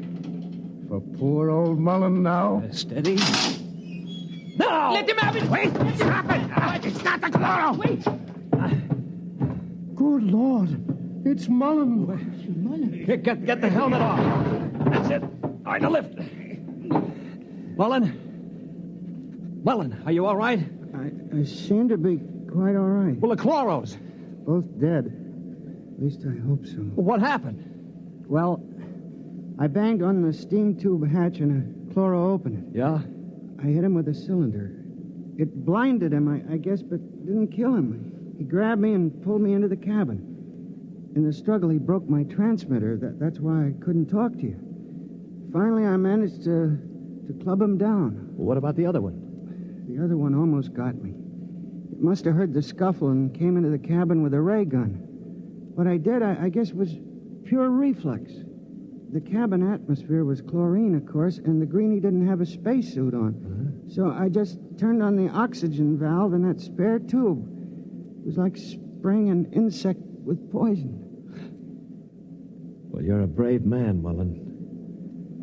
I'd have been scared to death. Mullen, what is it? Mullen.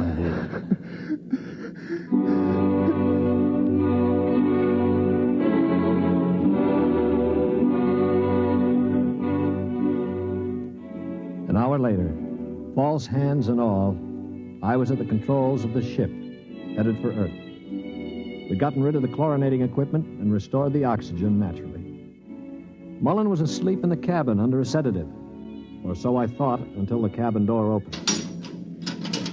Mullen, for Pete's sake, get back to bed. No, I'm quite all right now, really. Do you mind if I watch how you operate the ship? No, not at all. Sit down. You know, I guess I owe you an apology. I didn't think too much of you. That's your privilege. No, it isn't anybody's privilege, Mullen, to despise another. For years now, I've abandoned hope of finding any decency in human beings. I owe you a vote of thanks. You embarrass me, Mr. Stewart. I didn't do it for any heroic reasons, I assure you. Far from it. Well, why did you do it, Mullen? That puzzles me very much. Well, Mr. Stewart, I'm a bookkeeper. 17 years ago, I left Earth to work on Arcturus. I never made much impression on anybody on Earth, although I wanted very much to have people like me. Well, about a year ago, I started to write to my family again. Don't ask me why. And then I asked for a leave of absence to go home after 17 years. Well, I still don't understand. It wasn't patriotism or love of a woman or money or any of those things. What was it? Mr. Stewart, haven't you ever been homesick?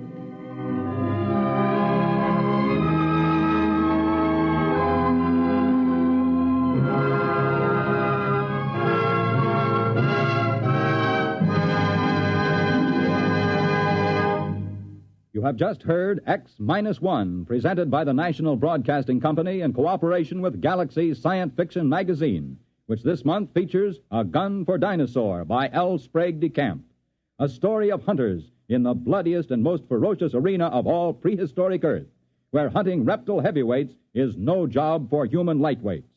Galaxy Magazine on your newsstand today. Tonight, by transcription, X-1 has brought you The Sea Shoot, a story from the pages of Galaxy, written by Isaac Asimov and adapted for radio by George Lefferts. Featured in the cast were Lyle Sudrow, Stan Early, Bob Hastings, Mercer McLeod, Danny Ocko, and John Gibson. Your announcer, Bill McCord. X-1 was directed by Daniel Sutter and is an NBC Radio Network production.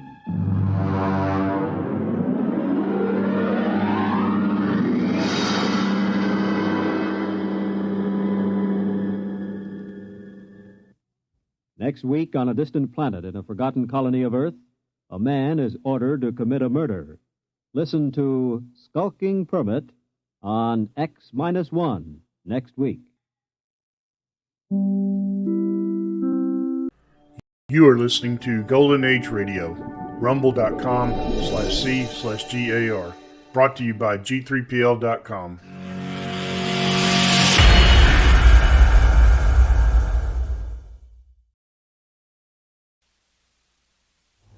Wheaties presents Dimension X. Adventures in time and space, transcribed in future tense. Dimension X.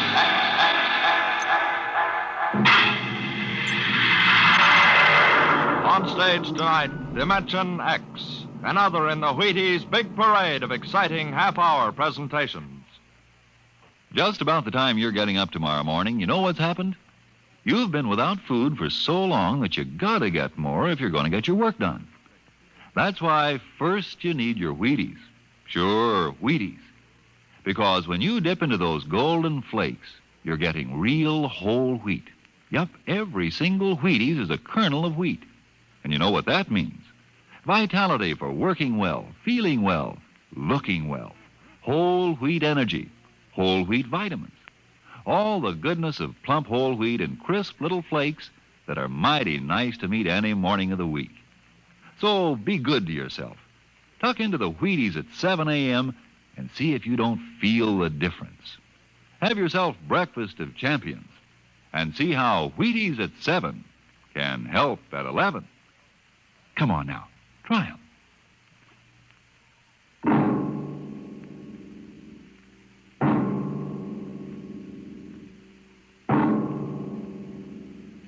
What will happen when man, finally conquering the galactic distances of interstellar travel, finds life on the strange worlds across the universe? Will he discover civilizations of incredibly advanced scientific knowledge, or primitive cultures deep in a stone age of savagery? Here is a story of the relation between men of our world and beings from beyond the stars. On the desk stood a yellow bowl, the profile a simple curve, clean and sharp. The body was thin without fragility, and the beauty of its shape was matched by the glowing intensity of the glaze, a glorious transparent yellow, soothing as sunlight, yet glowing with the fire of a volcano's core. The desk belonged to Michael Tom, Regional Administrator for the Department of Interplanetary Affairs.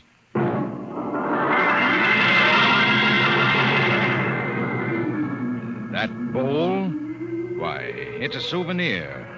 I got it many years ago on the planet Fursk. I'd been out on the Channel Planet in the Frontier Service for 19 months. When my transfer came through to Fursk, I was surprised to see that I'd been promoted 3 grades, and my orders read to report to the regional office as assistant resident. My ship came in at Penolpon Spaceport, and I was met by the office car and chauffeur.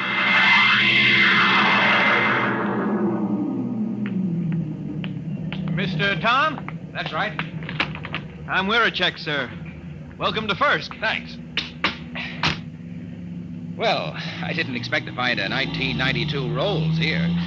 The resident had it shipped out in parts. Mr. Koval changes every year for the new model. Pretty smooth.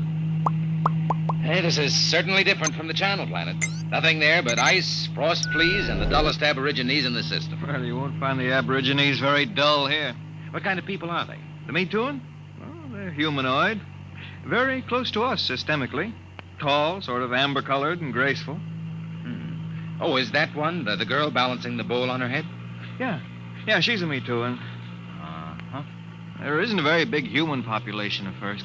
Well. Looks like Mike Tom has found a home in the service. You haven't met Mr. Koval yet, have you? What do you mean by that? Oh, nothing, sir, nothing. Look, Wirachek, if there's anything wrong, you'd better tell me. Well, there's nothing, sir. Nothing you won't find out. It's just that Mr. Koval is a very forceful personality. Very forceful.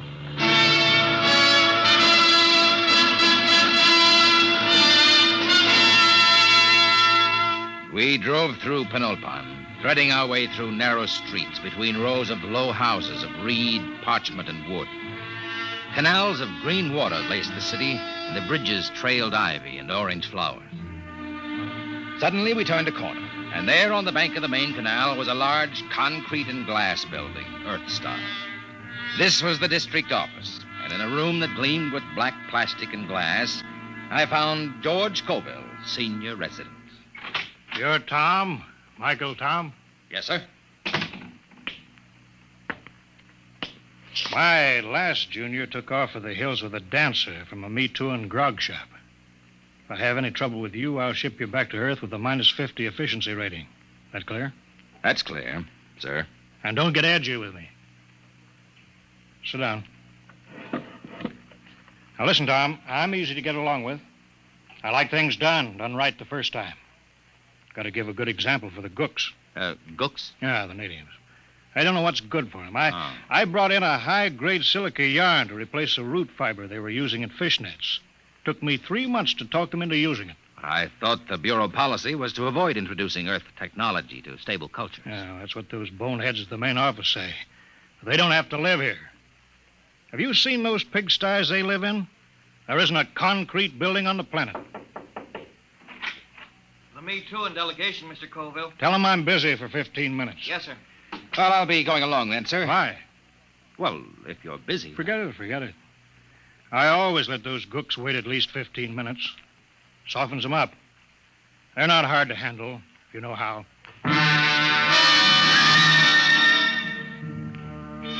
I was assigned to pest control, a duty Colville considered beneath his dignity. In the next few weeks, I carted rat poison and insect spray through the poorest sections of Penolpan, where the trees ended and the plains stretched out to the Cookmank Mountains. It was there that I first heard of the potters of First. I had found a pottery bazaar, long shelves of jars of every size and shape, crocks, paper-thin vases, bowls, demijohns, tankards. The glazes were remarkable, deep, glowing colors. And yet, something was missing. I looked up and down the shelves. Mr. Tom, is anything wrong? No, it's just, I've got it. There isn't any yellow. Yellow? That's right. There are no yellow glazes at all. They have every other color. Ruby, green. There's a jar that's translucent, but no yellow. Oh, maybe it's a superstition. Could be. Yellow might be connected with death or disease. Well, you can find out, Mr. Tom. Here comes a Me Too, and she probably runs the place. May I help you, sir? Oh, you speak English. I must. We trade with the Earth colony. Your wares are very beautiful. For example, how much is this bowl?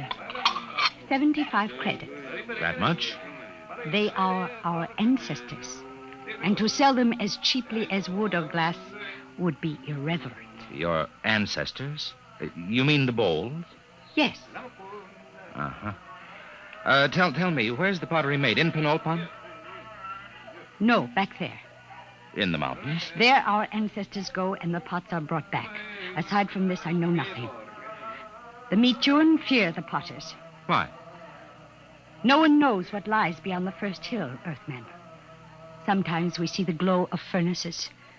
And when there are no dead for the potters, they take the living. Living? There are the potters now. What are they shouting? That they have sold all their wares. That they will ride back to the mountains now. Hey, big devils, aren't they? Red hair. They are very strong. I think I'll visit the potters one of these days. No, Earthmen. No? Why not? It is dangerous for you. They have guarded their secrets from all Penolpan. They are very fierce.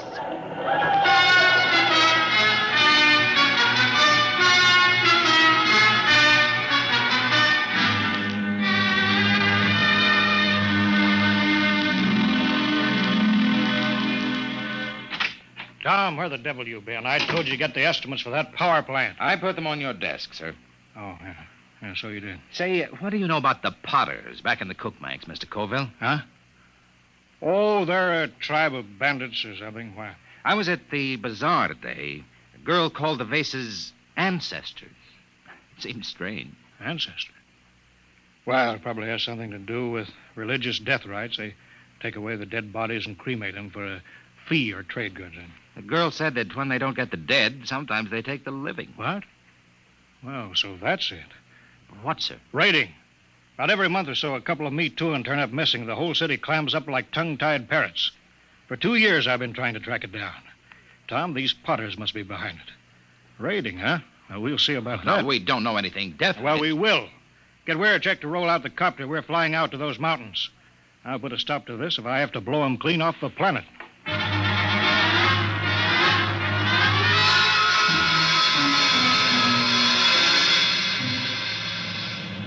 We'll never find a village in that mess down there. Look at those cliffs. There's a smoke trail over there to the right. Potters need kilns. Kilns need heat. That's a volcano, not a chimney. Let's try out along that ridge, then we'll go back. Oh, wait, I think we found them. Where? At the base of the volcano. Look close. You can see buildings. Yeah. Set her down. Should we land, sir? They're supposed to be pretty rough on home ground. We're official representatives of the system. Remember that. That might not mean much to a tribe of mountaineers. Don't argue with me, Tom. Land.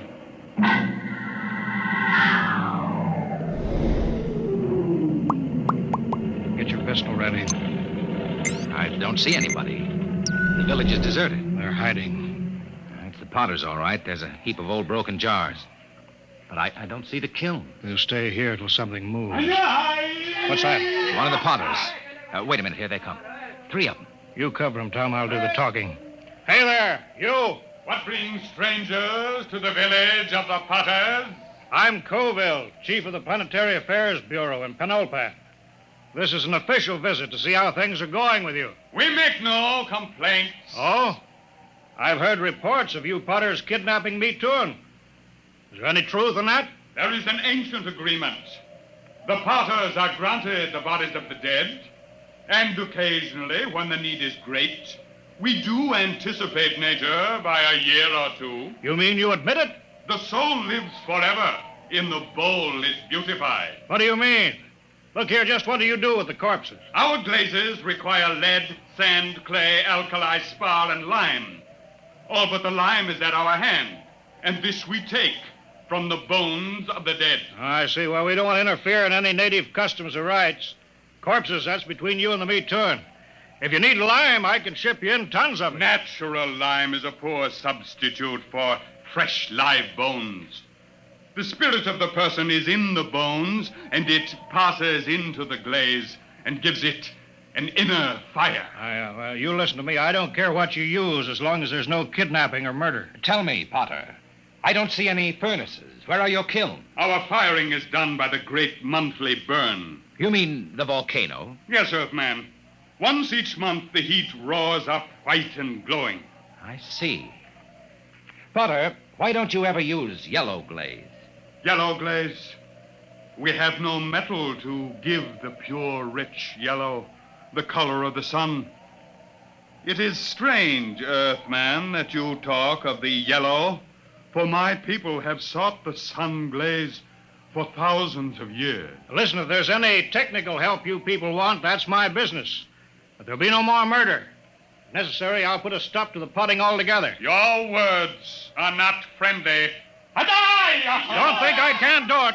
I'll drop an atom bomb down the throat of your volcano and cave in the whole mountain. We'd better pull out, Mr. Colville. Shut up, Tom. You understand? My job is to protect everyone on this mud-hole planet. And that includes me, too. Get back in the copter, Mr. Colville. They're getting ugly. Fire over their heads. Keep them back. Quick, get in, sir. They're scared now, but in a minute they may jump us. All right, let's go. Don't worry, Tom. Now those cooks know who's boss. Now, sir, we won't have any more trouble from the Potters.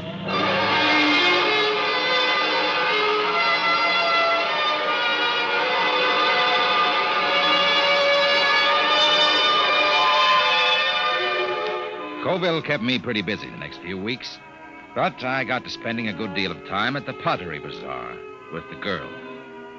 Her name was Sue Thin. She was interested in everything I had to tell her about the rest of the galaxy, and I was lonely, so I got to looking forward to my visits there. I was on my way there one evening when suddenly I heard shouts down the side streets. I hurried toward them, pulling out my gun. And then I heard the deep cry of the giant Potters and the crack of hooves on the cobbled streets. Suddenly, a group of riders burst around a corner and charged down on me.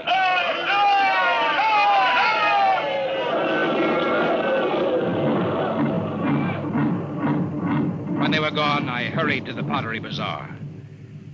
Sue Fenn was gone. Earthman! Earthman! She's not here. They took her. The Potters? She has gone to her ancestors. Did they kill her? No, they have taken her to the hills. But soon she will live forever, her spirit wrapped in the glorious glaze. Sue Fenn. There is nothing to be done. When the Potters take you, it is the end.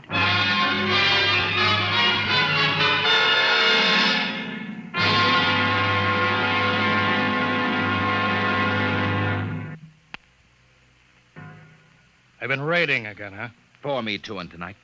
Bring the copter around in front. It's ready.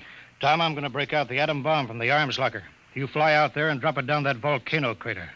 I'll teach those murdering devils a lesson they won't forget. But the meat They'll one, come crawling to the city on their hands and knees. I know how to run this planet.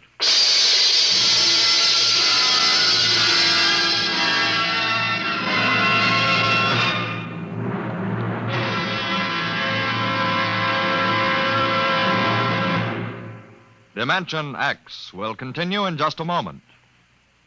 Friends, this is Frank Martin, the Wheaties man, and I want you to know an associate of mine, Ed Prentice. Okay, Ed.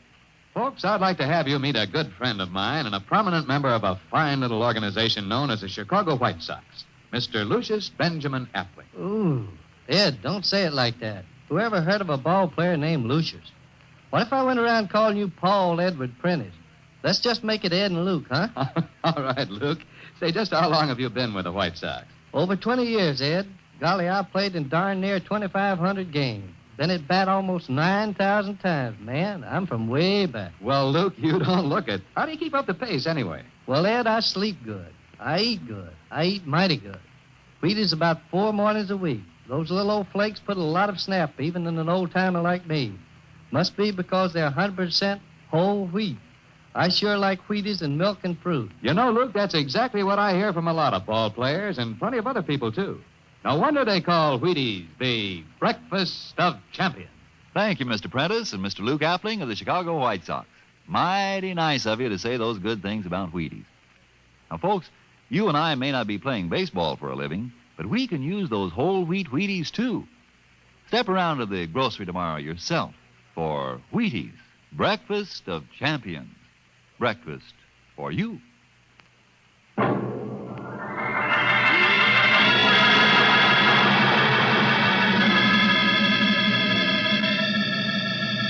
There's the village window, Chick. Swing over it. Shall I pull the safety on the bomb? No, hold it. But Mr. Cole said I know what he said. But they got a girl down there, and I'm going to get her out alive. And I'm going to start by trying to talk with that 7-foot red-headed Potter. All right, Weird Check. Set her down right in the middle of Main Street.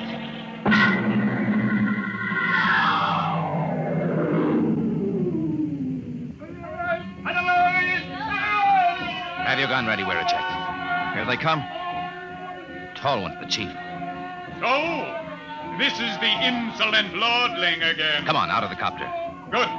We are in need of bone lime, and yours will suit us well. They're closing in, Mr. Tom. Prepare your soul for the great burn. Stand back. I'll kill a lot of Potters, and you'll be the first. I've come for the 4 Me Too-in that you took from Penolpon. You don't seem to understand that we can punish.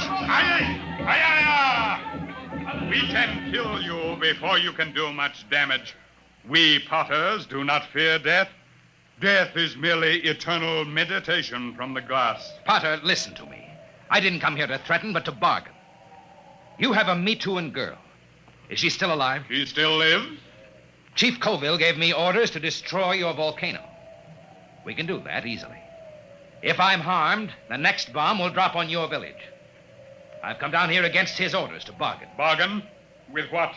We care for nothing but our craft. Potter, I can give you the secret of the yellow blaze. Empty words. No, the truth. In exchange, I want the girl and the other Me Too-in you've stolen, and your word not to raid again. How would we get lime? We've told you we can ship it in. Pure lime, as good as yours. Do the Potters of Persk want the yellow glaze? Why, that has been the goal of the tribe of Potters for 1,000 years. And if I show you the yellow glaze? Earthmen, if it comes clear through the burn, I agree to your bargain. If it does not, your spirit will be lodged forever in the ugliest bowl we can spin on the wheel. It's a bargain. All right, Weird Check. Disarm the bomb. Disarm it? Mr. Tom, are you crazy? They'll kill us. There'll be nothing left to stop them. Nothing but the yellow glaze. Yeah, but do you know how to make it? We'll soon find out. I've been doing a little reading on the subject lately. Reading? Holy smoke. Enough, Earthman. I will take you to the Potter's shed. If your glaze is the bright yellow of the sun, you live. If not, you die. Come on, Weird Check. Let's get to work. With what? You never made a glaze in your life. What are we supposed to work on now? Our last will and testament?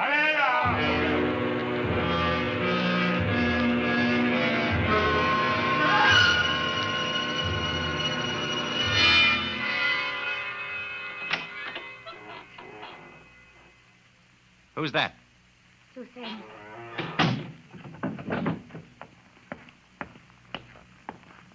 Are you all right? Yes. Why did you come? They will kill you too, Earthman. Maybe. How did you get in here? When I heard that you were here, I asked the Chief Potter to come. He said it would not matter. They would have all our bones soon. Cheerful, Zoe. Hey, stir this, will you, Chick? Yes, sir. They said you were trying to make the yellow glaze. Oh, Earthmen, we will die. This goo may turn out yellow. It had better. No one on First has been able to make it. But I'm not from First. Hang on, Sue, then. We're not dead yet. Earthman, I am glad you came. Although I wish you had not. Sue, then. All right, we're a check. Call that redhead. Tell him I got his glaze ready. Hey! Hey, you out there. Earthman, are you ready? Here's your glaze. Test it. You have 6 bowls of glaze. I'm no potter. This stuff ought to turn out yellow, but I can't be sure in one mixture. We will coat 6 tablets, one with each glaze. Then we will fire them. How long will it take? 20 hours before you know if the burn has brought you life or death.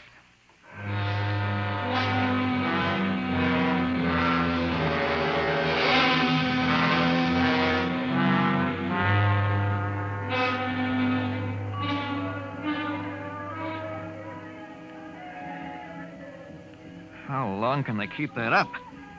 It's been hours. Tiles ought to be done soon. Earthman, here comes the Chief Potter. It must be time. The tiles are cooled. It is time now to open the kiln and test your glaze. A bargain has been made. The glaze is yellow, or you die. I will open the kiln. How are they, Mr. Tom? Mr. Tom? I can't see inside. It's dark. All right, Potter, pull them out. What are you waiting for? I will remove the first tile. No. A dull, dirty brown, Earthman. Pull out the next one. The color of mud. Now, wait a minute. What is the use? There is no yellow glaze. Get that next tile out. We made a bargain. Mr. Brown, your glazes are worse than the feeblest work of our children. Prepare your spirits for the great burn. Now, wait. Look in there. The next tile. Get it out here. Earthman, you waste time. Well, I'll get it out myself. There. Look at it. Yellow. Bright, shining yellow. There it is. The yellow glaze.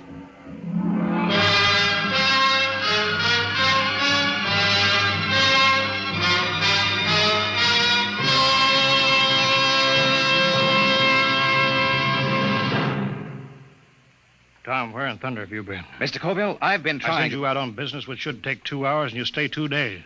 Why? I got the 4Me2 back, and I made a contract with the Potters. No more raiding. You what? I made a deal with them, and it turned out to be a better idea than yours. You disobeyed. You deliberately... Tom, you're through here.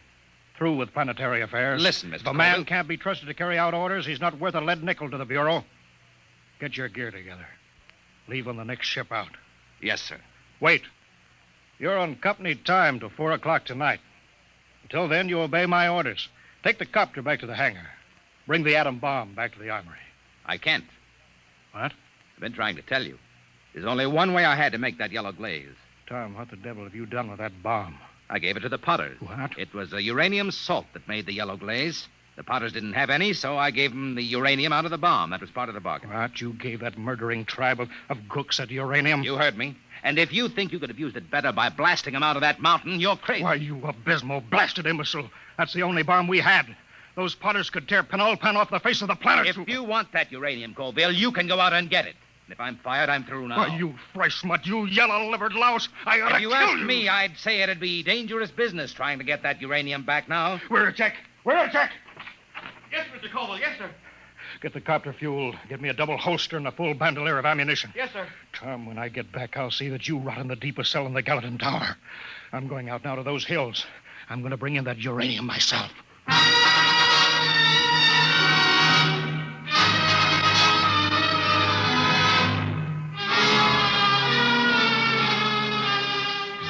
2 days later, Wiracek came into my office. His face was pale, his hands shook with excitement. He's here, Mr. Tom. He's here. Colville? No, the Chief Potter. The Potter. Bring him in. Should I call the guard? Just bring him in.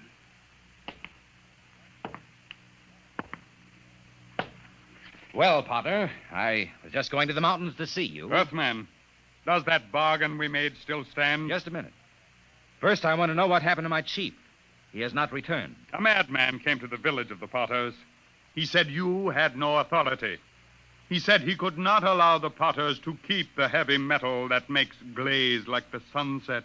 What happened to Colville? Tell me. There was violence. He killed 6 good wheelmen. He was captured. I come to find whether our contract is good. Captured. All right, Potter. The contract is good. It is bound by my word and by the word of my great chief back on Earth. But only if Colville is returned. He must be brought back. Good. Then to seal the bargain, I have brought you the first bowl made with the new yellow glaze. It's a beautiful vase, Potter. And now, about returning Colville. It is done.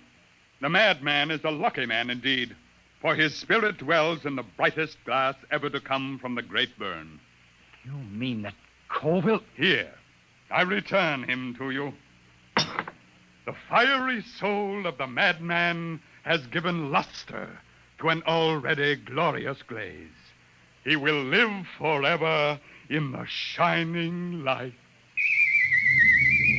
On the desk stood a yellow bowl, and the beauty of its shape was matched by the intensity of the glaze. A glorious, transparent yellow, fire of a volcano's core.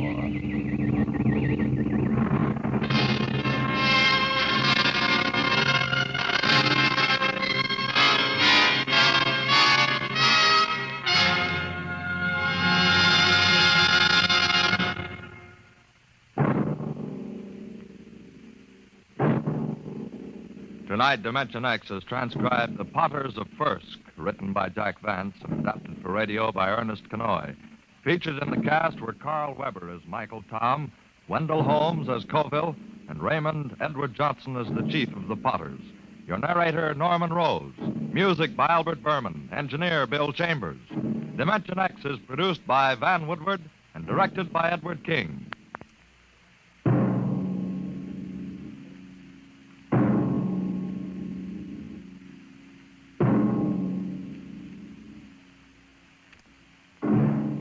Tomorrow, hear Sam Spade. Now, it's Truth or Consequences on NBC.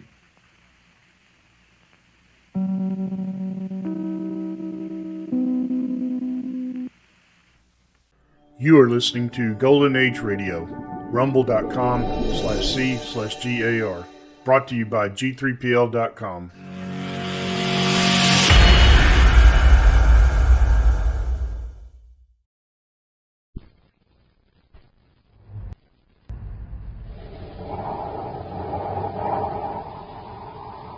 Wheat Check, Rice Check, and Good Hot Ralston present Space Patrol! High adventure in the wild, vast reaches of space. Visions of daring in the name of interplanetary justice. Travel into the future with Buzz Corey, Commander-in-Chief of the Space Patrol! In today's transcribed adventure, we find Buzz and Happy in a relay communication station in space, at the mercy of Jim Colmar, who is in league with a strange alien power.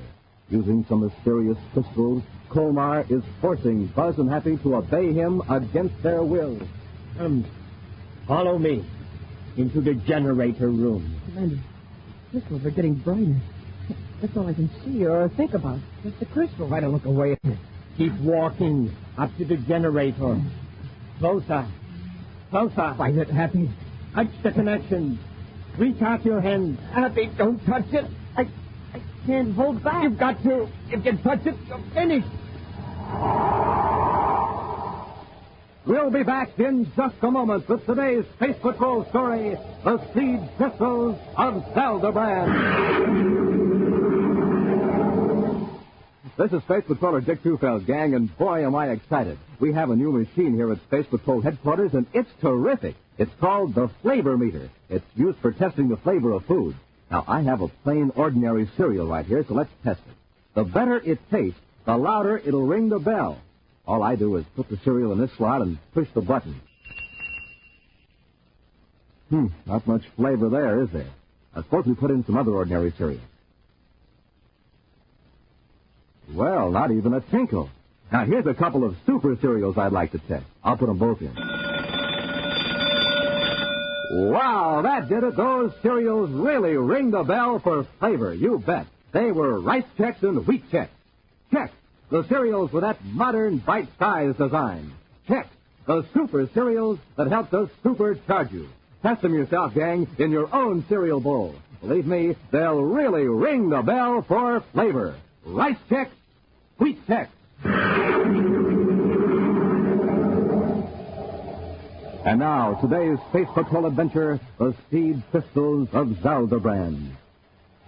Swinging in a wide orbit around the planet Saturn is the artificial satellite COM Relay 4, a powerful communications relay center. Serious trouble between two men assigned to duty at the space station has brought Commander Corey and Cadet Happy to investigate. With their ship, Terra 5, joined to the airlock of COM Relay 4, Buzz and Happy are now opening the inner lock of the huge disc-shaped relay station. Go ahead, Happy. Yes, sir.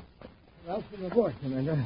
Oh, Ma, you look as though you haven't had any sleep for 2 days. Oh, it's been nearer 3, sir. I've been working both shifts. Why didn't you report this dispute between Siler and yourself immediately? I should be able to handle my own assistant. I don't like to yell to the top brass for help. Where is Siler? He took a swing at me, so I had to lock him out. He's back here. All right, let's find out what this is all about. Come on, Happy. Yes, sir.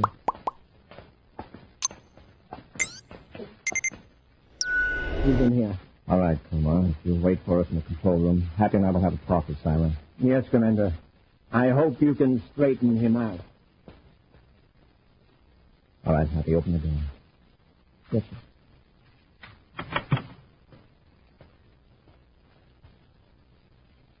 Well, Siler, let's hear your version of the story. Didn't Colmar tell you I swung at him? Yes. Okay. I assaulted the Superior. Why go into it any further? Close the door, Happy. Yes. Siler, I know your record. You've worked these two-man teams for years. I find it hard to believe you suddenly went space happy and struck Jim Colmar. Let's have the whole story. We got along all right at the beginning, but lately Colmar's been unreasonable. He races his rockets over every little thing. And you don't feel that you've done anything to antagonize him? No, sir. When was the first blow-up? A couple of days after the meteor hit us. Meteor? It was just a little one, about the size of a marble. We patched up the hole in the hull and everything was okay.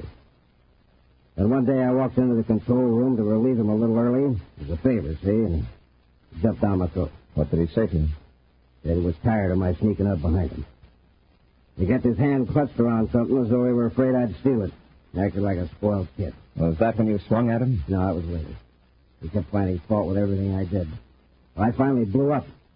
I swung wild, and he connected. I was a little surprised. I didn't think Colmar had it in him. Now, Siler, you're relieved from duty. I'm taking you back to Terra. But first, I want a written report from Jim.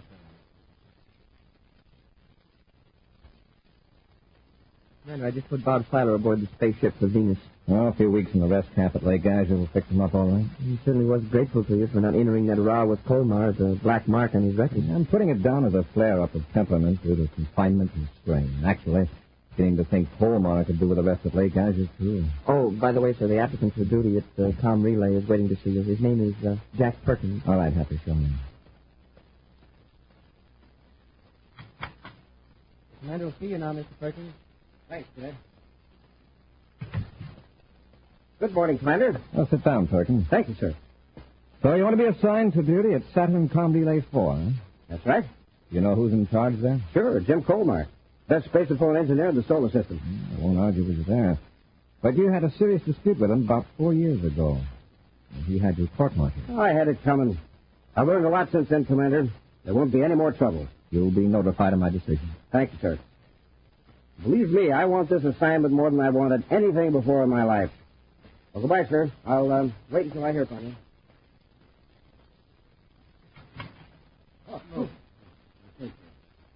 Commander. Yes, Robbie? May I see you, sir? Certainly. I've been getting more complaints about Saturn Com Relay 4. Yeah, what is it now? Saturn and Neptune channels are weak, but Komar's feeding a wild beam out into space 40 degrees west of Pluto. He's sending gibberish where there aren't any planets or space planes. He's probably groggy from lack of sleep. You've got to get him an assistant right away. He's put in a request for a specific man. Came through the private channel about an hour ago. Oh, who does he want? Guy who just left here? Jack Perkins. Well, I'm either putting a lion and a tiger into a cage together, or I'm helping to restore a beautiful friendship. You mean you're going to okay Perkins' appointment? We need a man out there quickly. And I feel we should send a man of Fulmer's choice. Yes, sir. See that Jack Perkins gets in the next space patrol transport.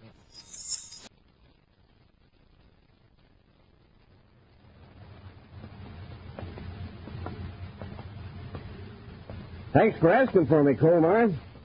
Strange, isn't it? Am I getting a hunch to apply for the assignment just at this time? No, it may not be as strange as you think, Jack. We'll get along fine, I'm sure of that. Sure we will. There I was wasting my time on Mars when all of a sudden I thought of you. Here's the control room. Wow. Say, you sure got this thing fixed up. Where'd you promote all this extra equipment? I'll tell you someday. For the time being, I'd just say this isn't standard for a comm relay station of this size. I'll say not. Jim, you got something in this room.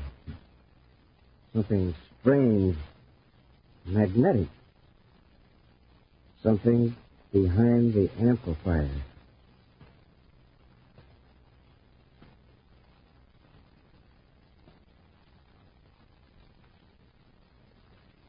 I knew it. The crystal. Yes. You have one too, haven't you? Yes, I've got it with me. But yours is a much larger crystal. Where'd you get it? It's fresh through the hull of the station a few weeks ago. For a time being, I was afraid my assistant would examine. I told him it was a meteorite, and he seemed satisfied.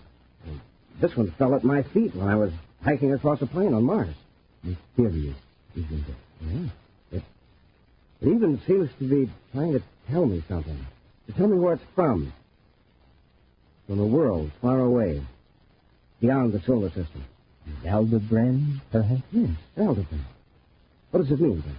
It means we have been selected from all the people of the solar system to guide the invaders. The liberators from Aldebaran. I don't quite understand. You will. Probably millions of these crystals were fired out into space, in all directions from Aldebaran.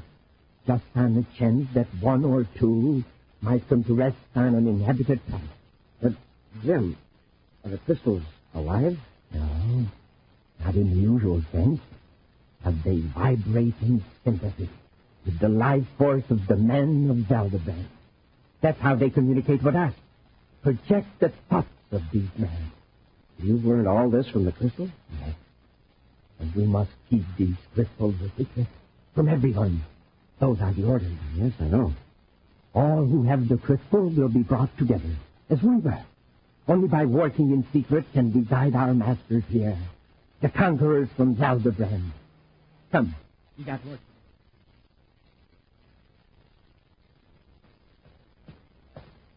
Commander. Oh, yes, Riley? Something's got to be done about Com Relay 4. Isn't that mess straightened out yet? Well, it's improved a little since Perkins arrived, but our message center is still 4 hours behind schedule in clearing communications to Pluto. Due to Com Relay 4, Major? Yeah.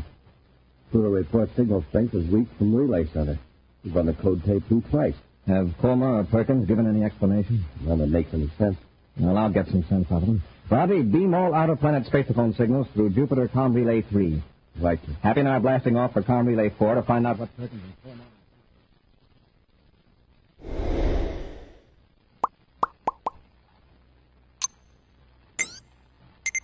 The crystals are gleaming brighter, Kumar. Yes.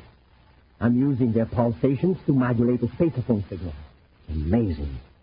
That a crystal can absorb the thoughts and feelings of a human being and then emit those vibrations to make us understand. Yes. If the crystals hadn't sensed that we were friendly, they probably would have remained cold lumps of mineral. They know their friends, these crystals. And they know their enemies. Look, their light is fading. The crystals are warning us. Quick, disconnect them from the modulator while I check the spaceophone. Right, Coomer. Someone must be coming. And just when I felt that we were about to contact Zeldabrand. Look, there on the viewscope. A spaceship. Yes, the Space Patrol battle cruiser, Terra 5. It's Commander Corey, and he's heading right for the station. Those messages. We should have diverted more power to the regular signals instead of pouring it all towards Zeldabrand. We may be suspicious. The crystal will protect us. We'll let Corey aboard the space station, if that's what he wants. Hold on to your crystal. Let it guide you. And whatever the crystal tells you...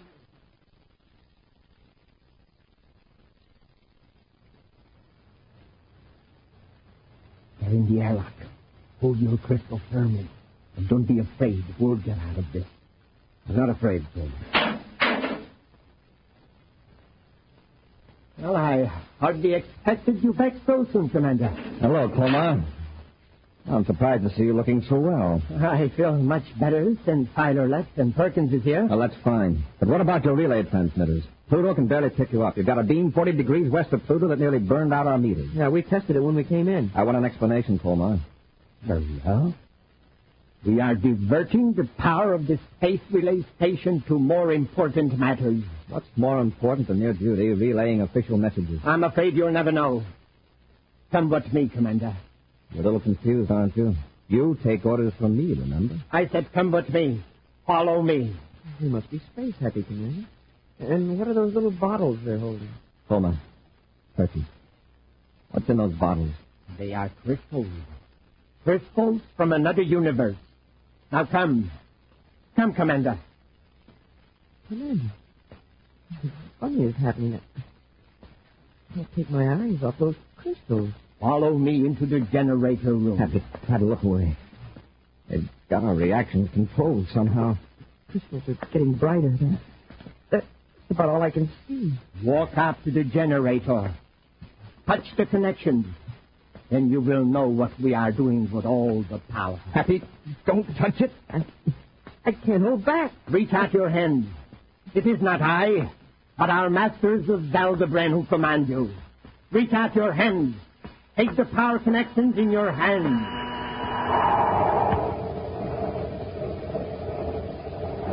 We'll be back with Space Patrol in just a moment.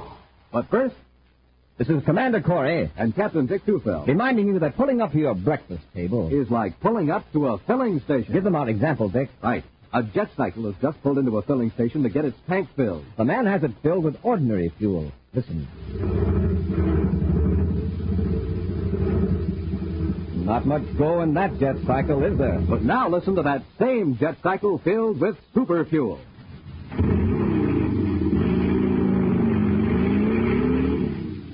Man, that cycle is roaring like a rocket now because it's supercharged with super fuel. Same thing is true of you, gang. To get going in the morning, you need super fuel, too. So get supercharged the way Buzz Corey and all us Space Patrollers do. Eat a power breakfast with Instant Ralston, the hot super cereal made of rich whole wheat. Instant Ralston helps you to think fast. And act fast. So remember, gang, when you pull up to your breakfast table, it's just like pulling up to a filling station. You're there for fuel. Super fuel, so you can get supercharged. Take a tip. Eat a power breakfast with Instant Ralston and get supercharged. Get it today in the red and white checkerboard package. Good, hot Ralston.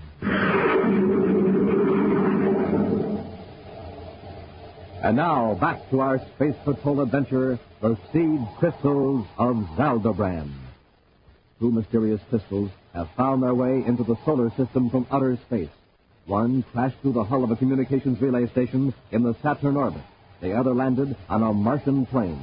Discovered millions of miles apart by two men who once were enemies, the crystals have brought the two men together in the space station, united in a weird project. Buzz and Happy, investigating failure of the relay station to operate properly, are under the strange power of the crystals. And the two space patrolmen seem powerless to resist their orders. One more step, Cadet. Fight it up, Happy. I'm trying, sir. Follow the crystals. Reach out your hand and feel a surge of power you never felt before. You can leave this universe in a blinding blue-green flash of glory. Another inch, Cadet. No, Happy. No! My crystal! And there's yours, Perkins. Get away from the generator, Happy, quickly. All right, Commander. Get your hands out. Don't reach for your ray gun. Don't try anything. Connect. Good work, Sergeant. Watch him. Don't let him get up. Right. Hold on. Where did those pistols come from? From Zeldabrand. And they're the guiding force that will bring the United Planets conquerors here from the planets of our masters. Oh, Ma, you've been out in space too long. You almost had us touching those generators. But put up that gun. I'll see that you get medical attention, and I won't bring any charges against you. That's mighty big of you, Commander. What happened to the crystals? When the containers broke, the crystals faded. They're just like ordinary lumps of quartz. Corey, I ought to fix you good. Hold on, Pattern.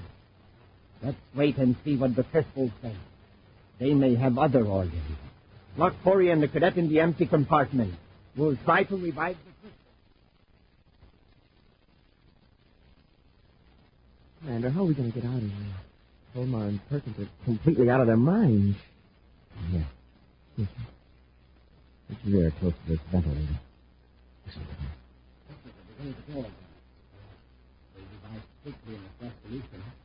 The compartment, the other end of this back. I see the crystals are giving off light again. In a few hours, we can put them back in the modulator. This time, maybe we can get through the Salvador.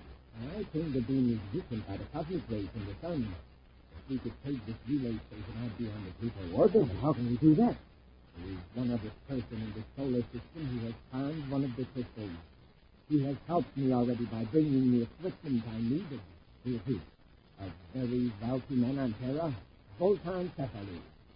If he comes here with a powerful spaceship, we could quickly accelerate the relay station out beyond the Pluto orbit. Come away from the vent, Happy. Yes, sir. Sounds crazy, but those crystals just might be a contact from some other system. At any rate, I've never seen crystals behaving like that before. Whether or not they're from another universe, they're dangerous in the hands of Omar and Perkins. Have you got your miniature spacephone? Yes, sir. Good. We'll try to reach Major Robertson and have him pick up Zoltan Cephalou. If Omar tries to contact Cephalou, we'll at least have evidence.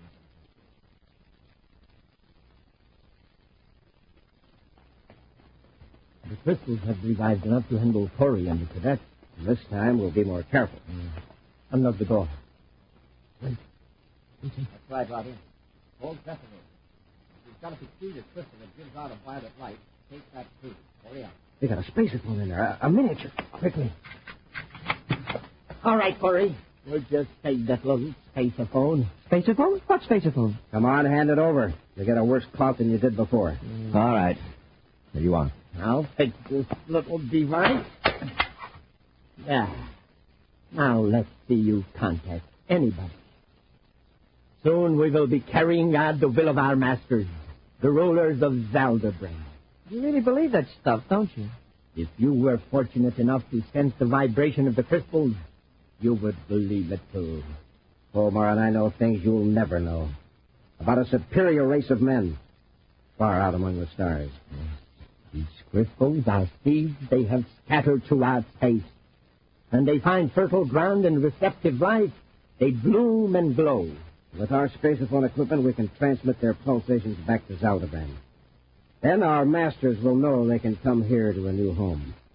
Commander, what do you think? It makes no difference what the commander thinks. He's going to help us. Huh? How? We've got to move the space station before someone investigates. The commander's ship is connected to our airlock. We'll have him move Tom Relay 4 to a better location. Now let's lock these two in here until we get our crystals. This time there must be no slip-up. What are we going to do, sir? They're going to try to put us under the power of those crystals. If the crystals don't work, Omar and Perkins still have our weapons. If they think we're under the spell of the crystals, we may be able to catch them off guard after we're in the ship. Now, don't look directly at the crystals. And keep your eyes partly closed. Yes, sir. And pretend to be resisting.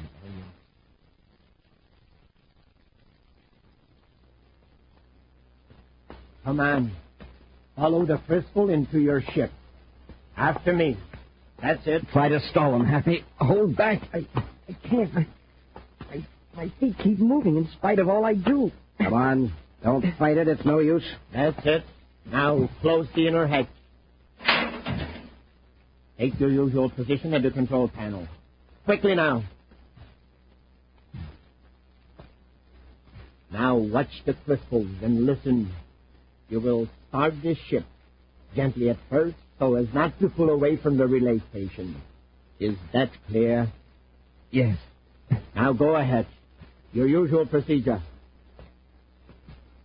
Just a minute, Commander. That's the spaceophone you just turned on. Major Robertson, Don't calling try to Commander answer him. Corey. If I could only move my hand.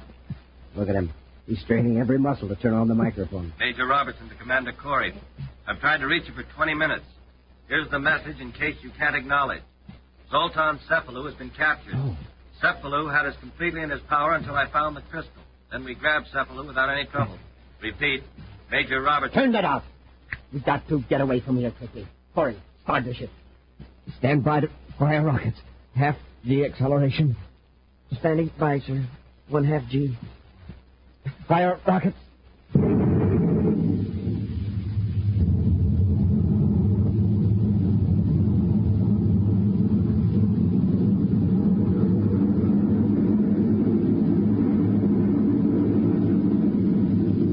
Perkins, is the space station holding to the ship? Seems to be, from what I can tell through the viewport. Corey, increase our velocity gradually. Do you understand? Yes, I understand. Set a course 40 degrees west of Pluto. 40 degrees west of Pluto. That's it. They're like automatons. Look at them. They're completely under the power of the crystal. It'll take us several hours to get beyond Pluto's orbit. But by then, we should be able to send signals to Galvabrand. Then what about Corey and the cadet? Their usefulness will be over. We will dispose of them. How will we get back? Don't worry about that.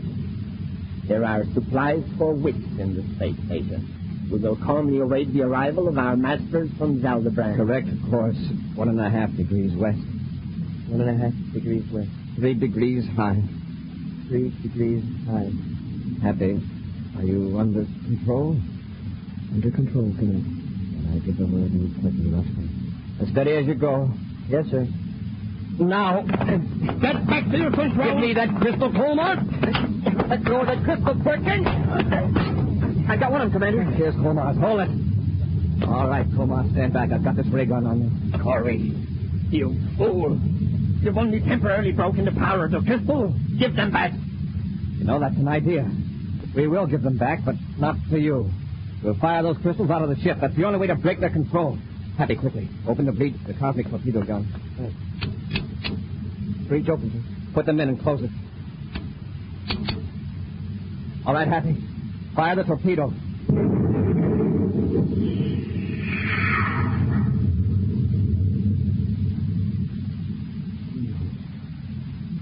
Shut the crystals out into space. Yes. Out towards Aldebaran. Or wherever they came from. Hey, I feel different now. I can move my hands easily. Homer. What happened? And the Corey of the cadet shot the crystals out into space. Out where they'll never be found. At least by anybody in the solar system. Thank goodness. But that's wonderful. What are you so happy about, Colma? I thought you wanted the crystals. They had some terrible power over me. Now it's broken. I'm free again. So am I. Commander, if you hadn't fought us, Colmar and I would have brought something horrible into the solar system. I don't know just what, but it wouldn't have been good. Snap out spacephone Robbie and give orders to blast that third pistol out of the solar system. Commander, Perkins and I are traitors, and we deserve whatever is coming to us. But I'm glad it's over. A brainograph test will show whether you were acting under the influence of the crystals or your own free will. Well, I'm glad it's over. I've got something to settle with you, Colmar. Oh, yeah? Yeah. I'm going to punch you in the jaw for getting me court-martialed 4 years ago. I'd like to see you try. Hey, wait, break it up. Break it up. Let's not have any more of that. Hey, Commander, it was the crystals. See? See, with the crystals gone, they're enemies again.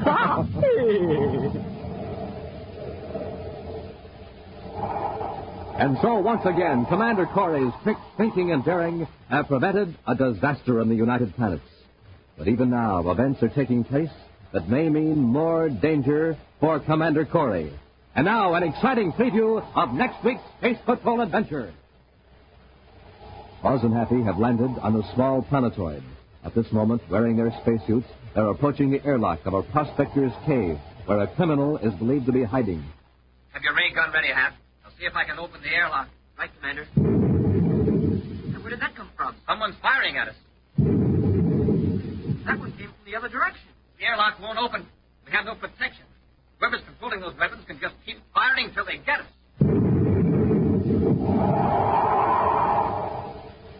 Be sure to be with us next Saturday for the exciting story of Magic Space Pictures, when Wheat Checks, Rice Checks, and Good Hot Roastin' again bring you Space Patrol!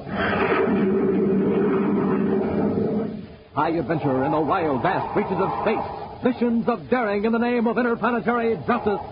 Travel into the future with Buzz Corey, Commander-in-Chief of the Space Patrol! Space Patrol, an original Mike Moser production starring Ed Kemmer as Commander Corey and Lynn Osborne as Cadet Happy, was written by Lou Houston and directed by Larry Robertson. Other players were Bela Kovach, Ken Mayer, and Norman Jolly. Dick Tufeld speaking.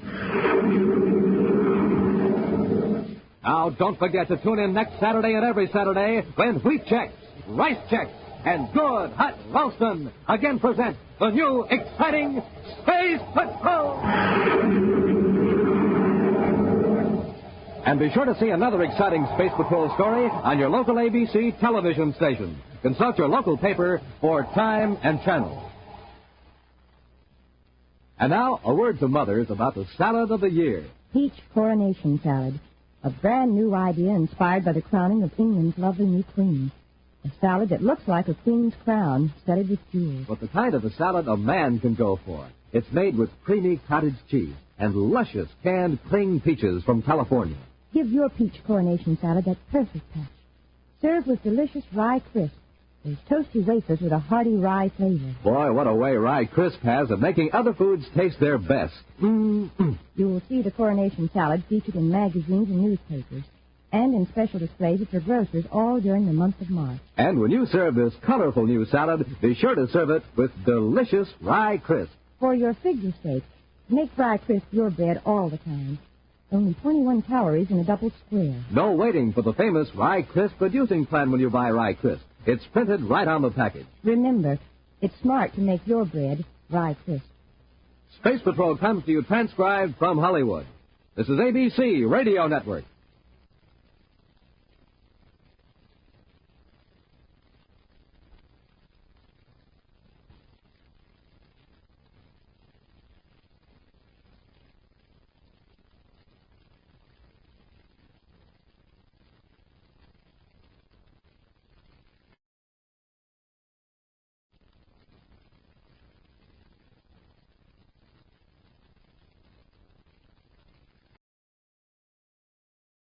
Exciting news. Join us on a thrilling journey through the vibrant landscapes and diverse culture of Brazil.